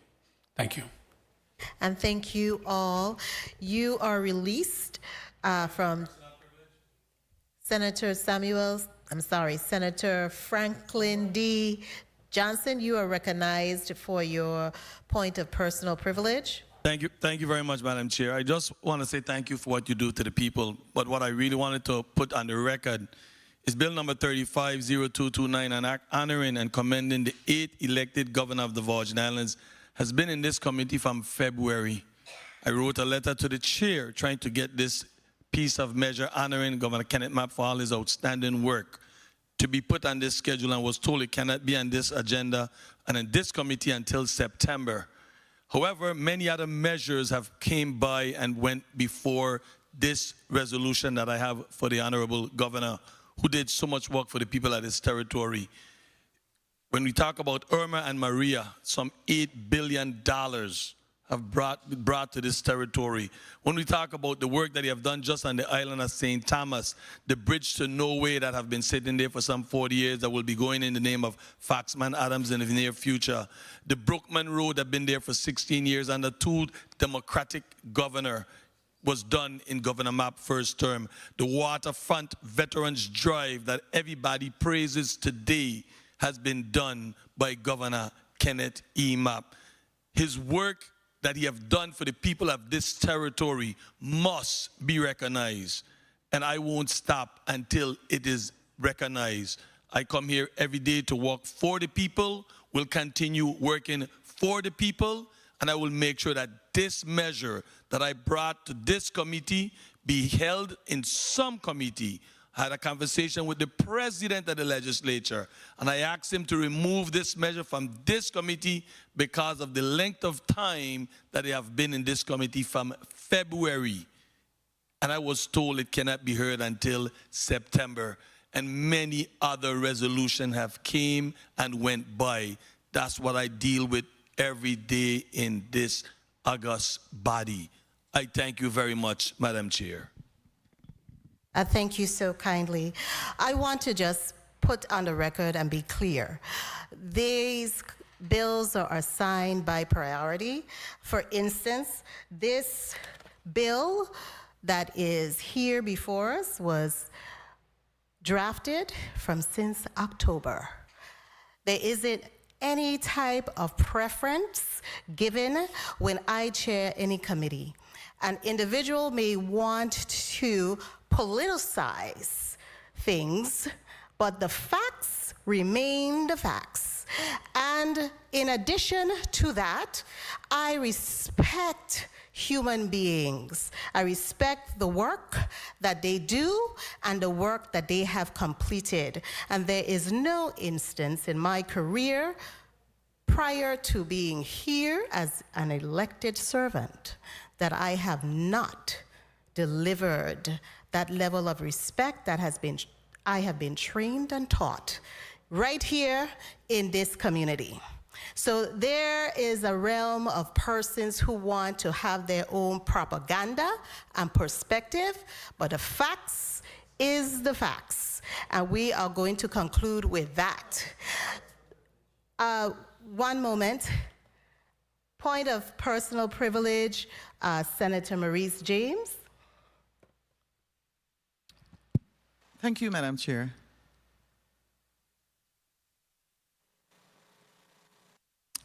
You may proceed.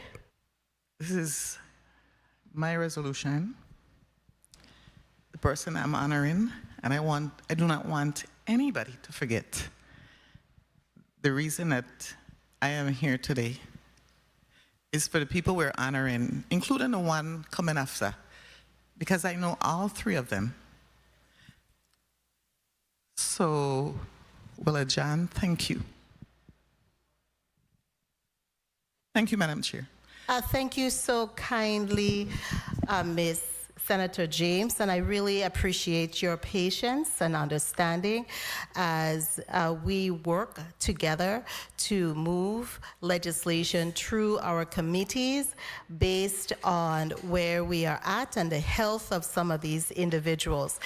This committee, you are released from providing your testimony, and this committee stands in recess so we can finish up our final block of today.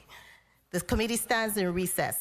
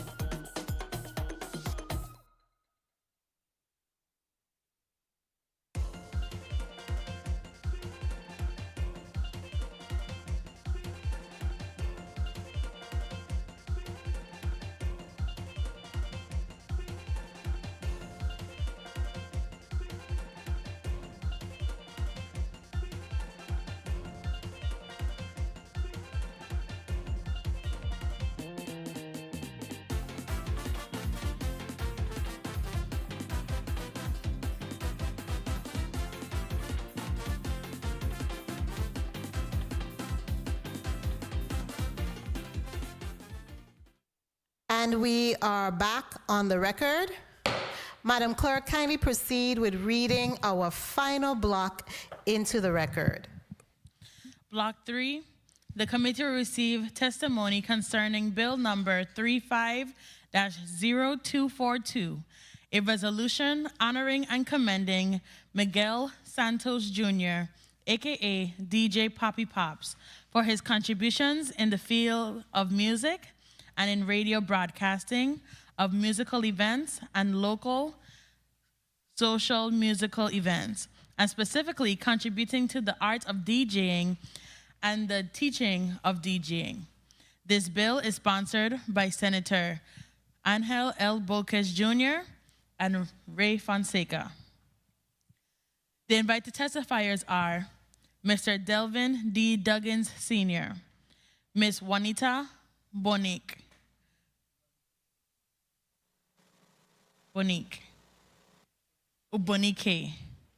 Ms. Juanita Bonique, Pastor Dexter Skeppel, Ms. Marcela Santos, Mr. Melvin Forbes, and Mr. Colin Hodge.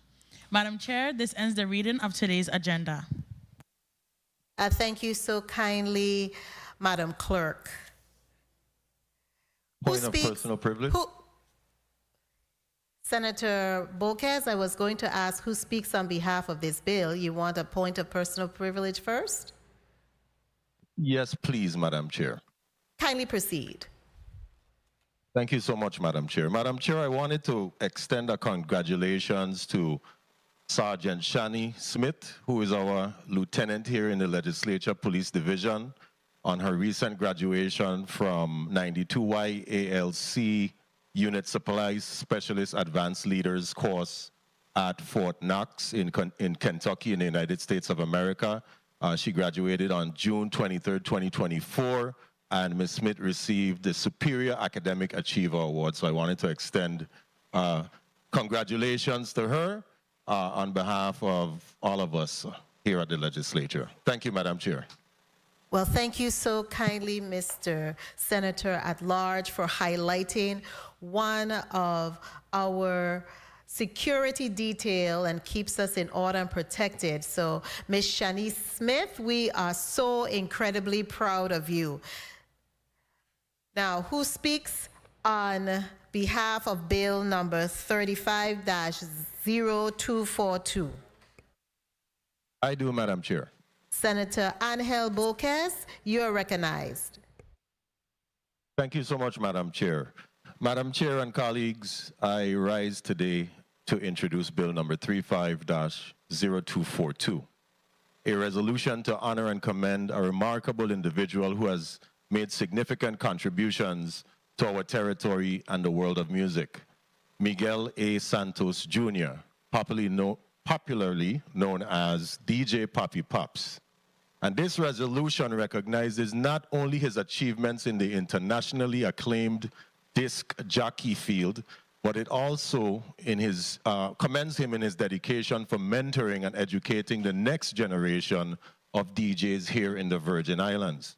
And throughout his career, DJ Poppy Pops has not only entertained countless fans, but has also played a pivotal role in the shaping of the music scene here in the Virgin Islands through his innovative approach of radio broadcasting, artist promotion, and organizing musical events.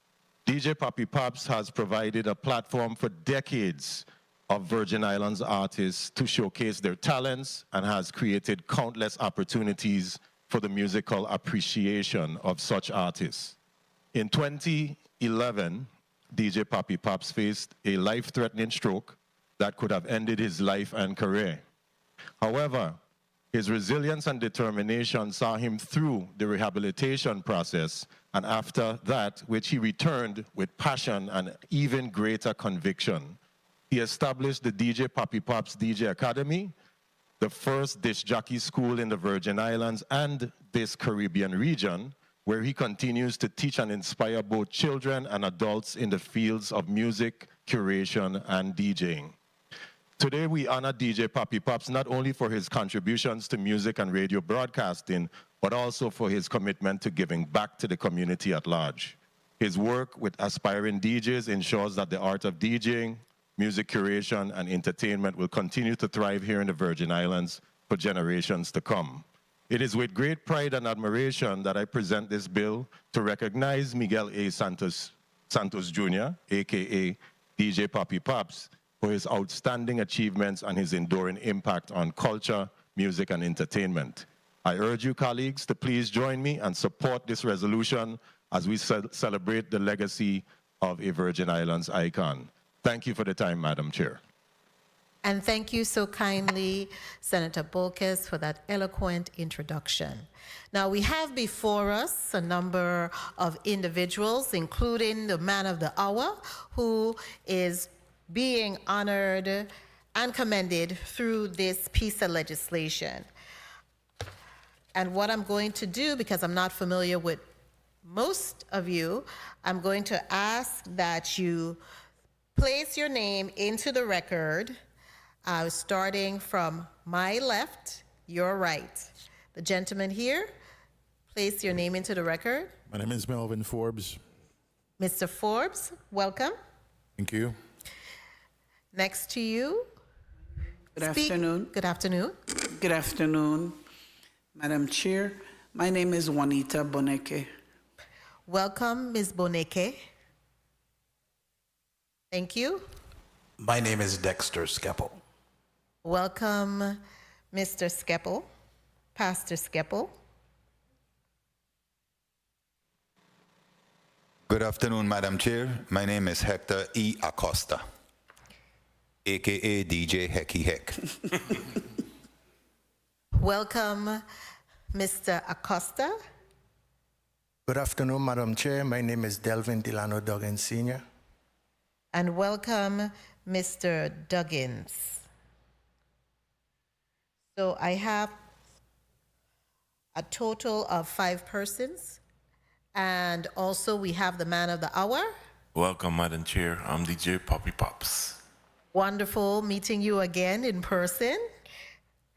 So we will begin receiving the testimonies from Mr. Duggins first, because I understand he has a flight to catch. So we will now recognize you, Mr. Duggins, to read your testimony into the record. Thank you, Madam Chair. Good day, Honorable Carla J. Joseph, Chairperson of the Committee on Government Operation, Veterans Affairs, and Consumer Protection, and all senators present, viewers, and listening audience. My name is Delvin Delano Duggins Sr., and today I am here to provide testimony as a 40-year professional disc jockey, radio personality, and event promoter here in the territory. It gives me great pleasure and admiration to testify today in support of Bill number 35-0242, a resolution honoring and commending Miguel Santos Jr., aka DJ Poppy Pops, for his contributions in the field of music and in radio broadcasting of musical events and local social musical events, and specifically contributing to the art of DJing and the teaching of DJing.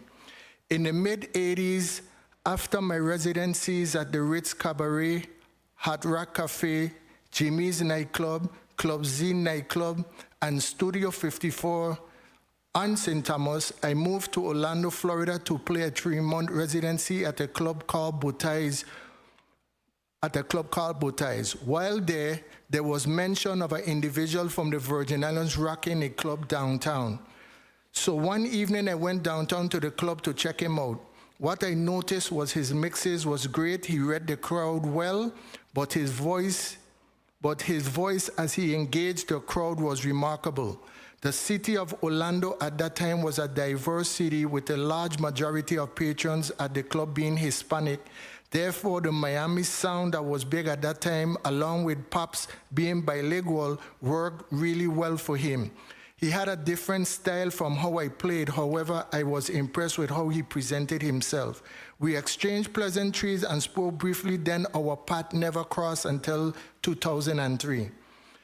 Throughout the years leading up to 2003, I followed his career from afar. He had the radio airwaves on lockdown. Isle 95 with reggae jam session with a fan favorite throughout the entire Virgin Islands and neighboring islands. He knew exactly what to say, when to say it, and how to say it. Radio personality is an art form. You must grasp the concept that you are entertaining individuals that you cannot see. It's like an illusion in your mind that you are bringing to life. Pops was a master of that illusion. He brought the radio to life every day as he graced the airwaves with his million-dollar voice and creative mixes. Hands down, Pops is the best radio personality I've ever heard around these parts since Andrew Shakov, aka the Funky Man.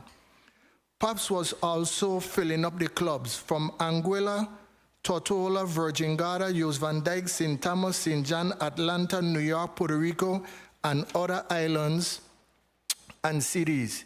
He was also headlining major events with his DJ skills, plus hosting events while proudly representing St. Croix wherever he traveled. Sometime in 2003, Pops moved to St. Thomas and was working on 105 Jams. I used to hear him on the radio, and I thought that he added a boost to that station. One day, my childhood friend from Bodo, Mr. Craig Wade, called me and told me that he wanted to talk to me. He wanted to talk to Pops and I. When we did have that meeting, Pops told me he wanted us to combine our talents and started an old school duo.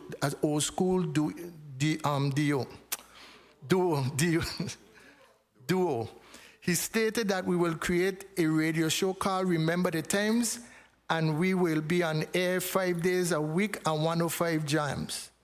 I thought the idea was great. However, the selection of me to be on the radio was extremely funny. Prior to this experience, I had never been on the radio. I talked on a mic, much less hosted a radio program. So I thought both Craig and Pops was crazy. However, if you truly know Pops, he called me every day and keeps saying, "Don't worry, Delvin, I got you. I will teach you how to do it." Well, December the 1st, 2003 at 6 p.m., we launched the Remember the Times radio show on 105.3 FM. Needless to say, the show was a hit. The original concept was to entertain the listeners with an old school format, then just have a dialogue about the clubs and how the party scene was back in the day. That was it, just the radio show.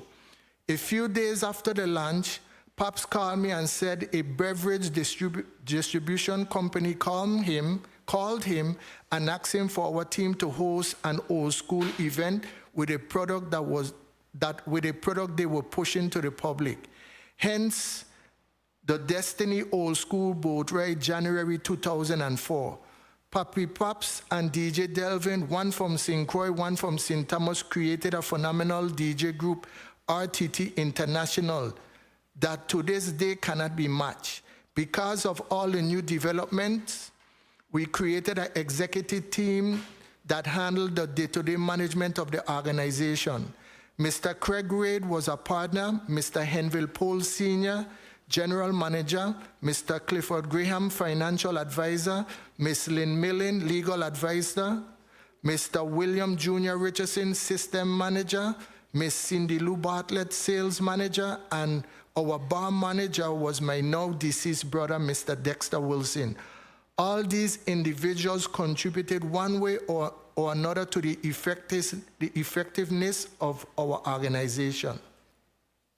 Every month, RTT International hosted an event to satisfy our contractual agreement with our beverage sponsors. All our events were packed to capacity. Then Pops came with another great gimmick. He's going to partner with Subway and lose weight by eating the sandwiches. He also wrote a song called Big Belly Papi, which he recorded and performed throughout the territory. Everything was going really well for the organization. However, Pops started to feel homesick, so he moved back to St. Croix early 2006 and left the group. Our organization continued to thrive. However, the DJ portion of the group became DJ Delvin and Friends, with DJ Commodore from the BVI, DJ Tony T, and DJ Pete filling in with the gigs when necessary, and Emmett Prevost, Emmett P, became my co-host for the radio program.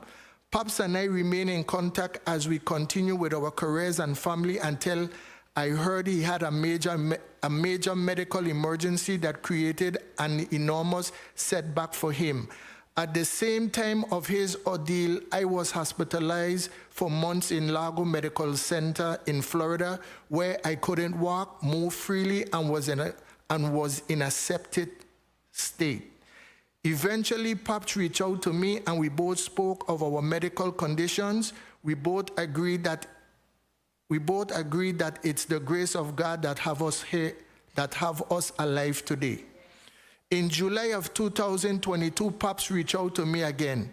He wanted to do a Remember the Times reunion both on St. Thomas and St. Croix. I was hesitant to do it because I haven't played a club gig since August the 2nd, 2009. I explained to him that I have a mental block where on that night, while I was playing in Club Jaguars, my sister was calling me to let me know my mother was dying, but I didn't hear the phone. I told him the significance of the ordeal, but for Pops, I did the St. Thomas leg of the gig, but missed the St. Croix gig due to the flight situation with the President of the United States being on St. Croix.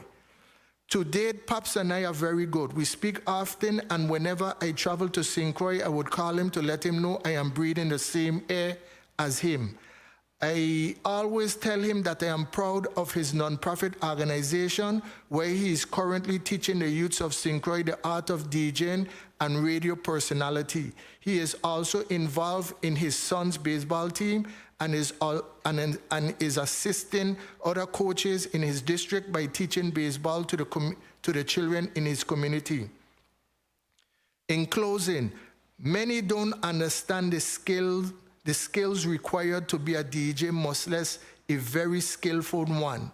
You must possess timing, music theory, the understanding of music structure and music key, and have great interactive skills. You must understand personality traits to know how to make your crowd respond.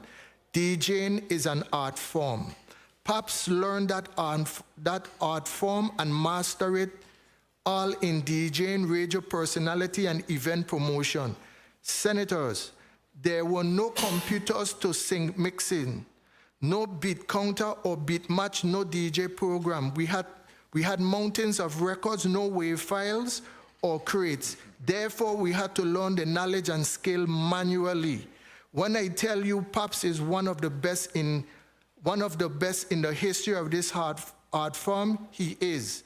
He is the only person in the Virgin Islands whose career in clubs may parallel to mine.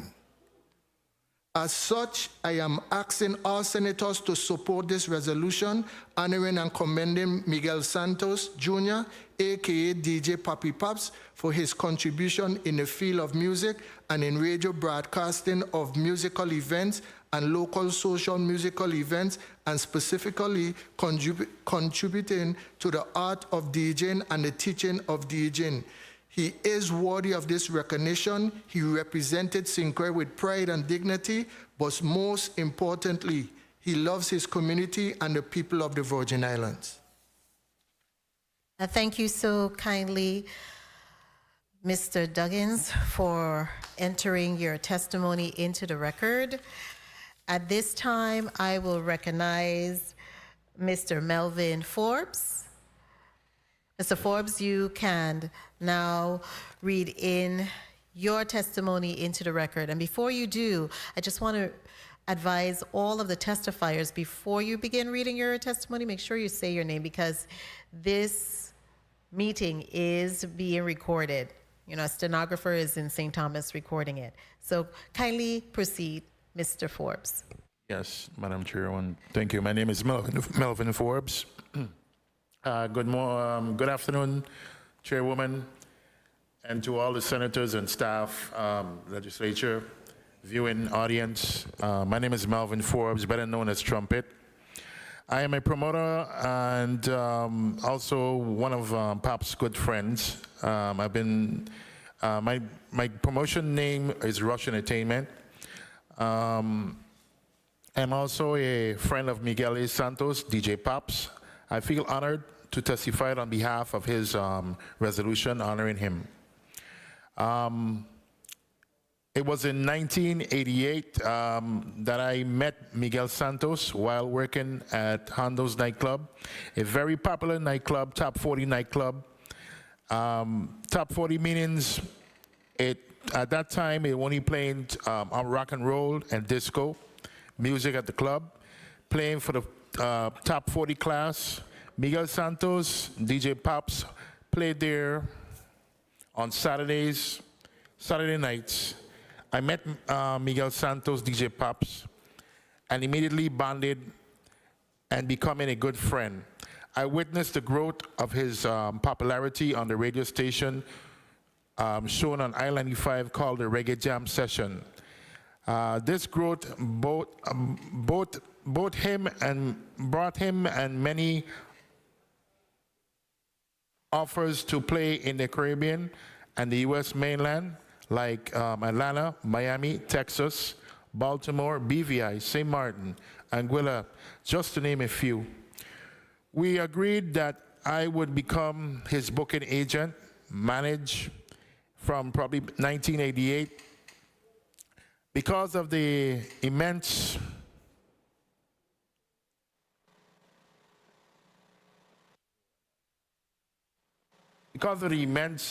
growth of Miguel Santos, DJ Pops, on the Reggae Jam Session on I-95, Hondo's nightclub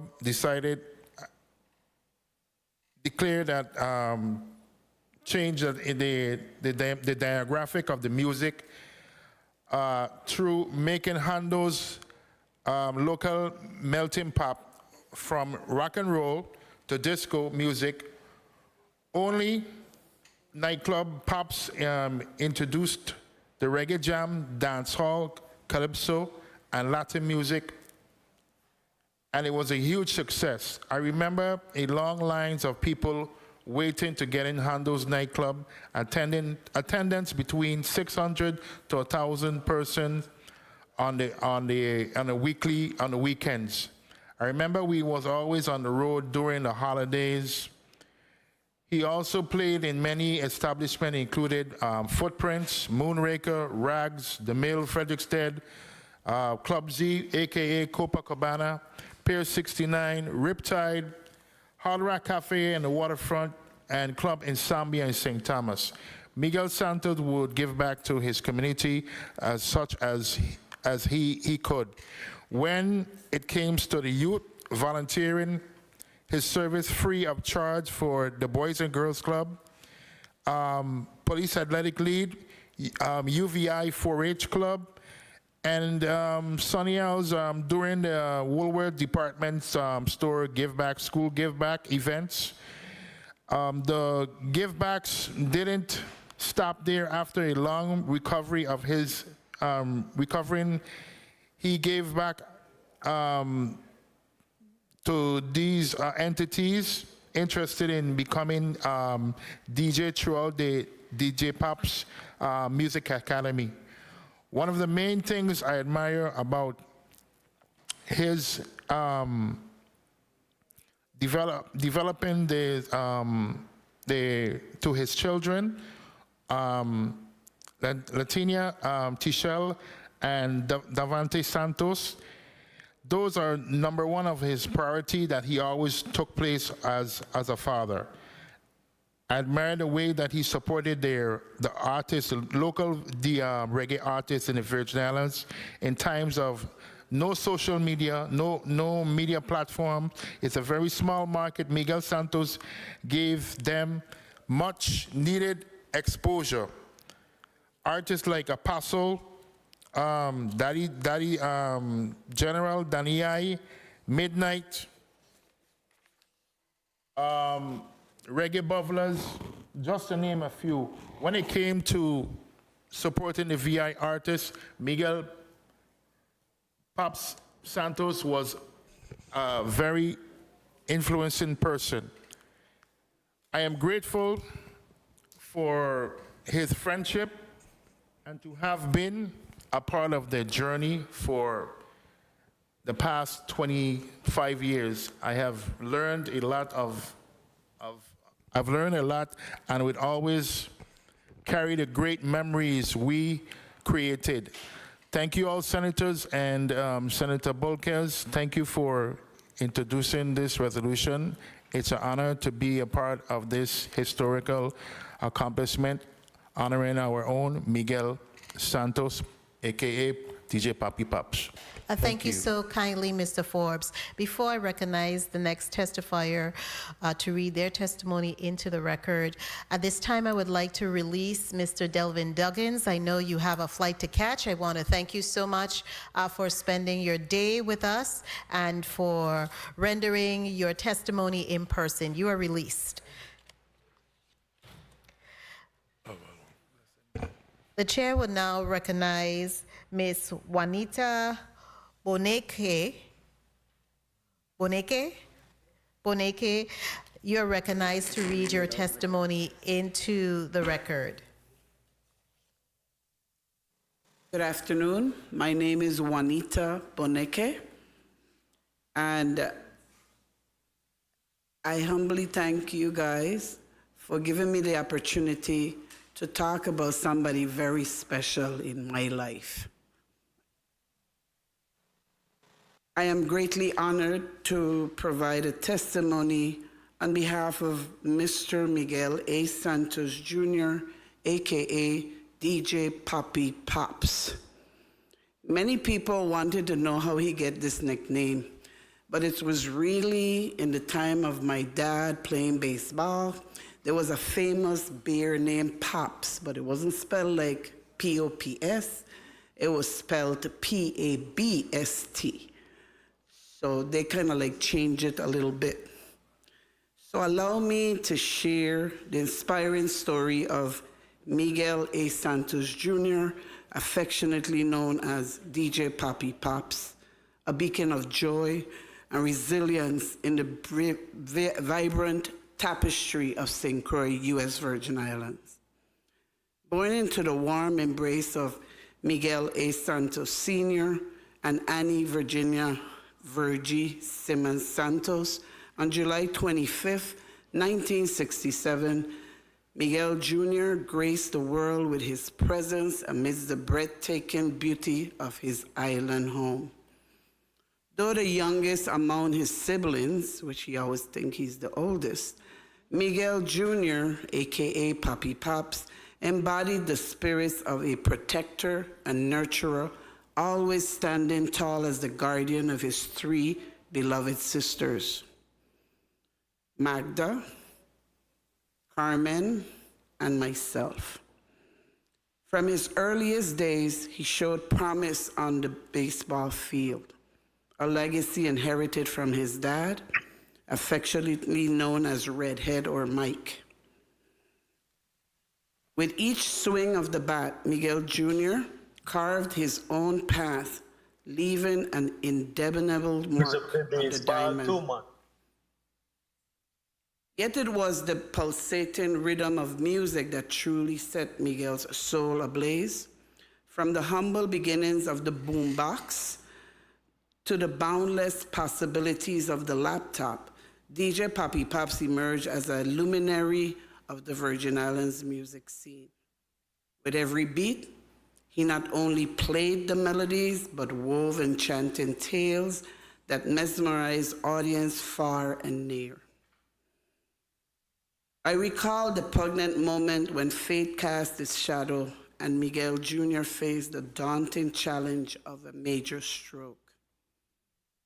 While playing his beloved music for a captivating audience.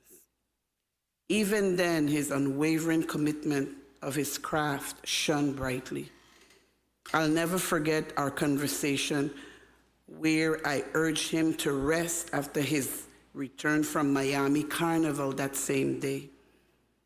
With determination in his eyes, he replied, "Big sis," as he always talked to me about, "I must play for my St. Croix audience." Such was his boundless devotion to uplifting the spirits of his fans.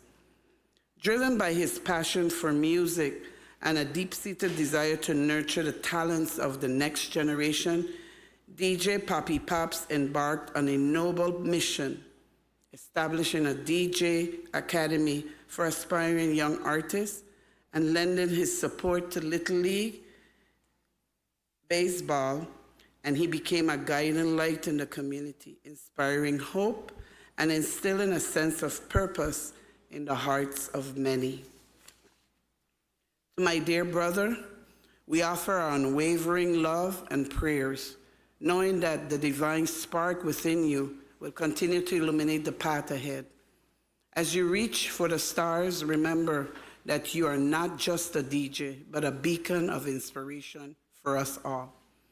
Your legacy of resilience and passion will echo through the ages, a testament to the power of the human spirit to overcome all obstacles. This concludes my testimony, and I am honored and humbled to testify on behalf of my brother, my baby brother. And I hope that it's voted on unanimously because he has contributed greatly to this community. Thank you. And thank you so much also, Ms. Bonike, because when we move legislation through here, it takes a lot. My committee, this committee that I chair, we have a significant amount. It's one of the hardest working committees. I'm telling you, every time I meet, it's usually 3 or 4 bills on the agenda. And we also have to take in consideration the health of the honorees, because we want to give them their roses while they can smell it.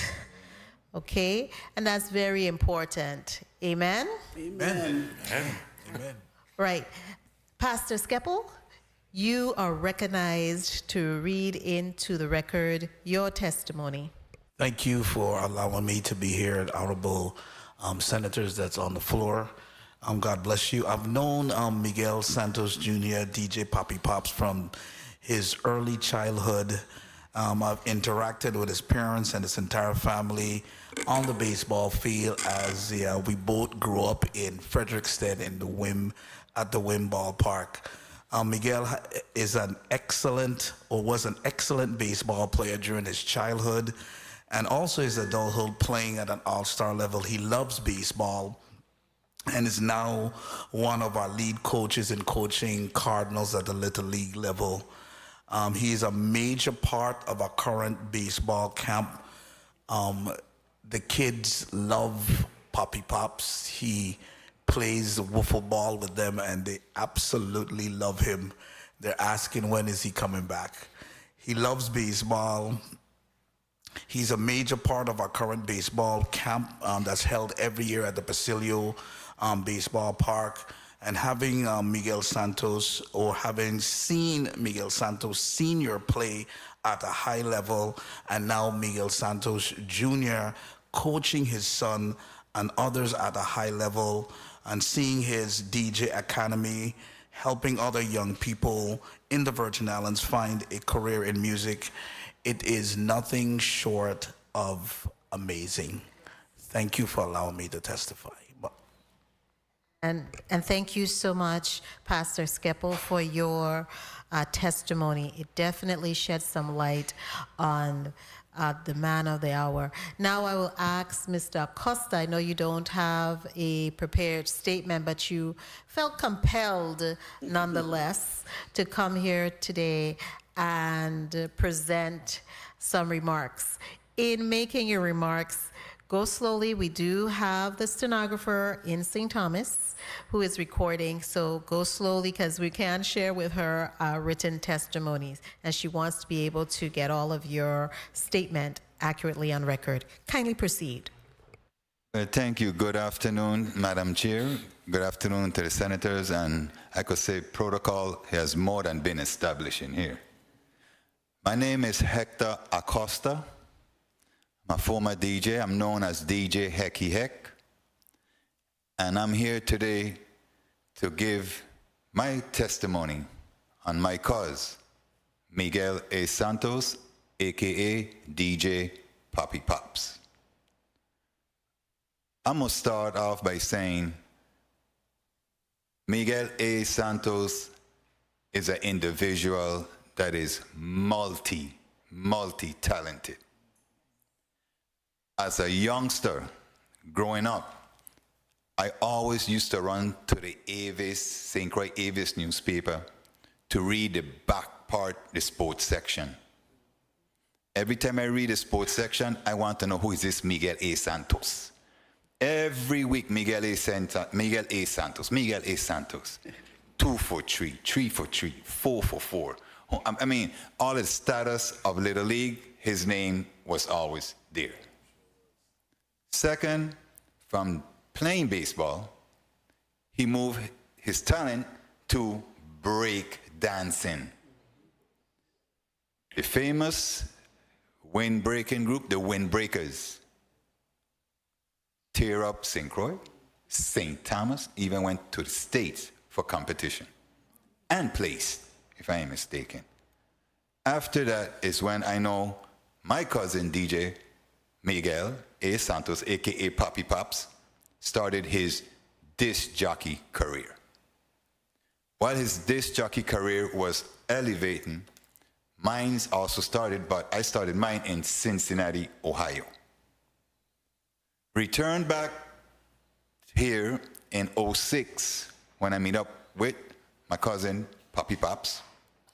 But before we got together, I had my own tribulations. I went through a brain tumor. Thank God today I'm alive, with no medication. I'm still favored, and I'm still here, still having the love for music. It didn't stop me. It put my career on pause, but it didn't stop me. Transitioned to the Virgin Islands. When I came here, I met up with Pops. He came to my house. He knew I was a DJ, but he also knew my condition. When he saw what he saw, he quickly said, "Come, you going under my arms." I go, "You rolling with us, you rolling with me." Which speaks a lot of volume. Because of the brain tumor, I had my vision got lost. It was a little visually impaired. So for someone to recognize my talent as visually impaired and to keep me under his arms, and that was in 2006, speaks a lot about this individual here. Now, moving on, my most remarkable moment as a DJ with Pops, because we've been there from 2006, when we created the camp. We had two other DJs, DJ Chubby and DJ Porter. All four of us make the camp. Well, my best memorable moment was when we had the Tempo launch itself here in the agriculture. Lord, that was huge, huge and luge. Meanwhile now, that's when, as you hear from the other testifiers, that Poppy Pops had his tribulation and he had a stroke, which put everything on pause. But putting our loving Father first, Pops still figure out how to, after recovering to a certain, still figure out how to have time to give back to his community. I must say, the development of the DJ Academy for kids is a success. I've enrolled in it. I've been a help for him, and we have seen the lives of these youngsters that we have touched. Now it's up to them to take it on their career, like how we used to do it. We could lead you to the water, but we can't make you drink it. You got to take your swag and go with it. Last but not least, one word I would like to describe my cousin in this industry, the music industry, the DJing industry, the promotion industry. I would like to call my cousin as the trailblazer here in the Virgin Islands when it comes to radio, music, and uplifting others in all and any forts. That's my testimony. I want to thank each and every one of you this afternoon for allowing me to share my testimony. And Poppy Pops, congratulations. You more than deserve it. And thank you so kindly, Mr. Acosta. The committee will stand in recess for 5 minutes.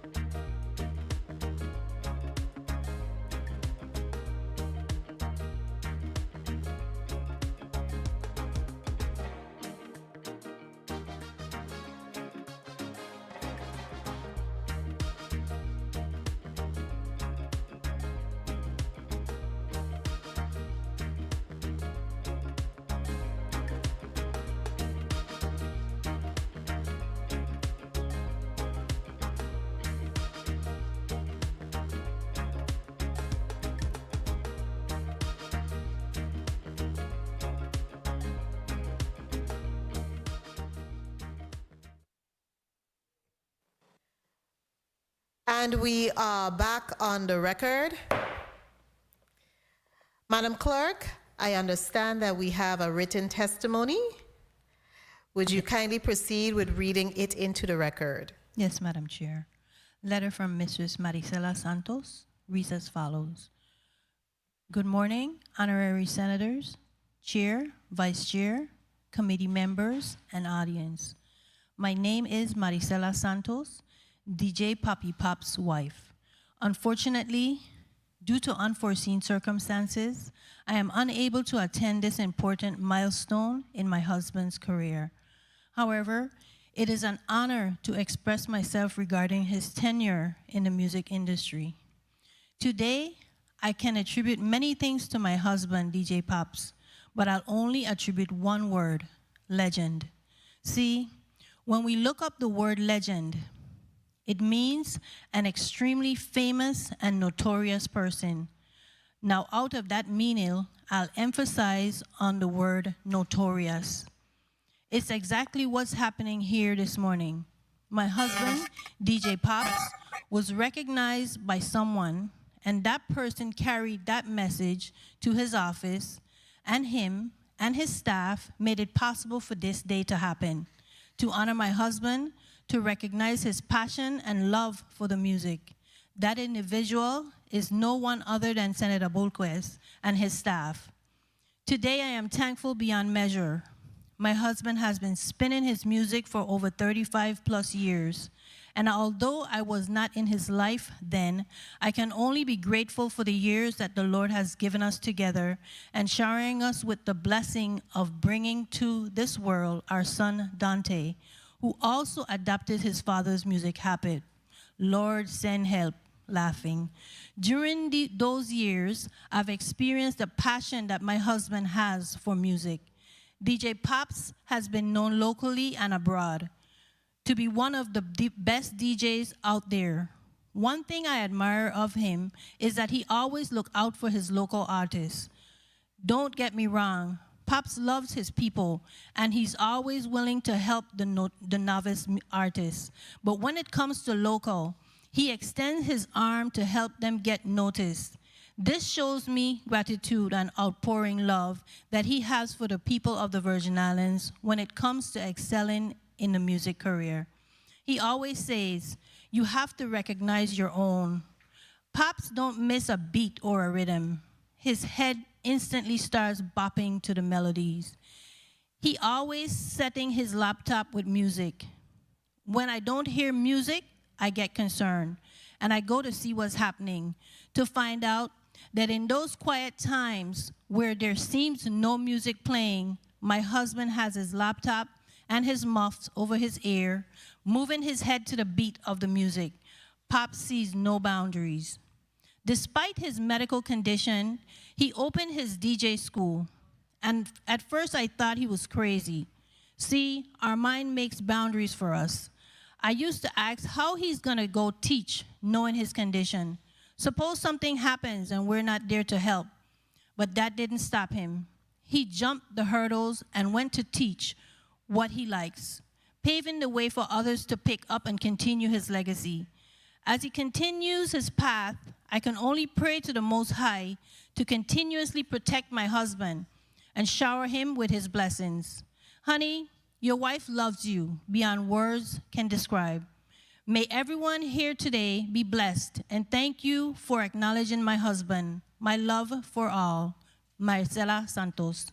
Madam Chair, that is the end of the testimony. Thank you so kindly, Madam Clerk, for reading that testimony into the record. That was very riveting. Colleagues, we will proceed with 4 minutes. 4 minutes of testimony. The chair will now recognize Senator Samuel Carrion for your 4 minutes. Thank you. Thank you, Madam Chair, and good afternoon to the testifiers, and good afternoon to the honoree. Great to see you. One of the first questions I want to ask is, what inspired you to get into the DJ, this music industry? How did you get started in this field? Well, I'm gonna tell you, first off, my mom, my family, my grandmother, everybody went to the local Christmas partying, parties after parties. So from time I was born, music was always in my soul.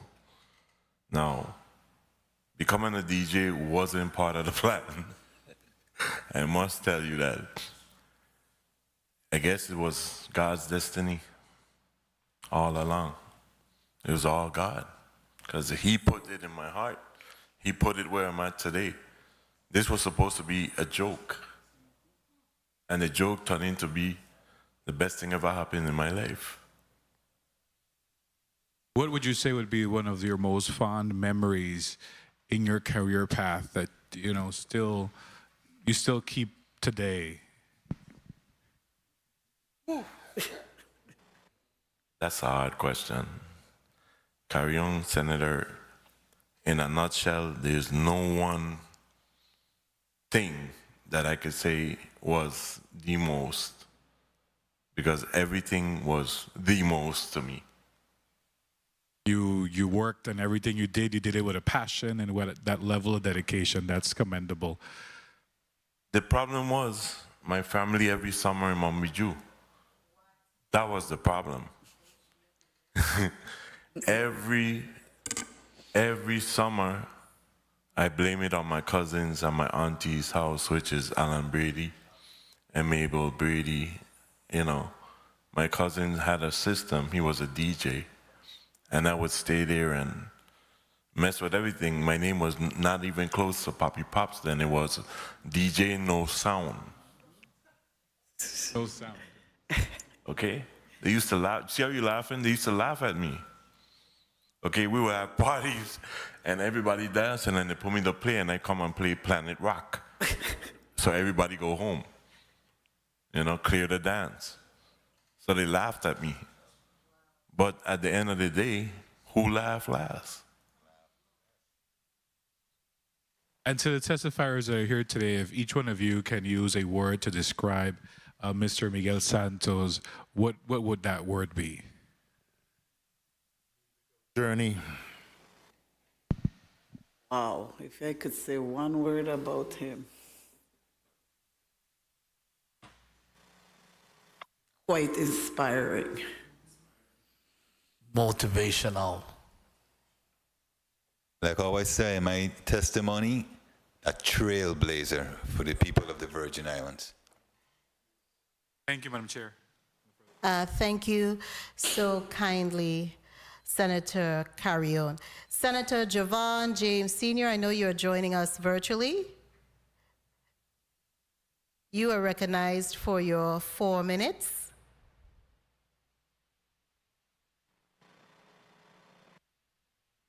Senator James Sr. Senator Novell E. Francis Jr., Mr. President, you're recognized for your 4 minutes. I see that you have landed in the chambers in St. Thomas. Hard-working gentleman that you are. Kindly proceed. Good afternoon, and thank you very much, Madam Chair, for the time.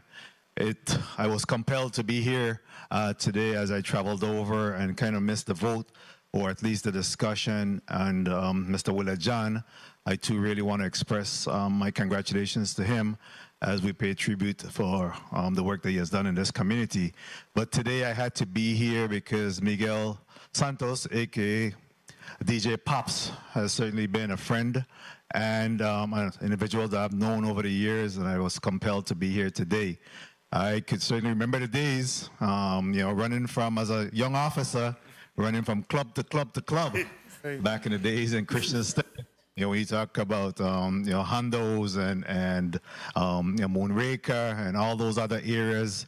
Certainly these young DJs and, had the crowd And certainly you had many events that went on in the town of Christiansted that occupied their time back in those days. And as a cop, we were running from club to club to just make sure that we're keeping the peace. But also, even younger than that, we also will partake in some of the events that Miguel Santos, DJ Pops, had held. Certainly we knew Pops before he became a DJ with his work in being a baseball player, and an excellent baseball player, I may add. But I'll tell you that when he had that medical situation, the entire community of St. Croix really took a pause. And I think we went into a collective prayer again to really pray for DJ Pops. And I believe that we have seen the fruits of those prayers, that he has survived and continue to do the work of that he was created to do. So I really wanted to be here today to thank DJ Pops and his family, because I know his sisters, his family members, certainly took a deep dive.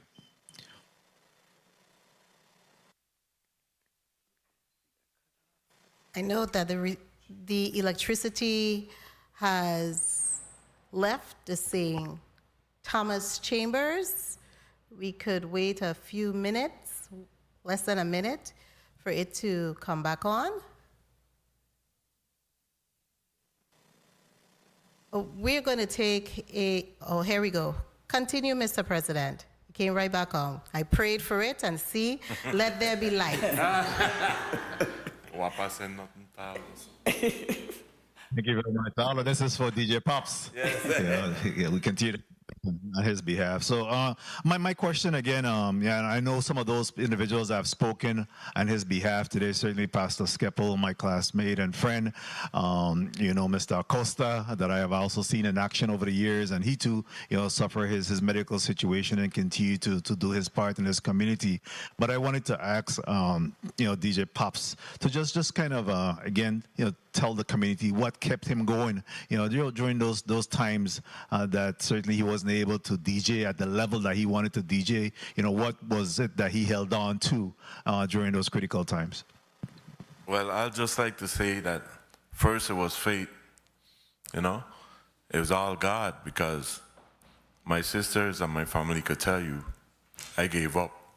I said I would never ever be in the arena again.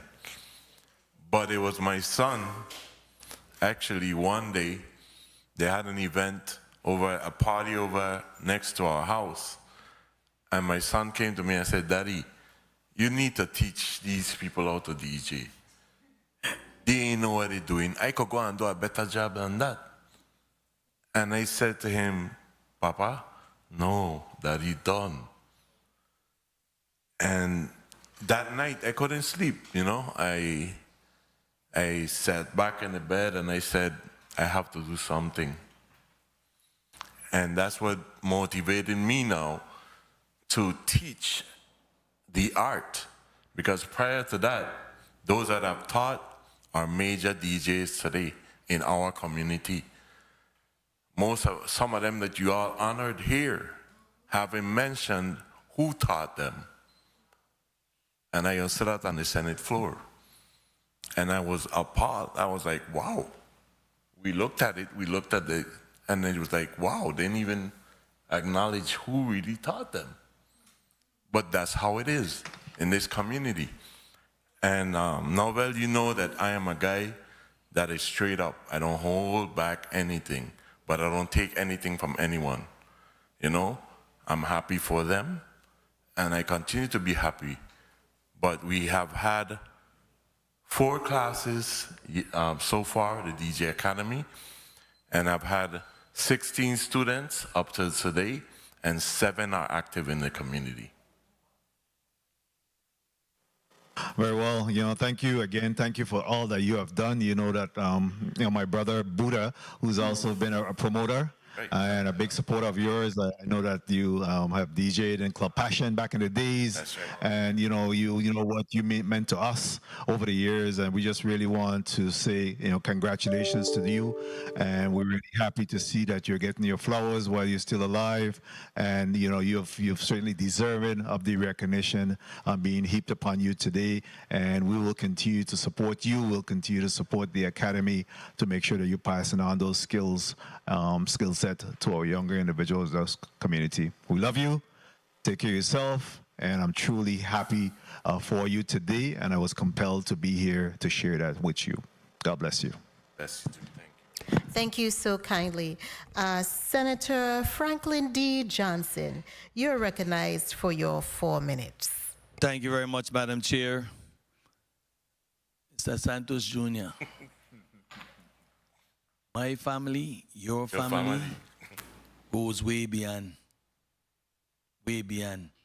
We out of West. We out of Wem. We don't take nothing. Nothing. We don't take nothing. I thank you for what you're doing with these children today. I really appreciate this. And as I said to you earlier, what I say here today, I have to defend what I do here for the people. And it's beyond me and you as to what happened in this august body. I will continue coming here, working and fighting for the people. But I'm going to give a little lesson here today. Bills are done by numbers. When a bill is complete performing, complete all the legal terms, it goes to what you call a performance. The president and senator, legal counsel will move it to different committee. Numbers don't lie. People do lie. Bill number 350229, honoring and commending Governor Kenneth Mapp. That's the number. Today we had 3 measures here. Taking nothing from you, you deserve every bit of what you get here. One of the bills, them number was Bill number 350239. 29 come before 39.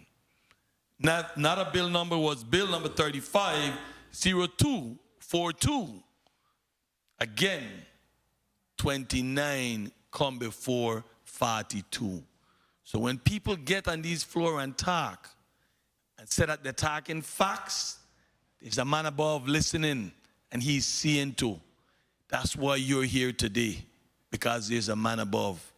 Your family has been people going to Catholic church. We grew up together. Me and you play ball together. I don't know how you end up playing ball with me and I'm so much older than you. But that's the good talent that you had. That you develop and just start going and playing with the men. Travel throughout the Caribbean representing the Virgin Islands. Playing ball from Little League to baseball to softball. And then you went into your DJ business. But you think that you quit. You never quit. That's why you're here. In your mind, you are ready to give up when your illness come. DJ Eki, he's still going around and he's still doing his thing. And it shows that you guys are not quitters. And by the grace of God, you're here today. I will continue fighting for the people of this territory, and I will continue expressing to them what happens to me when I'm in this body deliberating and doing the work for the people. As I say, Governor Kenneth Mapp, the 8th elected governor, what he did with those 2 devastating hurricanes, he deserved to be honored just as much like anybody else. What he did as a lieutenant governor, what he did as a commissioner, what he did as a police officer, the work that he have done for the people of this territory, look at the waterfront. That's his handwritten on it. When the ballpark gets shut down, they gave $20 million to a company that didn't even have a drawing. People say, why it's not finished? Those are some of the things that delayed. He got the drawings done. Hopefully one day me and you will at least go in the field and shout a ball. I wish you all the best in your endeavor. Don't stop helping the children of this community. I love you like a brother because we grew up together as brothers. Thank you very much, Madam Chair.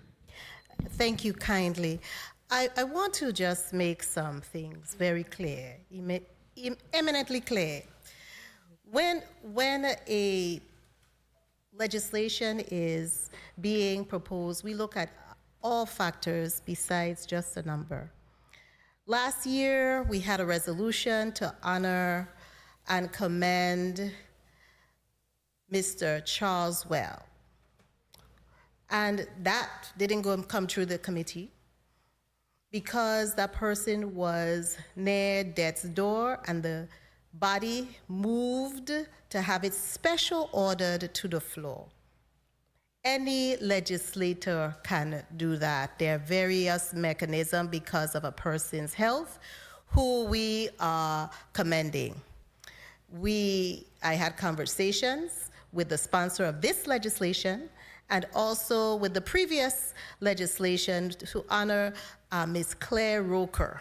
I spoke to her myself, and others spoke to me regarding those issues regarding health. So when I make judgments, it's with a spirit of discernment, given the circumstances of the individual and those discussions. And so that's how we move. We are a body of compassionate, unselfish, and I sometimes think we are not so petty, some of us, but then some of us are very petty. But nonetheless, we are individuals who stand firm to celebrate those who are worthy of being celebrated. And today, I don't want to cast a cloud over any of our celebrants here who are being honored, because all of you are deserving. You don't have to be a governor to be deserving. You don't have to be a lieutenant governor or a senator to be deserving. You are deserving because of the work that you have done in this time, in this season, and in this vineyard.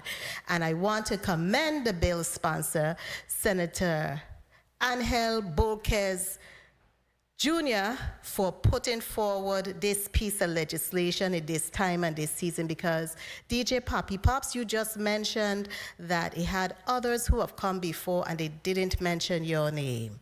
And you taught and you trained them. Sometimes a man in their own or a female in their own place, they are never recognized. And even Jesus Christ was crucified, okay?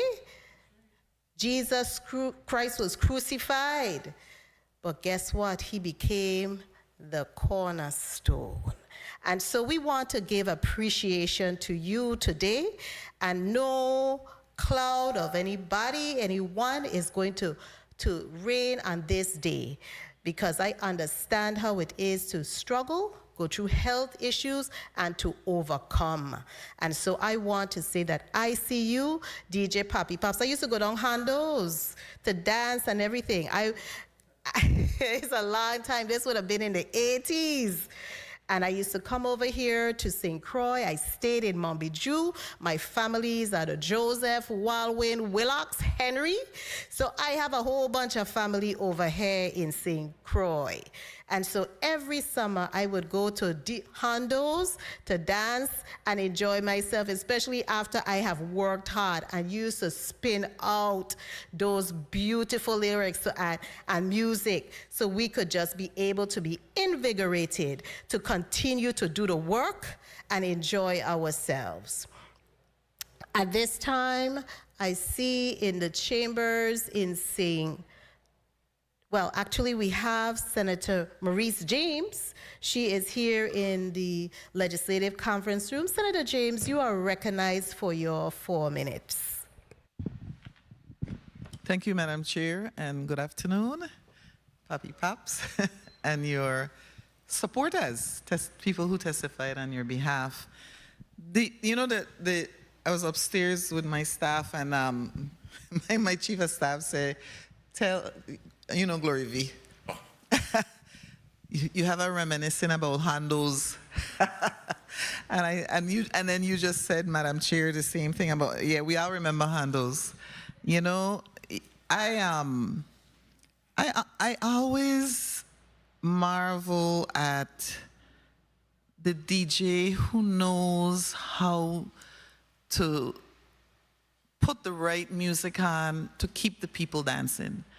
You know, I've been to, well, you know, we don't have as many parties nowadays in the Virgin Islands. Long ago we had, you know, house parties but I wanted to ask you, how do you know, this is just me now curious about your craft, because it is, people think it's easy, but it is not. Because I've gone to parties and in the middle you dance and go down in the middle of it. Crush. Yes, crash. Tell me about. Yeah, that's what we call it. We call it crash. You call it crash. Explain that to me. Are you paying attention to the crowd? No. Let's talk a little bit about the craft. DJing is an art. Yes, an art. Okay? It's not just playing a record. You understand? To play the record, you have to know the record. Right. So it's like going to college. Let's put education, right? So again, I'm teaching the art now. So in order to play the music, first you have to know the music. You understand? It's easy now, in this age, because technology made it full circle where a DJ could mix beats because of the computer system. We didn't have none of that. Or the laptops. Or laptops. We didn't have anything. All I had was needle and records. But I could tell you that I could put a needle on a record and play it wherever I want to play. If you think I'm lying, ask my manager right there. You know, it was something that I think embedded in me because I studied it, right? So you was asking, how do you know what to play, when to play? Right. It's not much reading the crowd, no. It's part of it. But when you're playing a record, I don't have to talk on a mic because it speaks to you. If you're dancing, you'll understand that. The song could be a song that you know, but I'm gonna play a song relating to the same vibes of what that song says. 1 minute. You Yeah, understand? you know, many times like troops, you know? Yeah, right. So Your troops look at you. so when it doesn't happen like that, you Yeah. crash. Or you walk off the floor. Or you walk off, right. You understand? So it's an art that's what I'm teaching. I am so happy that you say it's an art. Because people see people doing things and don't realize the level of intelligence, you know, whether it's the dance intelligence, I don't know what to call it, but there is something, right, that makes you stand out from all the others. And you did. I just want you to know that from me to you. Okay. You know? And every time I go somewhere and people crash, I go, damn, it ain't that easy because it's not, you know, it's not doing it for me. And then you go up to you when you were doing it and you dance all night and you enjoy yourself and you go home and you're like, boy, that was a good time. And sometimes we don't realize that that person made it. You gave me the good time that I had. So if nothing else, I want to tell you that you did. No, thank you. Yes. And you know, it just makes life better when we can come together and have fun and enjoy music. And for that, I want to thank you. My time is up. I'm not a member of this committee, but I wanted to come down and tell you because Glory V was upstairs saying, remember Hondos? I said, yeah, let me come down and express my gratitude for you and the fact that you're passing it on. Okay? That's important. Thank you, Madam Chair. I appreciated the time. Thank you. And thanks to the testifiers. Thank you so kindly, Senator Maurice James. The chair will now recognize Mr. Majority Leader, Senator Kenneth Gittins, who is joining us from the legislative chambers for his 4 minutes. Thank you, Madam Chair, and good afternoon to all. Again, to God be the glory. I ain't gonna sing this time. The last time the mic shut off. And as soon as I walked in here, the power went off. So But man, I want to say a special congratulations to you, Pops. Well deserved. You know, I was saying it seemed like we need some music up in here. We're trying to get the guys in the control room to play something, but they couldn't get this thing play, and they're blaming WAPA. But, you know, music is said to affect our mental state and put us in a good mood. And I wanted to play some music. But, you know, listening to the previous speaker and listening to you respond to her, y'all put me back in the day for real. Hondo's was the place to be when Papi Pops was playing and the others. You ain't had no house party or no beach party in St. Croix unless you had DJ Papi Pops. Right or wrong? Correct. And when I became a police officer and worked under Pop's uncle, at the time he was a sergeant, he retired as a lieutenant, as a chief, Angel Santos. Man, listen, I upset whenever I know Pops have a gig someplace, and next thing you know, my name on the schedule to work. I upset because I can't go. Kenny, that never But then stopped you. afterward, you know, because of how these guys trained us and whatnot, you know, ain't nothing like community policing. And I use my community policing. So if Pops were playing and I were walking, I park up the police car right where they jam there. That's That exactly kept- what I was saying, Kenny, and not to kept cut you things off. down. Say that again? Go ahead. Sorry. Go ahead, Senator Gittins. You continue. Yeah. So I was just saying, you know, there was a mixture back then. So I had to adjust myself whenever I'm working and Pop's working at the same time. But back in those days, it was really, really good. And, you know, he have some supportive sisters, although I never used to see them in the club, but they were like big sisters and always looking out for us. And I want to thank you all as well. You know, back when I could remember, I traveled to Atlanta, and Pops and I passed each other at the hotel. I was just coming in. Man, I so glad to see him. I said, you playing up here? But he was just leaving. Man, I was upset again. I said, man, miss you again. And then at that same time, that's when he traveled back. And then he had the unfortunate medical mishap. But again, that's where I started off. Again, to God be the glory. Great things he has done, because you are here with us today. And not only that you're thankful, but you're also giving back to our young people. And I want to say thank you for that. Again, you started to talk about utilizing records. And that's what we're going to say. Back in those days, so you ain't had no laptop and thing. It was a record player. And I don't understand how you used to get them records out so fast to switch up and play up all these different music. And that's why I said that is an art. That is an art. And God placed you there to do this, and he made those hands of yours magical. Thank you for all the music. I want to see if I could get something here quick before. Let me see if I could get this.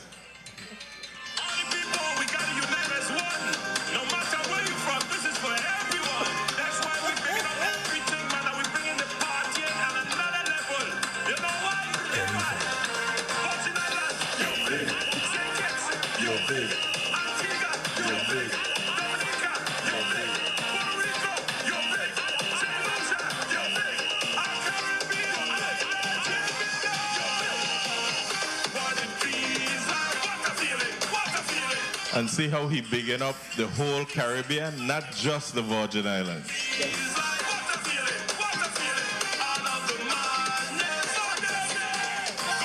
Alrighty. Thank you, Pops. And again, keep up the good work. May God continue to bless and keep you.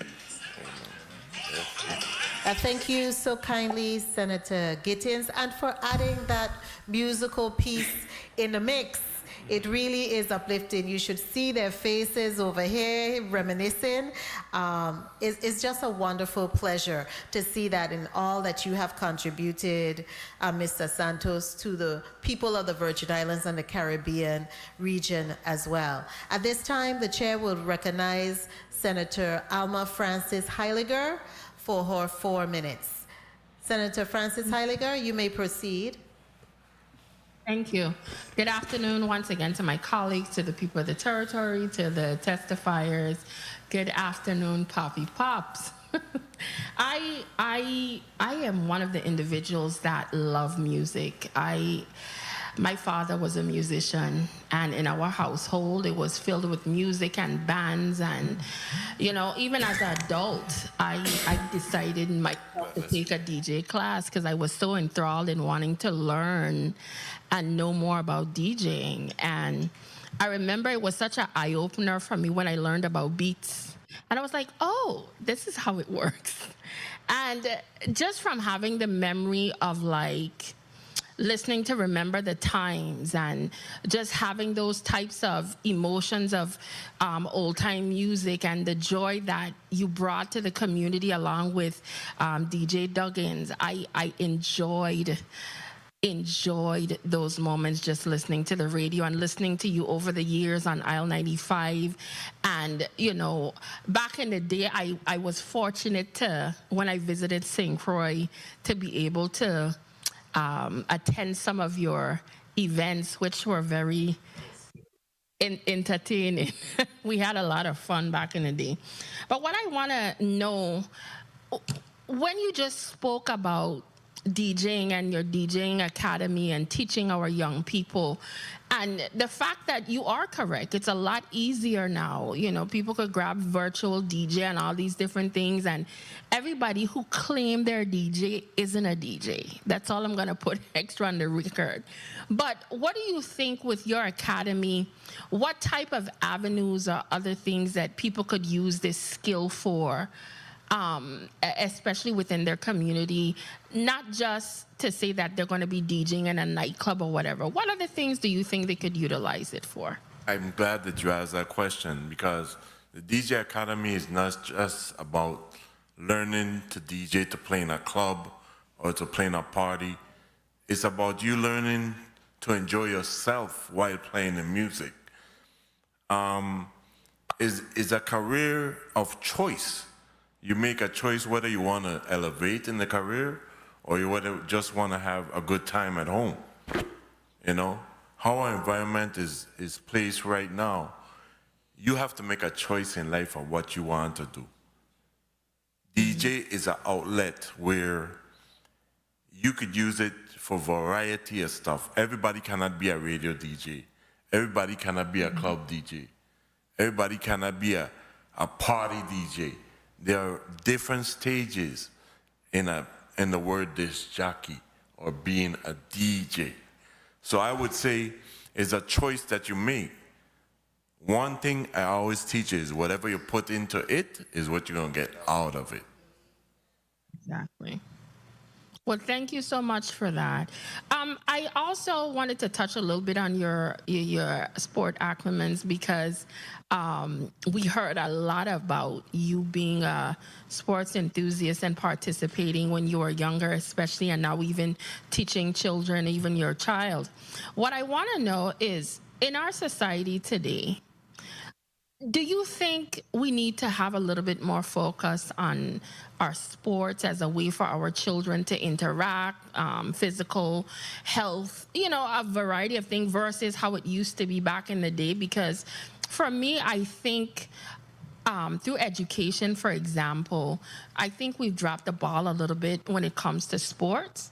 What do you think we could do to help improve a lot more on that so we could see our children more involved in sports like how it was years ago? I'm glad you touched that topic, because first of all, when we were growing up, we didn't have any video games. we use our outlets was outside our house. Kickball, basketball, tennis ball. We made baseball out of socks. Take a broomstick and we played ball. You know, today everything different. The kids are more into these video games. You may continue. They're more into the video games and stuff like that. Even talking about No, I gotta go vote. I gotta go vote on this one. Senator go Fonseca, back can to you the chamber. please mute? So, right now, today, one of the things that I touch on very importantly is high school. Our little leaguers, after little leagues, 30 to 15 league, there is no more. What are kids doing?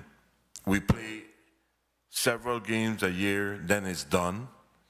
We need to interact more, add more games for these kids. You know what I mean?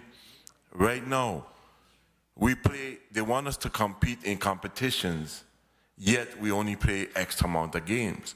Whereas different places are playing triple the amount of games, but then they want us to compete in these competitions. We used to have inter-island baseball games. We don't have it anymore. I think these are the little things that we need to implement. We need to start playing against each other more. So when you pick an all-star team, it'd be an all-star team, not just a team from St. Croix or a team from St. Thomas. Take the best and represent the Virgin Islands. That's just my point of view when it comes to sports. We are lacking more ball games for the kids to grow. Thank you so much. I know I heard my time call, but I really appreciate you putting that on the record because I think it's an integral part of how our children are growing up today. And we definitely dropped the ball, and we're going to see if we could work on trying to implement some of these things once again. Thank you, Madam Chair, for the additional time. Thank you. My colleague says he has a point of information. Thank you.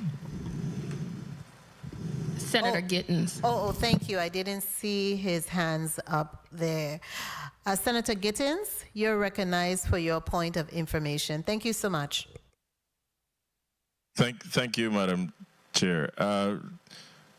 DJ Pops, thank you so much for that just now. I just had a conversation with some of the folks from Little League as well. But let me ask you something quickly before. You remember Miss Ferris? Of course. Of course. And in those days, exactly what you just described is what was taking place. When you talk about a Virgin Islands All-Star going to represent the territory, although you had those inter-island meets, you will take the top 4 or 5, whatever, from each island and travel with them to represent the Virgin Islands. And you are absolutely correct that we need to have this sport all year round. We don't have no winter here like that is stopping you from going out and about. And if we learn to do that, we'll have much more ball players. But is that Pastor Skeppel next to you there? Yes, sir. So through the chair, I want you to put on the record that time when we were stealing on a mango tree there, and you took up and went and take up your father car was to go to one of Papi Pop's events. I'm going to pray for you as soon as I get out. Take care. Thank you. Good seeing you all, man. Great seeing you, Kenny. You know, confession is good for the soul, and we are to confess our sin. Our God really forgive us, you know, and turn us around. Turn us around. So at this time, I don't know if any of the senators who have joined us virtually would like to or have the opportunity to weigh in on the conversation. If not, I will go ahead and take my 4 minutes. Madam Clerk, kindly place 4 minutes for me on the record. I just want to say, I mean, I have come to a lot of your jams when you had them over here in St. Croix, St. Thomas. Over the years, I stayed in the background. That's me. Always enjoying, because one thing music does, for us as descendants of African kings and queens, it helps to uplift us. When you're feeling in your most doldrums, you could put on a song and it just turns you around. And I always say musicians are prophets. They are able to touch the very essence of your spirit and to invigorate you and to motivate you, have that mechanism to motivate, and more importantly, inspire. So I wanted to ask you, big sister, Miss Juanita Boneke. I shouldn't ask her anything? Your little brother is saying he afraid, right? But I know you're going to tell us all the tea. You're going to spill the tea right here. So tell me how it was growing up with him in your household, because he had to have a really passion that was so different than the rest of you, I presume, that, it may have been getting you a bit annoyed and frustrated. If I only say half of what I know, I will limit it today because, and my name is Juanita Boneke, to put on record. Yes, go ahead. Pops was a little redempted child. However, his redemptedness really kept us going. Mm-hmm. His love for music really kept us going in the home as well. I had these memories of him taking the boombox and making a whole heap of noise when I wanted to read my book or do my work, my school work. Mm-hmm. And I was the more reserved, quiet one. I'm not like that today because I'm an educator today. Okay, I am an educator for 40 years. Wonderful. And when we were, I think it was in St. Joseph, I can never forget, when they were doing, what's the dance called? What's the dance you used to do called? Break dancing. Yes, I couldn't tell you, my brother was big like this. Look at him now. But he used to put on a show. And I mean, when he was done, I was like, wow, Pops, where you get that from? But the love of music really resonated in his life, along with his talent for baseball. I guess it was in the blood, because all of us played sports. Every one of us was involved in softball or volleyball. He was in baseball. And our life was on the ballpark. If it's not going to see Pops play when he little, it was when we go to see Daddy play baseball, or when we go and see my mom, God bless her in her grave, playing ball. When we talk about inter-island sports, every time we turn around, my mom and my dad was on a plane because they always made the All-Star, always. And that was such a pride and joy to us. So being here today to talk about my brother, I was saying to him, if I got to tell them what I have to tell them that I know about you, we'll be here until God knows how many years. But I'm going to leave it short and say he has always been the life, the trouble, but the joy in our hearts at home. Thank you for that testimony. Sometimes we see people on the outside, just the peripherals, and we don't appreciate what all went into them and their family and their interaction. So your being here as a sibling shed such a wonderful, bright light on the character of the man who we are honoring today. And I really am grateful that you took time out, and you as a big sister, I know you disciplined him as well sometimes, or you tried. The time. You disciplined him. Yeah, up to the day of today. I could. Yeah, you're disciplined. Very good. And so that is something that some of us can utilize as well, that self-control and self-discipline. Senator Ray Fonseca, I know that you are in the legislative chambers. You arrived safely in St. Thomas. I see. Yes. You're recognized for your 4 minutes. Yes, thank you. Thank you so kindly, Madam Chair. You know, I definitely couldn't miss this one, you know.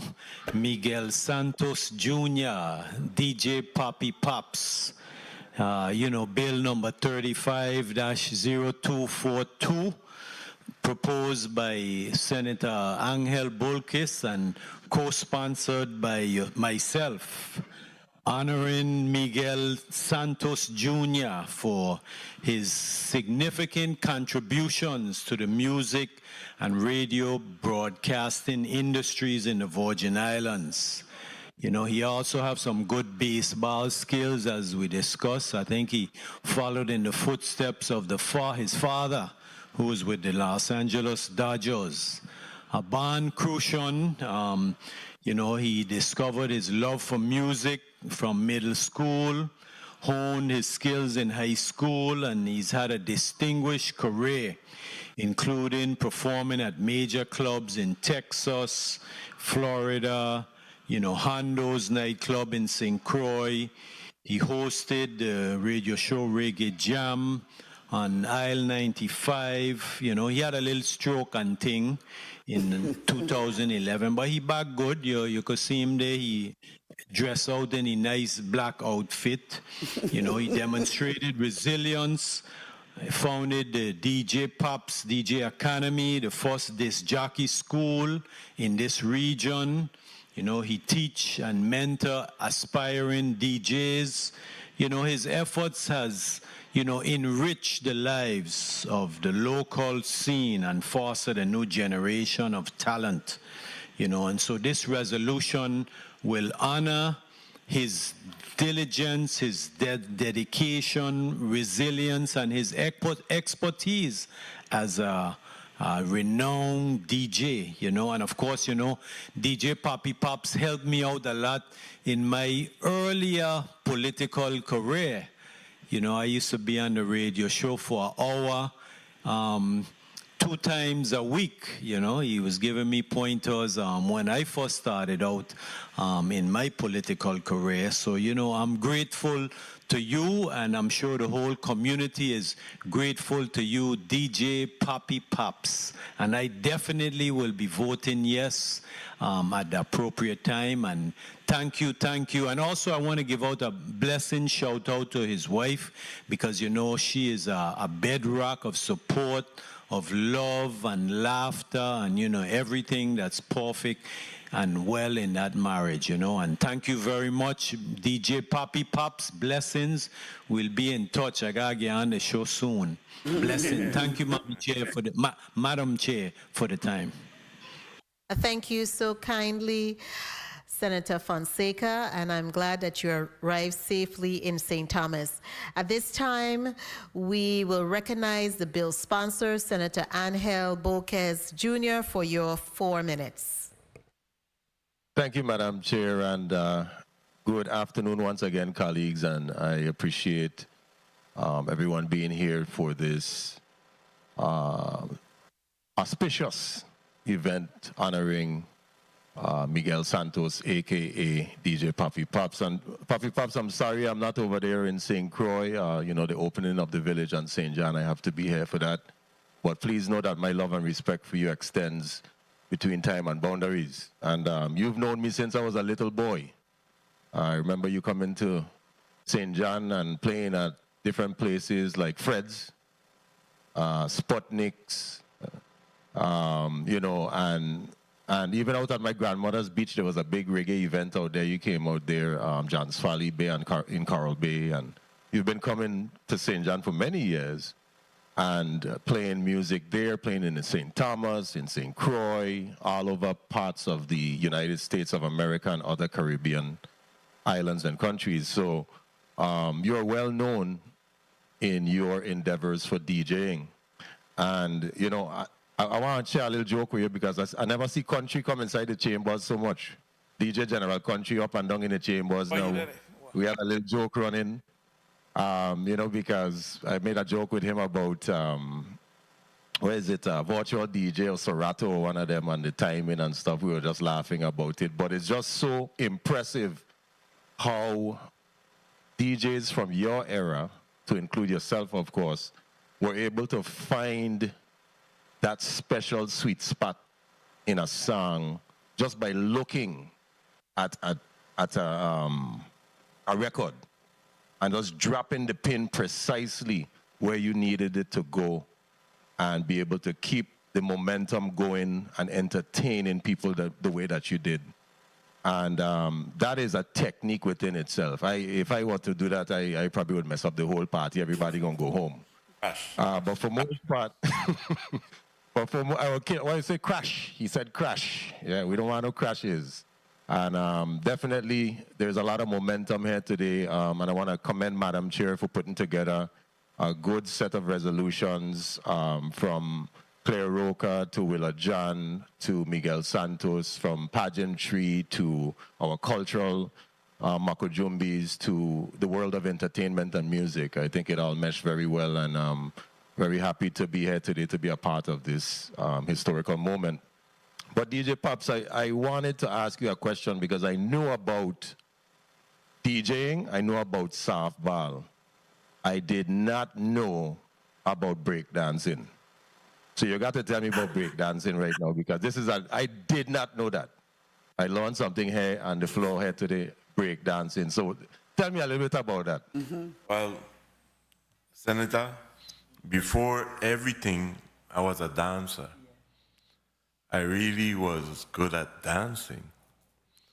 Breakdancing, I used to get cussed at home because I would take the powder and throw it on the ground, in the carport, on the floor, and start practicing. Take cardboard boxes and start trying to spin on my back and that kind of thing. That worked because I perfected it. Then I didn't need any more cardboard, I didn't need any more powder. And it also ended my career because in a competition, while doing that, I fractured 2 ribs. And that ended the career, but I didn't stop there. I became a DJ after that. So Angel Volquez, yes, I was a dancer and very good at it.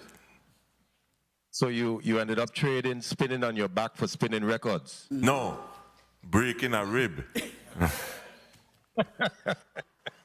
Well, we're happy to have you, and I know my time has been called, and I want to express thanks for everyone supporting and looking forward to my colleagues please supporting this bill to honor Miguel Santos. Thank you, Madam Chair, for the time. Thank you so much, Senator Volquez. Senator Samuel Carrion, you're recognized for your motion. Thank you, Madam Chair. I move bill number 35-0242, a resolution honoring and commending Miguel Santos Jr., also known as DJ Poppy Pops, for his contributions in the field of music and in the radio broadcasting of musical events and local social music events, and specifically contributing to the art of DJing and teaching of DJing, to be favorably voted upon in this committee and move to the Committee of Rules and Judiciary for further consideration. I so move. Second. Second by Javon James. Bill number 35-0242 has been properly moved by Senator Samuel Carrion and seconded by Senator Kenneth Gittins, Ray Fonseca, and Javon James Sr., as well as Alma Francis Heiliger. Roll call on bill number 35-0242. Senator Samuel Carrion? Yes. Senator Carrion, yea. Senator Ray Fonseca? Yay, Poppy Pops. Senator Fonseca, yay. Senator Alma Francis Heiliger, Yes. Senator Francis Heiliger, yay. Senator Kenneth L. Gittins, Puerto Rico, yes. Senator Gittins, yay. Senator Javon E. James Sr., Yes, yes. Senator James Sr., yay. Senator Carla J. Joseph, Absolutely, yes. Senator Joseph, yay. Senator Milton E. Potter,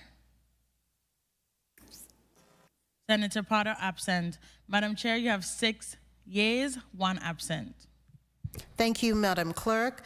Bill number 35-0242, a resolution honoring and commending Miguel Santos Jr., aka DJ Poppy Pops, for his contributions in the field of music and in radio broadcasting of musical events and local social musical events, and specifically contributing to the art of DJing and the teaching of DJing, has been favorably voted upon in the Committee on Government Operations, Veteran Affairs, and Consumer Protection, and will be forwarded to the Committee on Rules and Judiciary for further consideration and action. At this time, I will ask the man of the hour to say a brief 30-second closing remarks. Congratulations from all of us here. DJ Poppy Pops, you have the floor. Well, first of all, I want to thank Angel Volquez, this committee, my family members, my wife. I got a little emotional because I think of my mom, you know.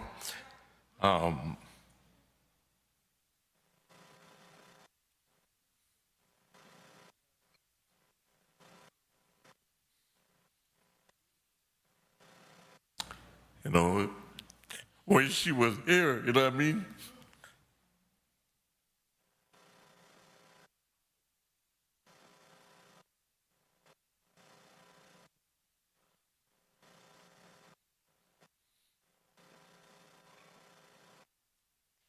I've tried my best to be the best, and I thank you guys. That's all I can say right now. Enough said, and very appropriate to be said. At this time, I will also allow the testifiers who are present to provide a 30-second closing remarks. We have to make it brief because we're almost out of time. We'll start with you, Ms. Boneke. You have anything you would like to present? 30 seconds. Oh, people don't mess up the name, but it's okay. I do apologize. It's a borrowed one from me. I'm borrowing it, so. All I can say is to God be the glory. We went through hard times when our mother had a stroke, and she did make it. But I'm so honored to see my brother get his accolades where his eyes is open, because he had a massive one as well. He presently has something in his head that they were draining the liquid out his head. So I am going to get emotional too, because I've gone through my medical hardship with my heart. And my heart goes out to him, because where he is now, I am so grateful for, because when I went to see him in the hospital, he couldn't talk. I'm not going to tell you what he wrote to me, but it wasn't nice. But when he called me on the phone and I heard his voice, I says, thank you, God. I couldn't even talk. But Pops, you're well deserving of this. Congratulations. Thank you. Pastor Skipper? Thank you, Pops, for allowing me to honor you today. I see how passionate you are about baseball and how the kids miss you and love you and gravitate to you. And thank you for making Little League better by what you do. And I appreciate you very much. Mr. Acosta, 30 seconds. You're recognized. First, I'd like to say again, to God be the glory. Pops, one thing I gotta say, I'm really proud of you for listening, for always having an ear to listen. Because when you met me with my condition, and I told you just how limited that I could be, you embraced me. And you said, no, Hecky, we're gonna push you. Because you saw the feud, the vision, the oomph I had for entertainment. I personally thank you on this legislature floor, and for Madam Chair and everyone else listening to us. I'm gonna leave you guys with this from my musical idol, my one artist, Robert Nesta Marley. Once the music hits you, you feel no pain. Amen. Amen. Yes, I want to take this opportunity, and you are released from your testimony before the Committee on Government Operations, Veteran Affairs, and Consumer Protection. I want to take this opportunity to thank everyone for being here today. I would like to also especially thank our central staff as well as my senatorial staff for a job well done. The Committee on Government Operations, Veteran Affairs, and Consumer Protection meeting for Friday, June 28, 2024 is hereby adjourned. Want you to do the basic horse chip steps, you know, like